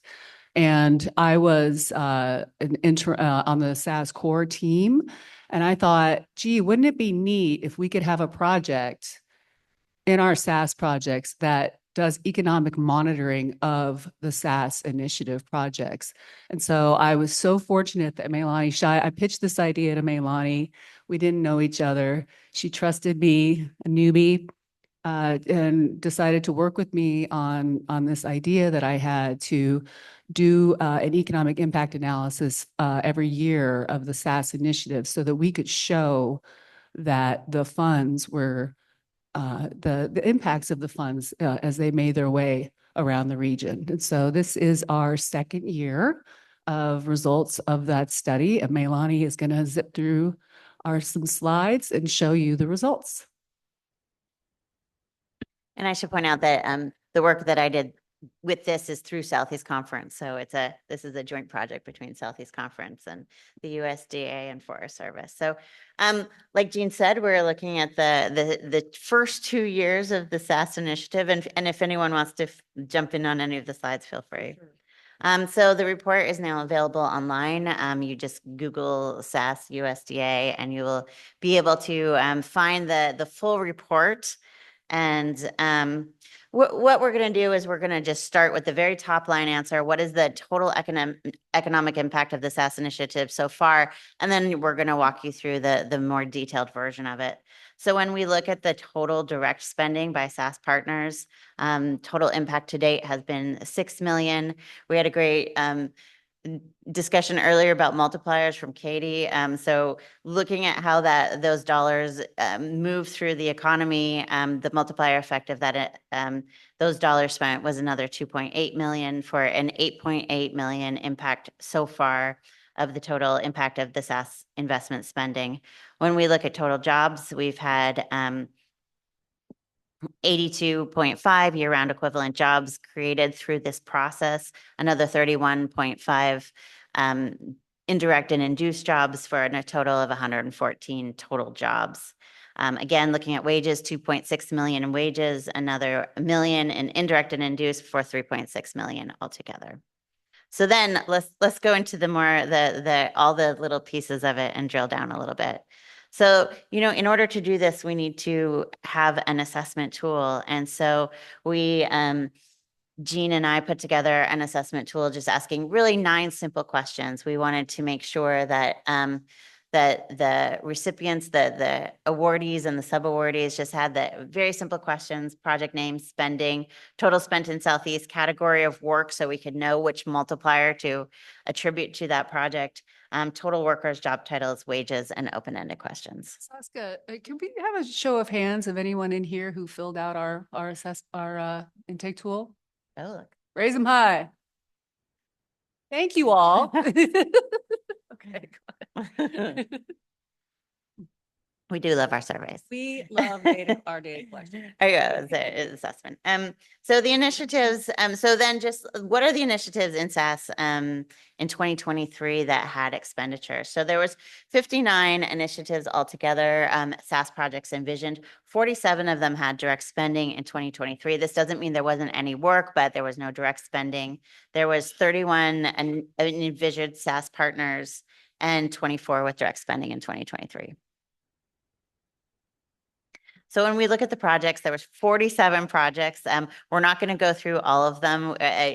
We sort of randomly highlighted a few just to give you some highlights from this amazing list. So we have restoring Tlingit potato gardens in traditional sites, commercial fishing crew apprentice program, Tongass young growth transition, wildland fire program, cultivating ecotourism opportunities, storytelling, Sitka area trail development, investment focused in watershed restoration.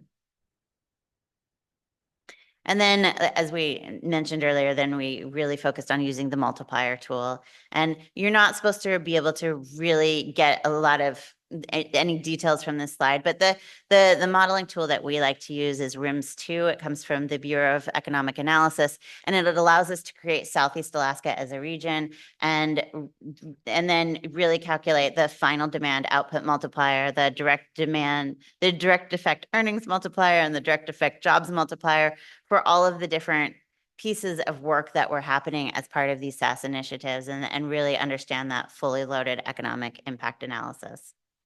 And these are based off of the self-reported results from people who filled out the intake tool. Yeah, so we were able to apply all of that reported data and integrate it into our model. Then we looked at jobs and wages. There's a couple different ways of doing jobs. I know I've talked with several of you about how we do it. So this slide we're actually not, so I'm mostly talking about annualized jobs. This one we're just talking about positions. So we asked, what job positions did you create as part of your SAS project on the ground here in Southeast Alaska? And there was 158 different positions that were created. And again, we're not going to read all 158 of them. We highlighted some random ones. So we have a cinematographer, environmental lab specialist, a mariculture catalyst, 3 restoration biologists, and 3 different trail workers. So many catalysts, and all of these are listed for you if you download the report from the SAS website. So then in order to kind of understand annualized jobs, we track jobs by month and then over the year and then divide it by 12. So for 2023, we had 82.5 direct annualized year-round equivalent workers, but it's really fun to kind of look at how these jobs came into play. So here's the first 2 years of the SAS workers on the ground. And you can see the first one began to work in March of 2022, building up through the summer of August of 2023. We know that Southeast Alaska in the summer is our working period. So we expected those job counts to drop during late fall and winter, and we'll expect those numbers to go back up again. And then we took the multiplier for each of those different jobs and job categories and came up with, the 82.5 direct annualized jobs, the multiplier leading to 114 jobs altogether across Southeast in 2023. We did the same analysis with the wages, so 2.1 million in wages, each multiplied leaves us with 2.9 million in total direct, indirect, and induced wages in 2023. And then when we look at the first 2 years, we have 3.6 million in total wages. And then looking at the total economic impact, the total spending, 4.7 million in direct spending, all the multipliers, 6.9 million in direct spending. And then looking at the first 2 years, 6.6 million in direct spending, 8.8 million when we look at the full economic impact of that spending across Southeast Alaska.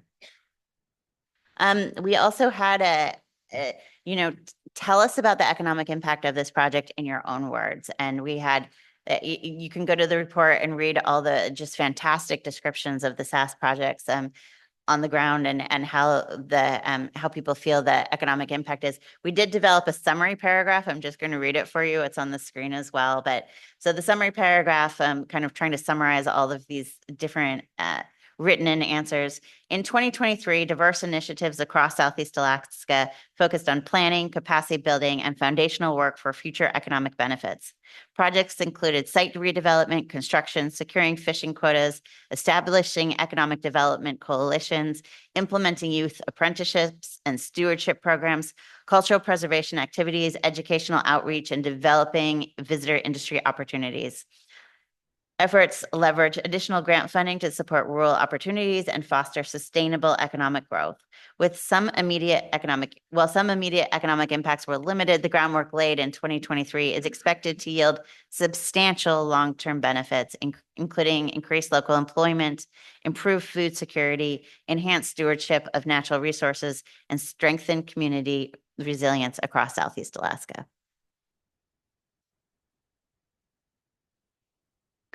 And we'll be back next year. And yeah, so we'll end where we began. Just another summary. We've gone through these numbers several times now, but here's your snapshot of the total economic impact. And now I want to turn it over to Jean for summation. Yeah, I have just a couple comments to make on reporting. We know that there were far more projects underway in 2023 than there were in 22. And it was a little bit of a challenge for us to both be able to identify the correct person to fill out our intake form and then to get those responses back in a timely manner. And we needed to go back and follow up with a few people. And we're so grateful for all of you for being willing to do this work with us and being willing to revisit and be willing to have us come ask you questions and maybe bug you just a little bit to fill out because we did get a 100% response rate. And so we have captured all of the information from all the projects that were underway at the time. We know that in 24, we have some more projects that came online that weren't happening in 23. So you can expect to hear from us, and we don't want to surprise anyone and let you know that this is coming. And we are available to help you with filling out the information, providing any kind of assistance that you might need to be able to fill out the information. And this information that we've gathered is so valuable because not only does it show among us, among our peers, among our people who, we're speaking to the choir here, that you're doing an amazing job, but we've elevated this work up to the, within USDA. It was very well received when there was Undersecretary Wilkes came to visit. It was a highlight of his visit was going over the results of this with him. And he's been able to take that up to the Secretary of Agriculture to show what these dollars are doing in our region. And it's so inspiring. And this work is just, it's so wonderful to have been welcomed into this community and work with Maylani and with Southeast Conference and all of you to be able to demonstrate that what we're doing is having an impact in the region. We're just very grateful. So thank you all so much. And we'll be back.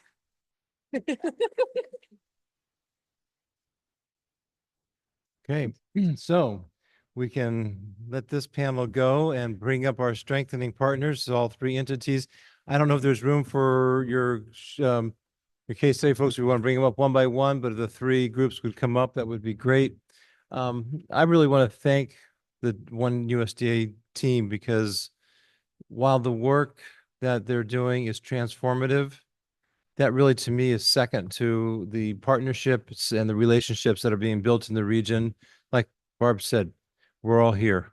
We're all neighbors. We're all trying to make this region work and be a place that we're proud to call home and can sustain a living in a place-based economy. So thank you all for allowing us to be part of that team.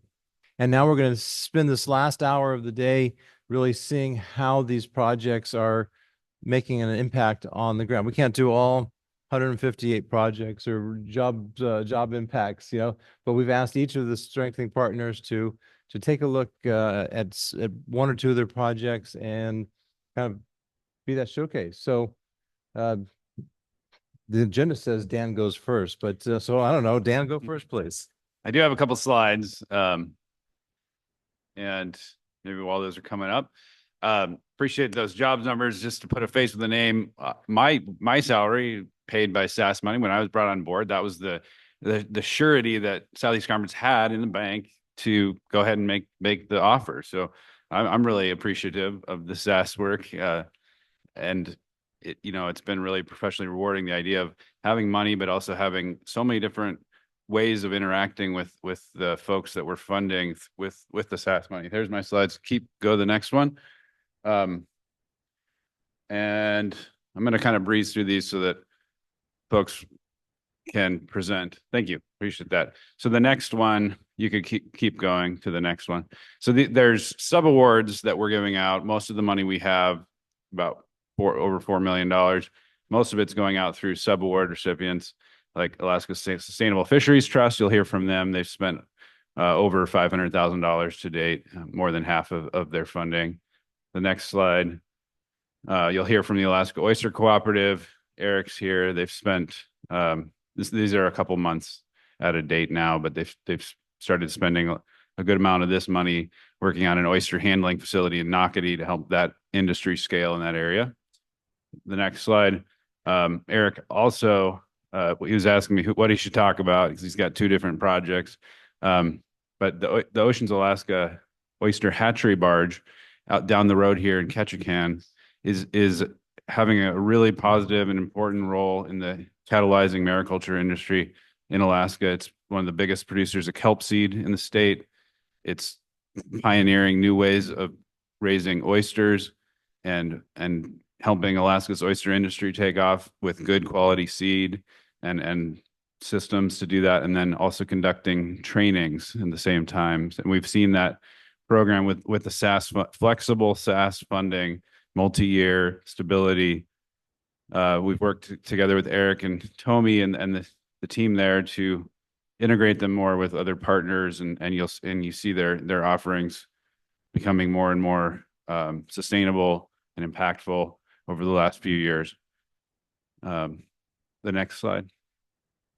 And this is now out of date. I'm happy to say they've started spending our money, and we processed $140,000 reimbursement a few weeks ago.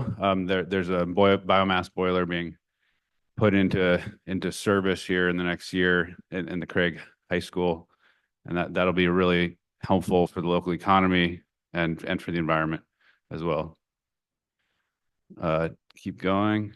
We've got a pellet mill demonstration project that I won't speak in detail about, but you guys heard about some of the vision for the timber industry in Alaska, and the funding that we're managing there related to a pellet mill is an important part of that conversation. When we get to have real numbers at the end of that project to contribute to the discussion. We were also trying to find as many ways to get as many people some of this funding.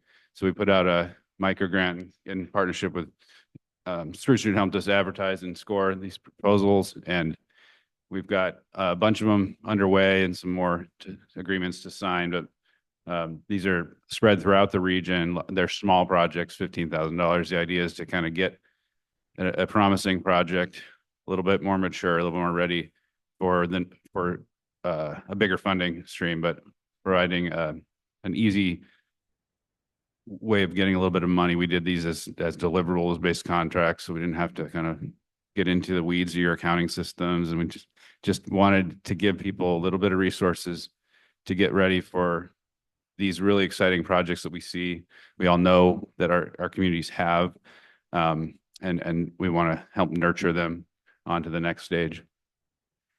So next time we talk, I'll probably get into some of the details of these projects, but they're just too fresh to go into detail. So, we're doing intensive project support. We're networking. We're using all of our other projects at Southeast Conference and the networks we have, the funding we have to support our projects that we're interacting with as a regional strengthening partner, funding using SAS money.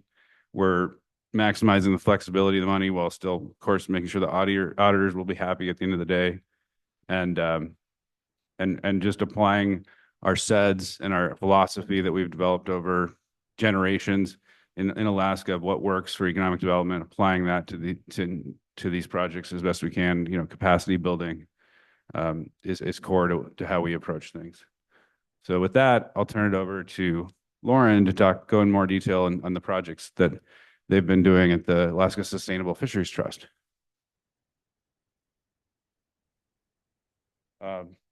Is there a clicker still around? But you can pull up the next slides.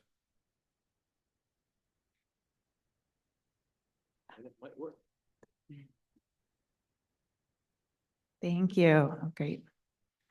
Oh, perfect. Good afternoon, everyone. Thank you for hosting us here. This is my first Southeast conference. It's been a fantastic experience. I feel really honored to be here. My name is Lauren. I'm from Sitka. I work with the Alaska Sustainable Fisheries Trust and the Alaska Longline Fishermen's Association. And I just want to share a little bit with you guys about what we've done over the last 2 years. Just a quick background, we have two organizations. I am representing the Alaska Sustainable Fisheries Trust and the funding, but we work very closely with our partner organization, the Alaska Longline Fishermen's Association. Both are nonprofits, one's a trade organization, and they both have very similar missions, which revolve around strengthening fishing communities and marine sources through research, education, and economic opportunity. Both of our organizations share a lot of programming, but all have specific roles as well. So this is just a snapshot of some of the work that we do. The yellow is highlighted in some of the initiatives that were funded by SAS. When we presented our SAS funding proposals, our project vision statement was to support rural and Indigenous residents in regaining access to local fisheries. And a lot of the work we do in our organizations revolves around fishery access, new entrants into the industry, and just maintaining that way of life for our future. I'm going to go into some bit about our specific initiatives that were funded by SAS. We've heard a lot over the last few days about the difficulties being faced in our commercial fishing industry. It's always been a priority of our organization to support opportunities for Alaska resident fishermen and to help keep fishing permits and quota in our coastal communities. To fully anchor this access in communities, we established a quota bank in 2019. It was funded with our partner organizations, the Nature Conservancy, Rasmussen Foundation, Catch Together, and SAS has helped contribute to the administration and the building of this quota bank. At the beginning of our SAS funding goals, we started with 68,542 pounds of sablefish quota in our quota bank that we had already purchased or had a loan on. And that was in 3 different regions across the Gulf of Alaska. And we're extremely excited to report now that at almost the final spending, I think some of your numbers were actually off. I think we've spent a little bit more of that money since. We've both paid down the loan, initial loan on this quota, and we've purchased quite a lot more quota, about 30,000+ pounds more in the quota bank. With that quota bank, we can only purchase A-share quota. And so there's only a limited amount of that on the market. And I should go back, actually, we're really excited that we were able to finally purchase our first little bit of halibut quota. We've heard from a lot of our residents that halibut quota is what people want access to. And we found our first block of A-share quota that was on the market. And we're having a fisherman out of Yakutat fish that for us. And we lease this quota out to fishermen in the region that are residents of Alaska. We give them a competitive lease rate just to help augment their businesses or get them a start. Another project that has been instrumental in helping people get into the industry is our local fish fund. It's a flexible loan fund, and we started it in 2019 with similar partner organizations. And to date, we have been able to loan $1.5 million to 8 million fishermen for a total of 66,251 pounds of quota. The local fish fund has a really interesting loan structure where it allows fishermen to repay based on their landing, so their ex-vessel value of their fish, rather than a traditional loan structure that has a fixed payment. We help them to build equity in that loan so that they can access conventional loans. So in effect, this is a bridge loan to kind of create that gap financing for a lot of fishermen because it's really hard to get into quota. It takes 20% plus down payment. It takes a lot of extra collateral. The startup costs are very difficult. So we're helping to have people bridge that gap. So this has always been a fun one. A big thing we've heard this week in this conference is workforce development. And SAS has been really helpful in helping us to grow our crew apprenticeship program. This program started in 2015. It was the idea of father and son fishermen, Eric and Carl Jordan, and we were able to formalize it in 2017. The program helps skippers select, prepare, and safely introduce beginner crew to commercial fishing while also providing resources to those new fishermen to ensure they are ready for their first professional fishing experience. Although the goal is to help as many young people enter the industry as possible, after participating, deckhands might fish for just a day, a week, a season, or for their whole life, we hope.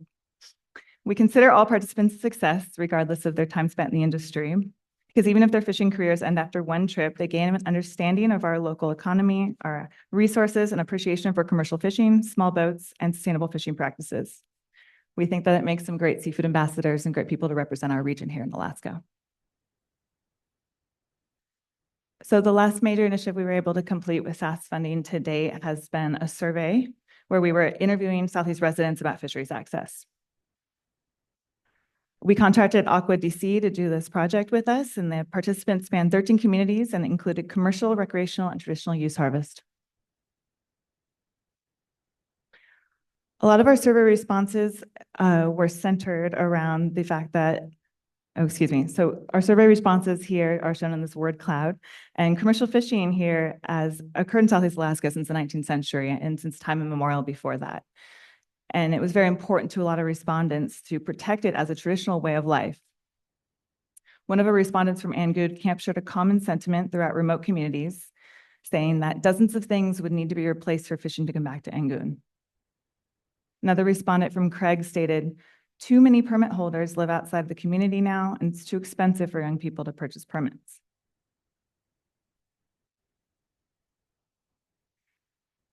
Survey respondents universally identified fisheries as a crucial element of Southeast Alaska's culture and economy.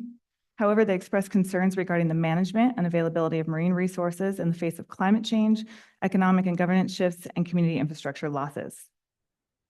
Existing systems and governments also challenge access to local fishery resources, and this was especially the case for our traditional use harvesters. Community members also reported challenges with limited access management at both the state and federal levels. Loss of community infrastructure such as processors, fish buyers, cold storage, marine services, and our transportation often initiated the trend in outmigration of fishery access in remote communities. So we're seeing a lot of these problems that we're trying to address with our organization, especially stemming from fisheries access. We really hope that this report can help local communities in providing data information that is useful in planning and in dialogues around fisheries access, community development, increasing awareness, encouraging future funding for fishery-related projects. And we encourage you to look at our report online. In the next few slides, I'd like to take a moment to introduce a new project that we're working on that came out of a lot of this work. As we were doing this work, like I said, with our quota bank, we found that it was really hard to find 8 shares of halibut. It's hard to find access to halibut. So it led us to look back and say, well, how else can we do this? How else can we find an opportunity to bring this resource that a lot of people want back to their communities? A lot of us know about the IFQ program, which was initiated in 1995. And at its onset, it significantly increased the cost of entry to our fisheries, especially halibut fisheries. By 1998, almost a quarter of the quota shares issued to small coastal communities had been transferred away. So in response to this, in 2003, the National Marine Fisheries Service amended the IFQ program to create the Community Quota Entity Program for the Gulf of Alaska. Through this program, a community can purchase B and C share quota, which is more available on the market. And through that, you're able to anchor it in the community and create kind of a co-management system that's actually approved through NIMS. 42 communities in the Gulf of Alaska are eligible for this. 24 of those are in Southeast Alaska. The rules are written out in the CFRs, and it's very prescriptive. It says less than 1,500 people, no direct road access, direct access to saltwater, and historical participation. There have been a lot of attempted formations of CQEs across the years, but the only one in our region that's been successful is Juneau. And I encourage you all to reach out to Dennis Gray and talk to him about it. It's been a great program in their community, and we're really excited to work with them as we continue to develop this as an idea for other areas in our region. This is just another visual. This shows you those specific CQE eligible communities that we're referencing and what it really looks like in terms of the amount of landings of IFQ that have occurred, as well as the permit holdings. And I think this paints the biggest picture as to why we're doing the work that we're doing. So it leads me to what we're doing today. And without the ability to buy halibut through our quota bank, ASFT, in partnership with Tlingit and Haida, Sealaska, Spruce Root, and Catch Together, are working to restore access to this important resource through the establishment of a regional community quota entity. As mentioned, through this regional CQE, we hope we can relieve administrative burden. We can centralize some of the ideas among our organizations and leverage all of these partnerships to find creative funding and work in our communities to bring these resources back. We obviously recognize that in some of our communities, so much has left that it would take a lot to bring fishing back. But we have an eye on that as we're working towards this. And we realize that if we can build a foundation that anchors some of that access and community, it can help to restore, and then we can continue to bring back some of that infrastructure. So thanks for letting me speak today. I know that was a lot, and it's been a long presentation, but it's been an absolute pleasure to be here. And if any of you in your communities are interested in fishery access or interested in this regional CQE program, I really encourage you to reach out to me. Also reach out to Tlingit and Haida. You can reach out to Sealaska. They're a big partner in this, and we're all hoping to move this forward. And we're planning to do some outreach in communities over the next coming weeks and months, and we'd love to come talk to you more about that. So thanks again. And thank you, SAS and Southeast Conference.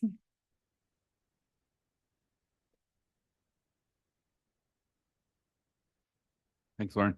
Eric, you can come on up, Eric White, and while he's coming on up, you can put on the video. It's gonna show us what the Alaska Oyster Cooperative has been up to. Yep.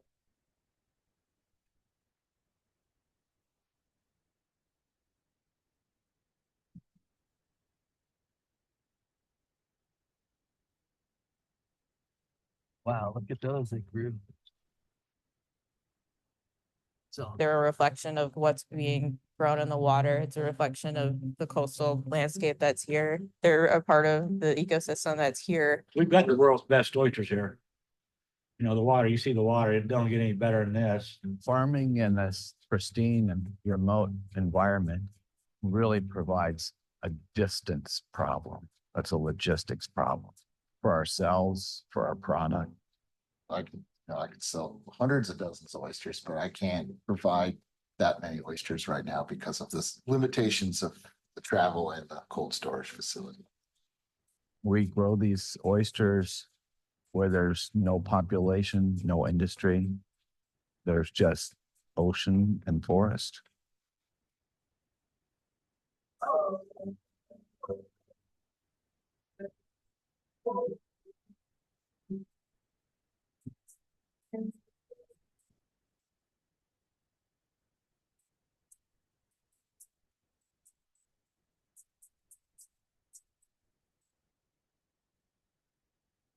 This is a painting my great uncle painted. It's a Bald Mountain. This is where my dad's family lived in the logging camp, Port Alice. We bought it.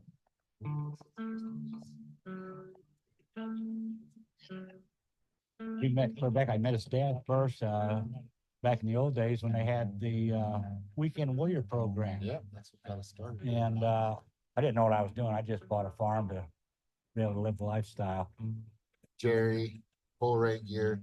You had was like a coho in a bucket or something, and you got cigars hanging out of your mouth, looking at my oysters. Oh, these look pretty good. I started going on adventures, taking me fishing all the time, showing me how to grow oysters pretty much. I met Katie on the Malspina coming up one summer. Just started talking to her on the boat.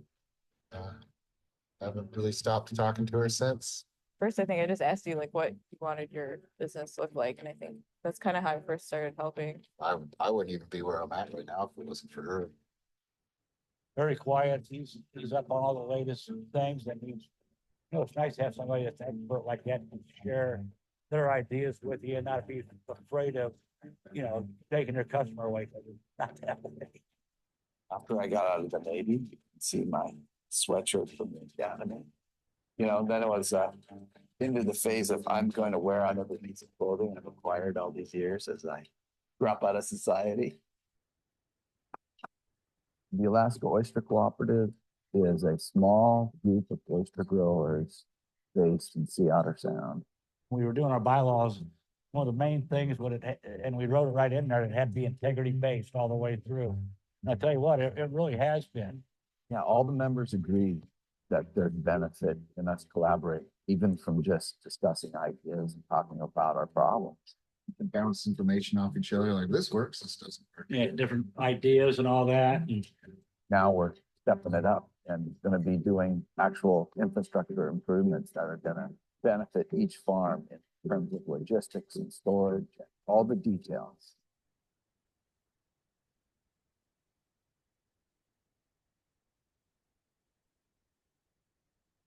We have in hand Tidelands lease.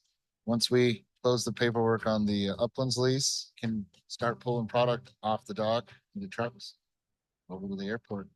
Right now, I can take my processing unit and I can park it right here, hook right up to power, right off the bat, and be ready to go. Right now, we ship 1 day a week, but what it'll do is it'll open up the opportunity where it can ship multiple days a week. I'll actually hold product in cold storage, increasing the efficiency of not only my farm, but for my fellow co-op farms. It also gives other farms a reason to join the co-op. It's going to be a nexus of the farmers to employment opportunity and the movement of our product, and offer directly to the public right off the farm oysters that are excellent nutritional value and will be a good piece of food security right there. This project here in Natalie is really keystone of the Prince of Wales oyster economy.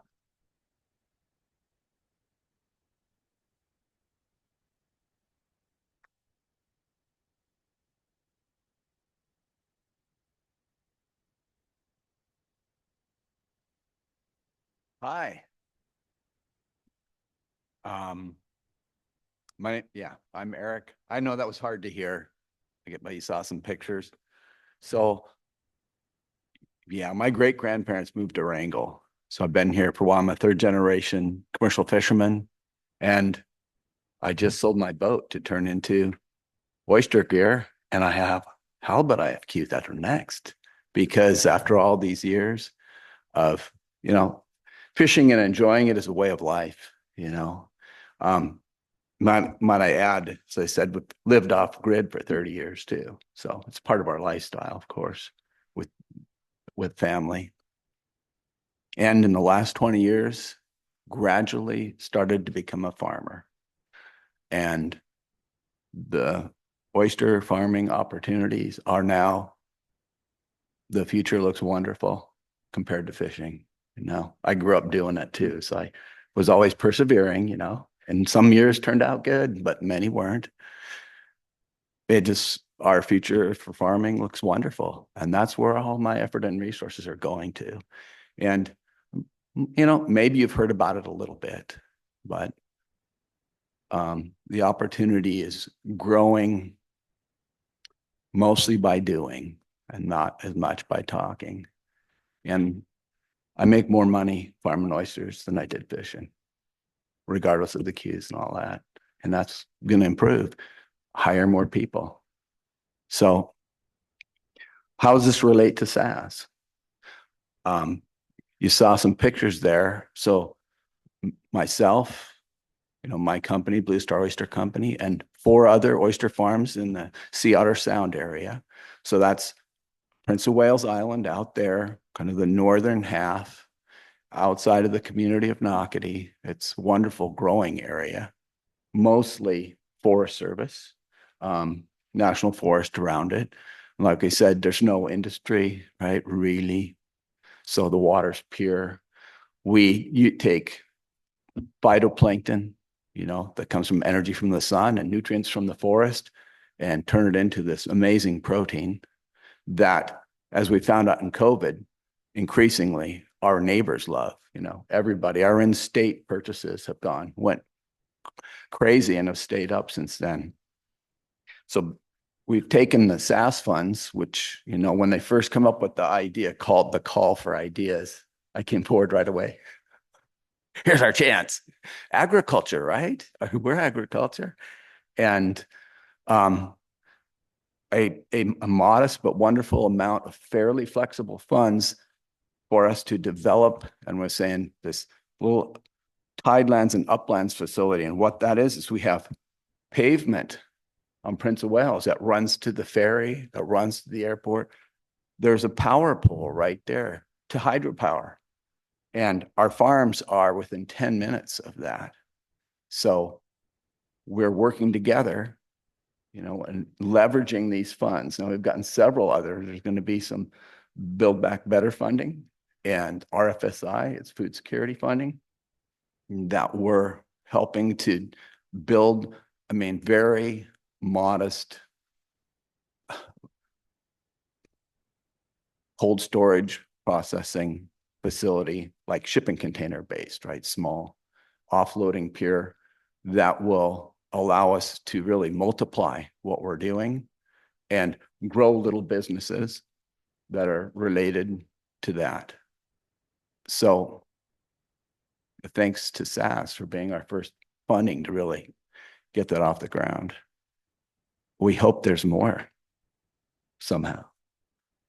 Yeah, it's been good working with you. We also need to acknowledge Alaska Sea Grant, who paid for that video. Did you have something to say? Sorry, Yeah. You know what? That was the debut. And so, yeah, Alaska Sea Grant says they need to finalize the internal review, make some minor crediting edits, and then it'll be available to the public. So that was the sneak preview. And if you hear with a better soundtrack, it'll be better. I mean, better speakers. Okay. Thank you. Let's hear it for Eric and the Alaska Oyster Cooperative.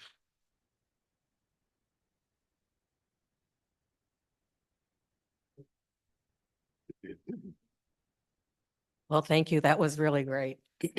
I'm Desiree Duncan. My Tlingit name is Gubatayao, and I'm the director of the Native Lands Division at Tlingit and Haida, and very happy to be here. I have a few slides that I'm going to show, and then I have a couple partners that will be doing a PowerPoint. We have Jennifer New, who's going to report on the Lynn Canal Network, and if she can come up and maybe take your seat, if you will allow her. And then we have someone online with the Defenders of Wildlife, Nicole Whittington, and she will present virtually. And so here we go. Do I need to click on it?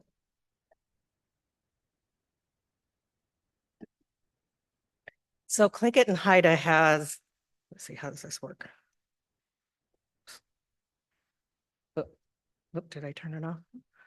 Uh-oh. I think.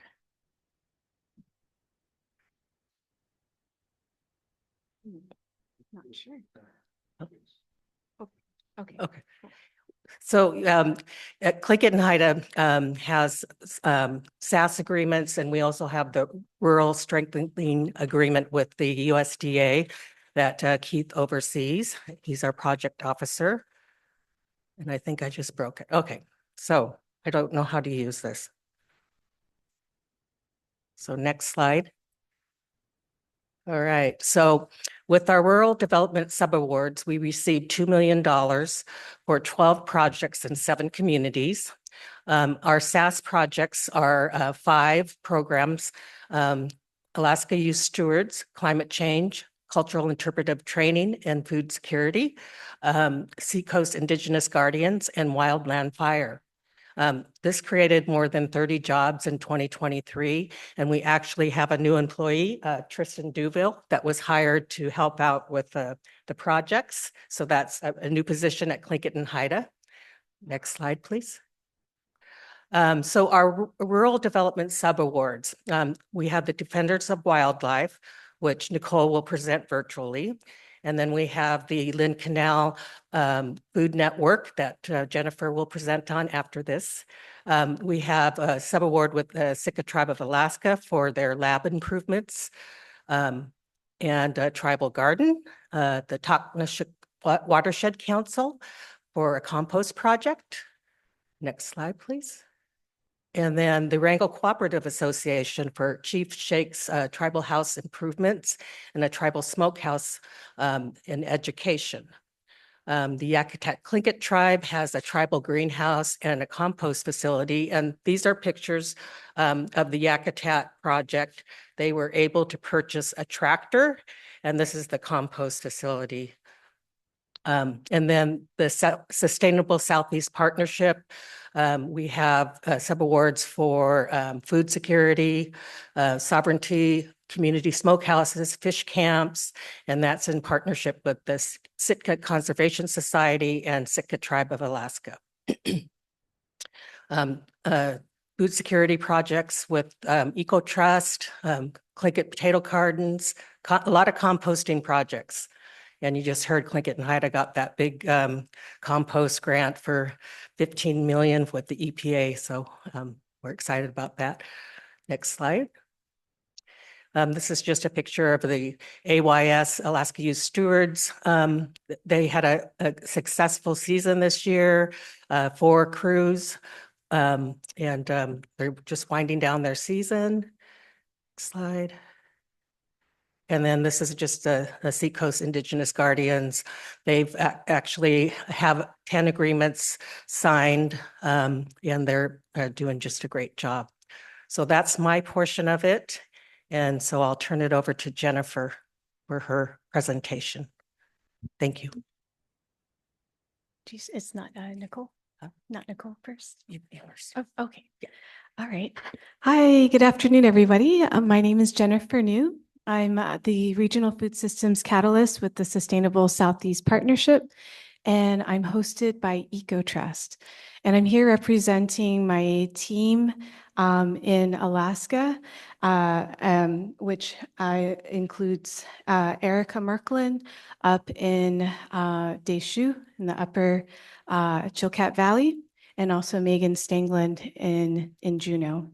So I'll be sharing about the 3 SAS projects that we're in the process of implementing, and just kind of share what we've done so far. So next slide. Right. So the Lynn Canal Food Web is an amazing network for a variety of grassroots food-related initiatives in the upper Lynn Canal area. So that includes Deschutes, Klukwan, the Mosquito Lake area, and then also Skagway. And I want to put a plug in. There's a really wonderful story recently published in the Juneau Empire, and that can also be found on the Sustainable Southeast Partnerships website, the Woven column, on the Lynn Canal Food Web. And so you can read more about all of the amazing projects and people involved. But a real big strength of this project is how the investment into this region has led to an incredible partnership and web of partnerships throughout this really spread out region. And everybody's working together to strengthen the food systems and bringing together all of the strengths to really increase food production and distribution to all of the different community partners. So here's a listing of the different community partners here, which include Chilkoot Indian Association, Klukwan Community Garden, Klukwan Mercantile, which is one of the few grocery stores in that area. There's a Chilkat Valley Food Hub, and which is a satellite location for the food bank. And there's efforts for developing more community farms, and then just more projects around specialty crop research. So there's just a wide variety of projects that are happening in the Chilkat Valley, and it's really exciting that the SAS investment in this region is really bloomed into a number of different positions in terms of economic impact. Acknowledging Melanie and Jean's presentation, we have seen that with this investment, there's at least one full-time position that has also led to 3 part-time positions. And each of these positions also leverage funding from other sources towards strengthening the food system in this area. And so really there's just a huge impact from this initial investment that will continue in years to come. So that's the Lynn Canal Food Web. Again, I highly encourage you to check out the Woven column, the story that was published by Lee House and Shailene Muller, and it's also in the Juneau Empire. Next slide. Okay, so the second project I wanted to share about is the Tlingit Potato Garden Network. So Kuntz is a word for Tlingit potato, or also known as Haida potatoes. This is a heritage potato that does extremely well in Southeast Alaska. And this potato does really well in their growing conditions, and traditionally was planted on village sites and in coordination with the fishing season. And so these potatoes are kind of a set it and forget it type of crop, which is kind of the kind of potato I like. And there's an interest in reviving plant and expanding the production of this potato in our communities. And so the SASE investment enabled us to hire garden coordinators in a number of different communities over the last several years. And this year we had the most garden coordinators. So the communities that we have garden coordinators in include Huna, Klukwan, Kovach, Cake, Yakutat, and Angoon. And in each of these communities, the garden coordinators have planted potatoes in different sites, and they're learning about how these potatoes, how well they do in the sites that they're growing, just to figure out and revive that knowledge and experience, hands-on experience of growing these potatoes. At the same time, their garden coordinators are also hosting community events, educational workshops. They're talking with elders, learning the stories about how the potatoes used to be grown and reviving those techniques. And so this is a really fantastic project that we also anticipate will be continuing long after this initial investment. And this fall, we'll be doing a story about the potato growing experience in each of these communities. So you can look forward to that in the Woven column this winter. So that's the Tlingit Potato Garden Network. Yeah, next slide. Okay. And then the last project I wanted to share about is our Southeast Alaska Composting Network. As Desiree mentioned, there are quite a few composting projects around the region that were supported. And we heard a really wonderful panel earlier this afternoon, or this morning, actually. Well, it is afternoon. And so this network that we have is a gathering of all of the different composters, community composters in our around Southeast Alaska. And the goal of this network is to provide a space, an opportunity for people to connect with each other, to learn and grow their experience, knowledge, encouragement, share resources, share recommendations. And we have composters all throughout our region. You can see them listed here. And all of the different projects are very unique to the community, different systems, different levels of developing their systems. So you could see that like Gustavus was mentioned this morning as having had their compost for over 20 years. Similarly, in Juneau, we have Juneau Compost that's been operating for over 7 years.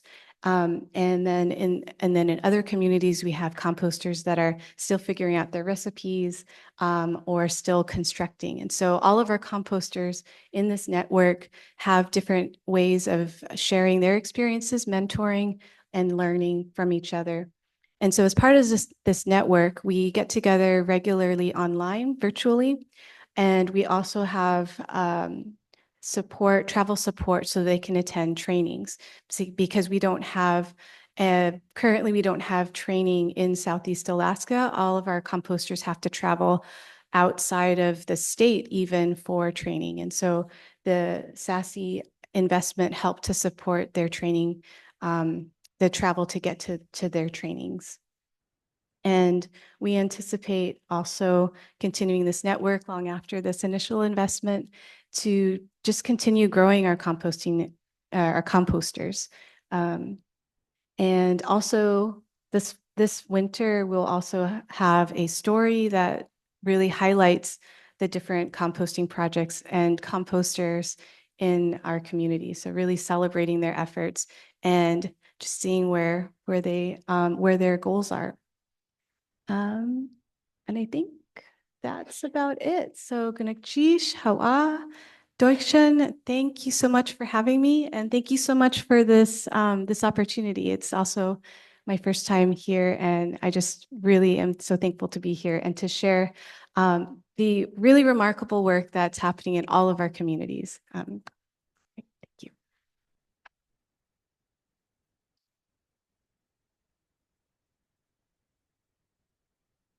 All right. Thank you, Jennifer. That was really great. Nice projects.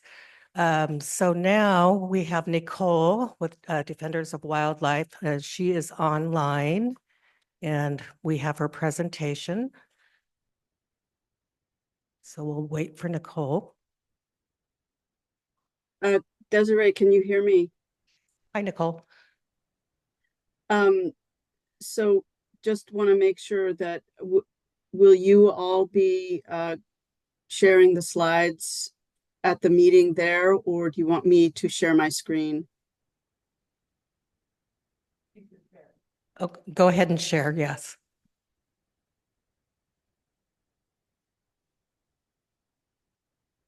It says, it's telling me that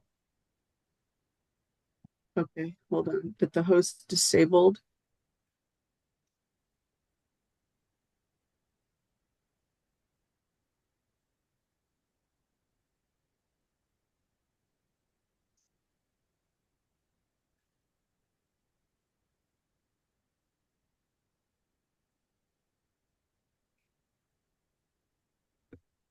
You can go ahead and talk, Nicole. We can see your slides. Oh, you can see my slides? Yep. Okay, thank you very much. And sorry for the confusion there. Good afternoon. I am so grateful to be here with you all today, engaging remotely from the traditional lands of the Dianna people My name is Nicole Whittington Evans, and I'm the Senior Director of the Alaska Program for Defenders of Wildlife. And today I'm presenting to you about Defenders Bear Coexistence Program and the tools and resources for preventing human-bear conflict. Defenders Bear Coexistence Program in Southeast Alaska is now funded by the Central Council of Tlingit and Haida Indian Tribes of Alaska and the USDA SAS program. Next slide, please. During my talk, I'm going to be giving an introduction to Defenders of Wildlife and our coexistence program. I'll also discuss human-bear conflicts, the definition of coexistence, the benefits of bears in our world, and tools for preventing human-bear conflict. I'll also share a little bit about bear smart communities and some funding opportunities for coexistence. Next slide, please. Before I go on, oh dear. Maybe back up to the last slide again, but I just want to say thank you to the Central Council of Tlingit and Haida Indian Tribes of Alaska for inviting us to present at the Southeast Conference in 2020 when they requested that we expand our program to Southeast Alaska. And this is when discussions started about doing so. I also want to say thank you to the Central Council for supporting Defenders Bear Coexistence application for the SAS initiative. And I want to say thank you to the Alaska Department of Fish and Game for contacting us and also requesting that we expand our program to Southeast and supporting our SAS application for bear coexistence. I also want to say thank you to USDA for the opportunity to apply for SAS funding and to USDA for granting us those funds.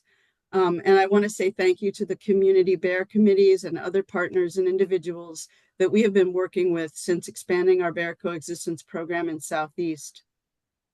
Next slide, please.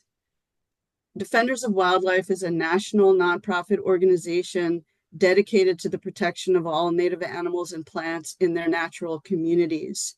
We work nationally to reduce human-wildlife conflict in 19 regions of the country and with 11 different species. Our human-bear coexistence work takes place in the western contiguous United States, on the Kenai Peninsula, here in Alaska, and in Southeast Alaska. Next slide, please. So what are the drivers of human-bear conflict?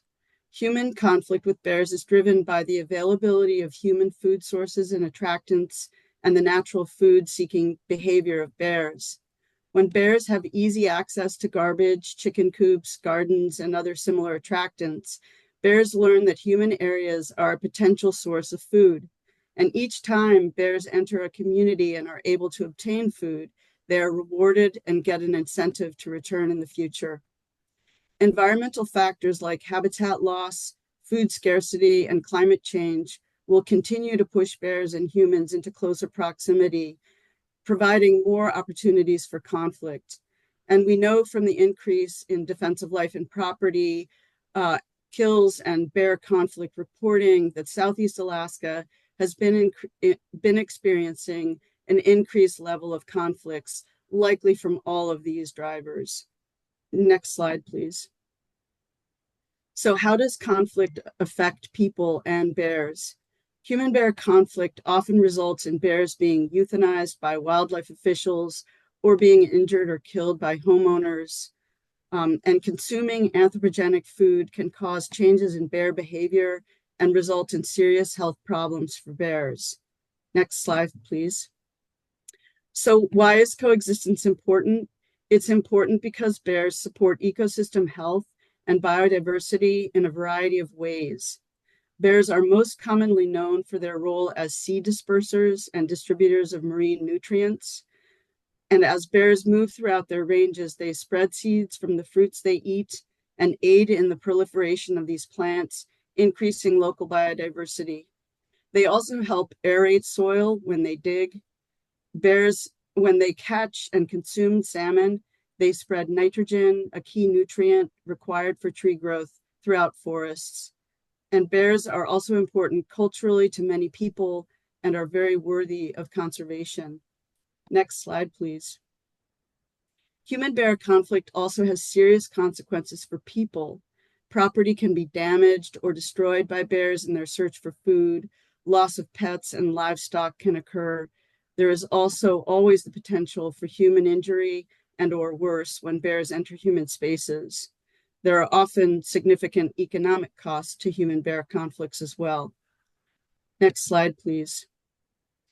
Defenders defines coexistence as a dynamic and sustainable state in which people and communities utilize systems and tools to reduce the conflicts with wildlife that occur in their natural habitats. Human-bear coexistence is the best way to reduce human-bear conflict and keeps bears and peoples and their property safe. It's important to remember that coexistence is not the absence of conflict, but rather a state in which the level of risk associated with living in close proximity to a species is considered tolerable. Next slide, please. So what are the benefits of coexistence? Just as bears can learn to associate people and communities with food, they can also unlearn those associations and can be taught to avoid human spaces. The best way to reduce conflict with bears is to make attractants inaccessible to bears. Reducing and preventing conflict supports the stability and persistence of bear populations by reducing human-caused bear mortality associated with conflict. Coexistence also ensures bears engage in their normal behaviors that support the ecosystem. It also reduces risks to life, health, and property for humans. Next slide, please.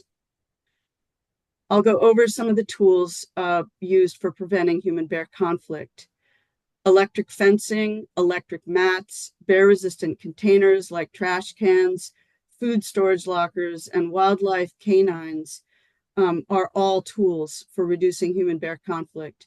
These are all effective, and people can use them to reduce and prevent conflict with bears in their communities. Ideally, effective coexistence strategies within a community will utilize multiple conflict prevention tools, as there are no blanket solutions to human-wildlife conflict. Next slide, please. Electric fences are non-lethal bear deterrents with proven efficacy in both the lower 48 and in Alaska. They create a physical and psychological barrier using pain stimulus, which deters bears and reduces the likelihood that they will return. Electric fences are relatively inexpensive when compared to other conflict mitigation resources, but the price can still be cost prohibitive for many people. Next slide, please. So to improve the accessibility of electric fencing and facilitate human-bear coexistence in Alaska, Defenders offers a reimbursement program for residents and property owners who have bear attractants on their property. The electric fence incentive program covers 50% of the total cost of the electric fence project, up to $500. Individuals are eligible for the program if they are residents or property owners on the Kenai Peninsula or in Southeast Alaska. Next slide, please. Bear-resistant containers are another effective tool that protects bear attractants and prevents conflict with bears. In communities where bear-resistant trash cans usage is widespread, conflict with bears can decrease by up to 60%. These containers are designed to be very difficult for bears to break into. The Interagency Grizzly Bear Committee evaluates and tests bear-resistant containers for efficacy and keeps a list of approved products on its website. Next slide, please. For some homeowners, bear-resistant trash cans are available through their waste hauler for a bit more money. For individuals that do not have access to a solid waste removal service or their service doesn't provide bear-resistant models, purchasing a bear-resistant trash can be cost prohibitive. However, local nonprofits or governments can support bear-resistant trash can usage by applying for funding, and Defenders can help obtain bear-proof containers, electric fences, mats, and other tools in Southeast Alaska, thanks to the SAS funding. Just a little bit on Bear Smart communities. Bear Smart is a community framework for addressing human-bear conflict created by the Interagency Grizzly Bear Committee and people and carnivores. All Bear Smart Community Resource Program materials are located online and can provide resources and guides for starting community-led projects aimed at preventing human-bear conflict. The Bear Smart website is a great resource for interested communities. Next slide, please. Defenders Alaska Bear Coexistence Program started supporting electric fences in 2020 on the Kenai Peninsula. And in 2022, we expanded to Southeast Alaska, thanks to the requests by the Central Council and Alaska Department of Fish and Game. So far, we have supported 2 shipments of bear-proof trash cans for the Kenai Peninsula and supported the purchase and installation of food storage lockers there. And now we have received SAS funds and finalized our agreement with the Central Council in February of this year. Since our program started in Alaska, we have subsidized over 70 electric fences. Moving on to the next slide now, I'll talk about the SAS-specific supported work, which this year in Southeast Alaska has included supporting the construction of 10 fences in Southeast Alaska since February, when our agreement was finalized. And we will likely see more reimbursement requests coming in by the end of this calendar year. We have participated in various outreach events, including giving 2 presentations at events in Haines in June and Wrangell in July. We participated in a Bear Awareness Day in Sitka in June in partnership with Fortress of the Bear, Alaska Department of Fish and Game, and the Forest Service and the National Park Service that included presentations from Defenders of Wildlife, Alaska Department of Fish and Game, and a bear-resistant garbage can demonstration with 2 garbage cans provided by Defenders. Defenders also continues to be in conversation with working groups, nonprofits, and local governments to secure bear-resistant garbage cans, food storage lockers, and large-scale electric fence projects in multiple communities in Southeast Alaska.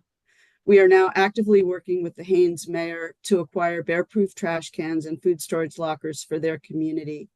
We have also advertised in newspapers, such as through hard copy and online ads, and by publishing opinion pieces. We've used social media, such as through Facebook groups, and participated in live radio shows in Southeast Alaska to get the word out about our program.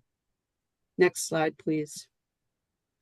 This summer, Defenders completed a survey of 26 participants in our electric fence subsidy program who participated from 2020 through 2023. These included residents on the Kenai Peninsula and also some from Southeast Alaska. While our survey did not include SAS-funded projects, surveys in future years will include SAS-funded projects. And our findings from the surveys are that the average cost of the fences built during this period was $774, resulting in an average reimbursement by Defenders of about $387 per electric fence. Defenders spent a total of $8,125 on electric fence reimbursements during this period. Within our data set, protecting chickens was the top reason why participants installed an electric fence. 71% of participants had experienced bear conflicts or had neighbors who had experienced bear conflicts prior to fence installation. 35% had witnessed a bear interacting with their fence and then quickly leaving the property, while the other 65% had not seen bears interact with their fence at all. 100% of the participants reported that they feel their fence has successfully secured the targeted bear attractant. Next slide, please.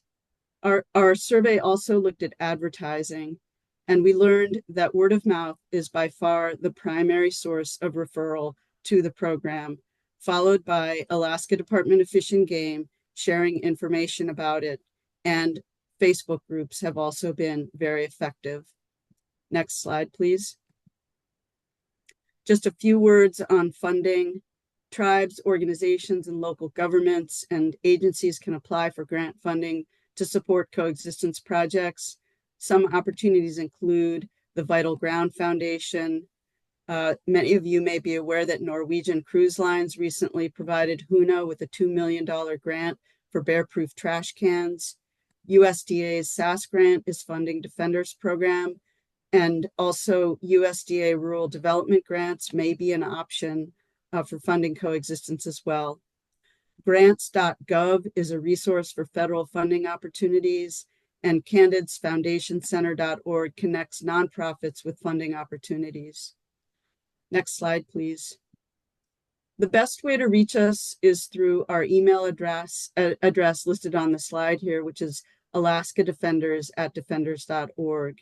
We also have a webpage called Got Bears on the Defenders website that provides a lot of excellent information, including a brochure on how to build an electric fence, videos about electric fence mats and living safely in bear country and coexisting, and how to apply for reimbursement for an electric fence.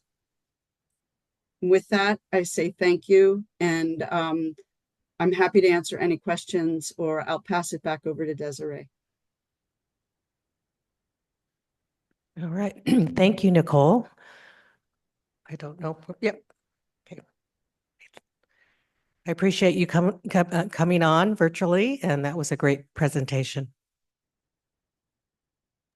Thank you so much.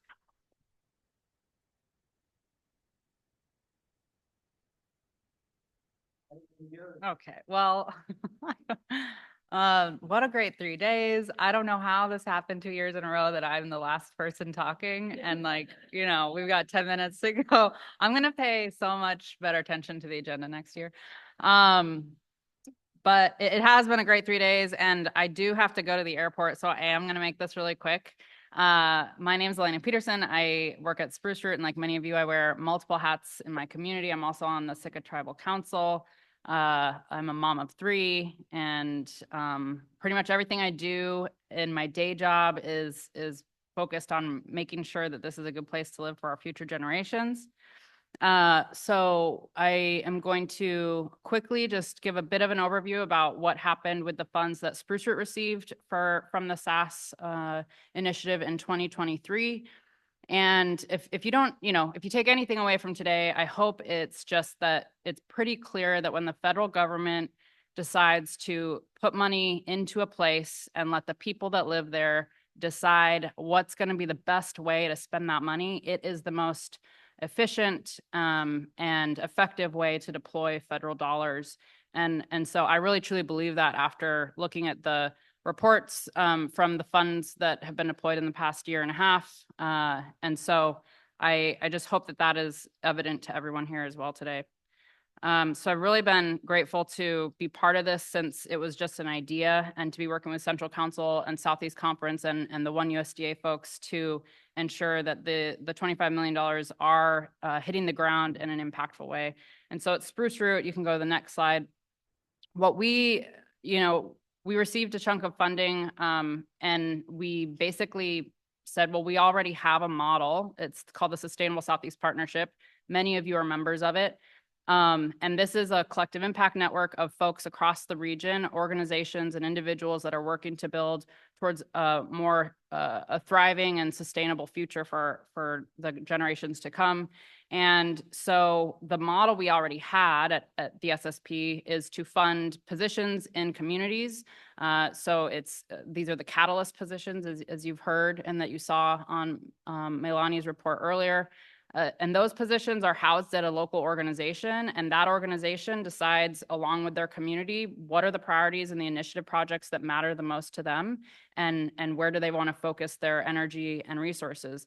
And so it's a bottom-up approach to community and economic development, meaning the people that live there are the ones that should decide, what they want to focus and what they want to prioritize. And so that's what the SSP does. We come together and we try to figure out, how do we collaborate as a region? How do we support one another's programs and learn from one another and the different projects we have going on in the ground? And so the catalysts come together, and they're actually about to convene next month for their fall retreat, where they develop a work plan. And so imagine if all the people in this room over the next 2 days, each of us individually developed our work plan for the next year to come. And then we shared with one another what our work plans look like. I know we would end up realizing, oh my gosh, you're doing something really cool. Oh, I didn't know you were doing that. Hey, why don't we partner? Why don't we come together in this way? You know, I have a resource that could help you on that project, or I know someone else who's doing similar work. Let me connect you. And so that's what we do in the fall.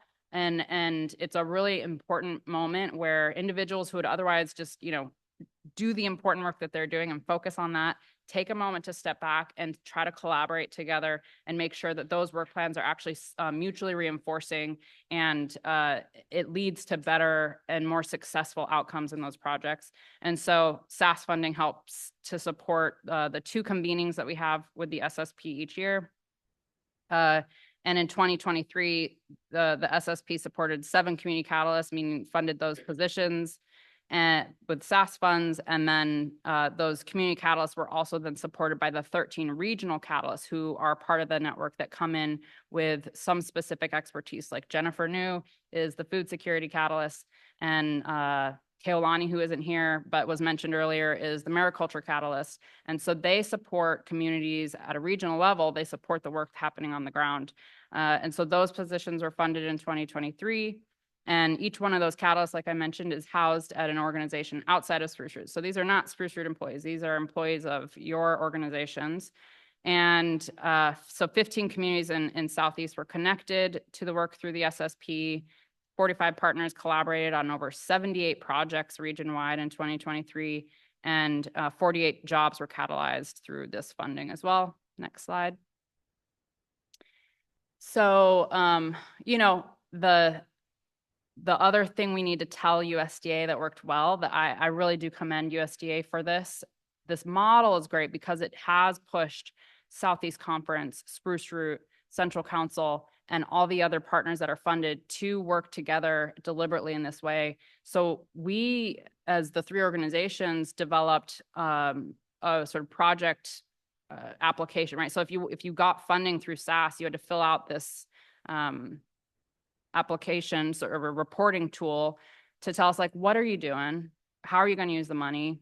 And you know, what do you expect some of the outcomes to be of the project?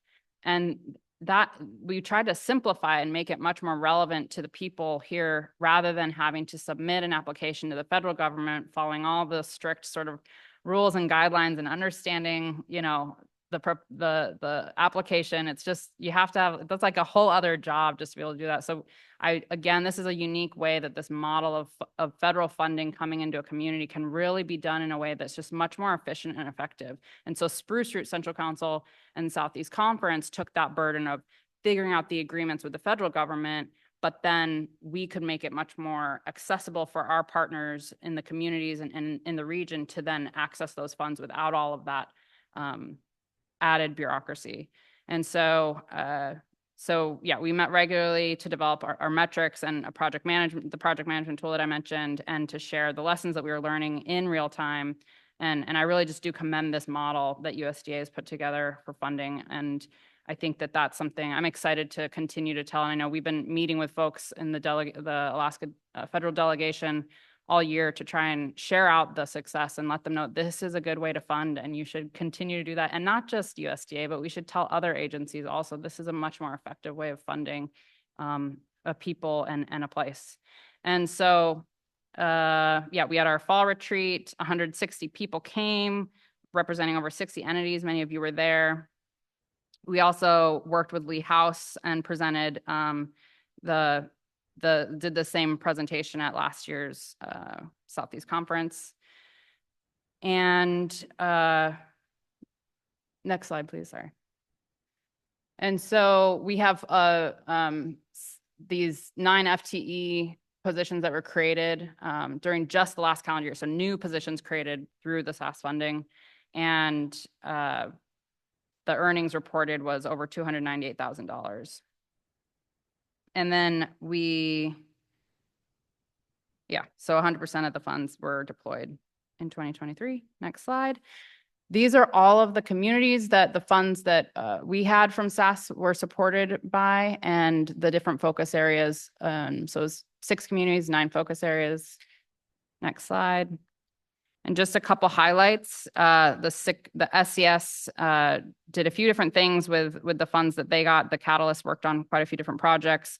And then Hoonah Indian Association, their catalyst worked on a few different projects as well. And I'm running out on time. So next slide, we also have Skagway, Jilkat Kwan Heritage Center, Angoon and Craig, and some of the projects that they focused on last year and the outcomes of those. Next slide. And then we've got just some metric snapshots from the focus areas that were that I showed previously. So under workforce development, over 60 youth were supported. You know, I think that's a huge part of some of the work that's happening within the SSP is a lot of focus on youth and that workforce and connecting those young folks with opportunities in regions so they can see there is a future here for you and you can figure out what you're interested in. And so getting them exposure to many different opportunities gives them a better idea of what they might want to do when they grow up.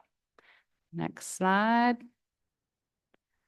We have community forestry, energy security, and youth stewardship work as well that was supported in 2023.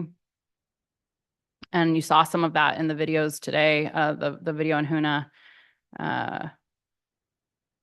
Some really amazing programs happening, and many of you are a part of those. Next slide. And then there's also work in mariculture and then storytelling communications. The Woven art publication that Jennifer mentioned is really great and features some really well done stories about projects that are happening on the ground in Southeast Alaska, many of which we've heard about over the past 3 days. And so I encourage you to go to the Sustainable Southeast Partnership website, which is sustainablesoutheast.net, and you can find that publication there, and we will have future publications coming out as well. Next slide. You heard from Jen about food security work. We also have a healing catalyst, and that's a newer role, and very excited to see the work that they were able to do in 23. And then just general rural economic development. And that is my presentation. Again, I just hope that it's pretty clear. Marina is our Sustainable Southeast Partnership Program Director. She wasn't able to come to the conference, but she is the person to get in touch with about all things Sustainable Southeast Partnership. And she really leads a lot of the work on SAS with our team. And just want to, again, reiterate that the people here, we know what we're doing. We've got great ideas. We have everything we need to determine what the future should look like and how we get there. And it's really exciting to have a moment like this to just acknowledge how much we've accomplished just in 1 year together. And so grateful to Southeast Conference for having this last part of the convening to celebrate these wins and share with one another what we've done. So thank you, Ganesh. It's been so good to see you all. And I'm going to go now.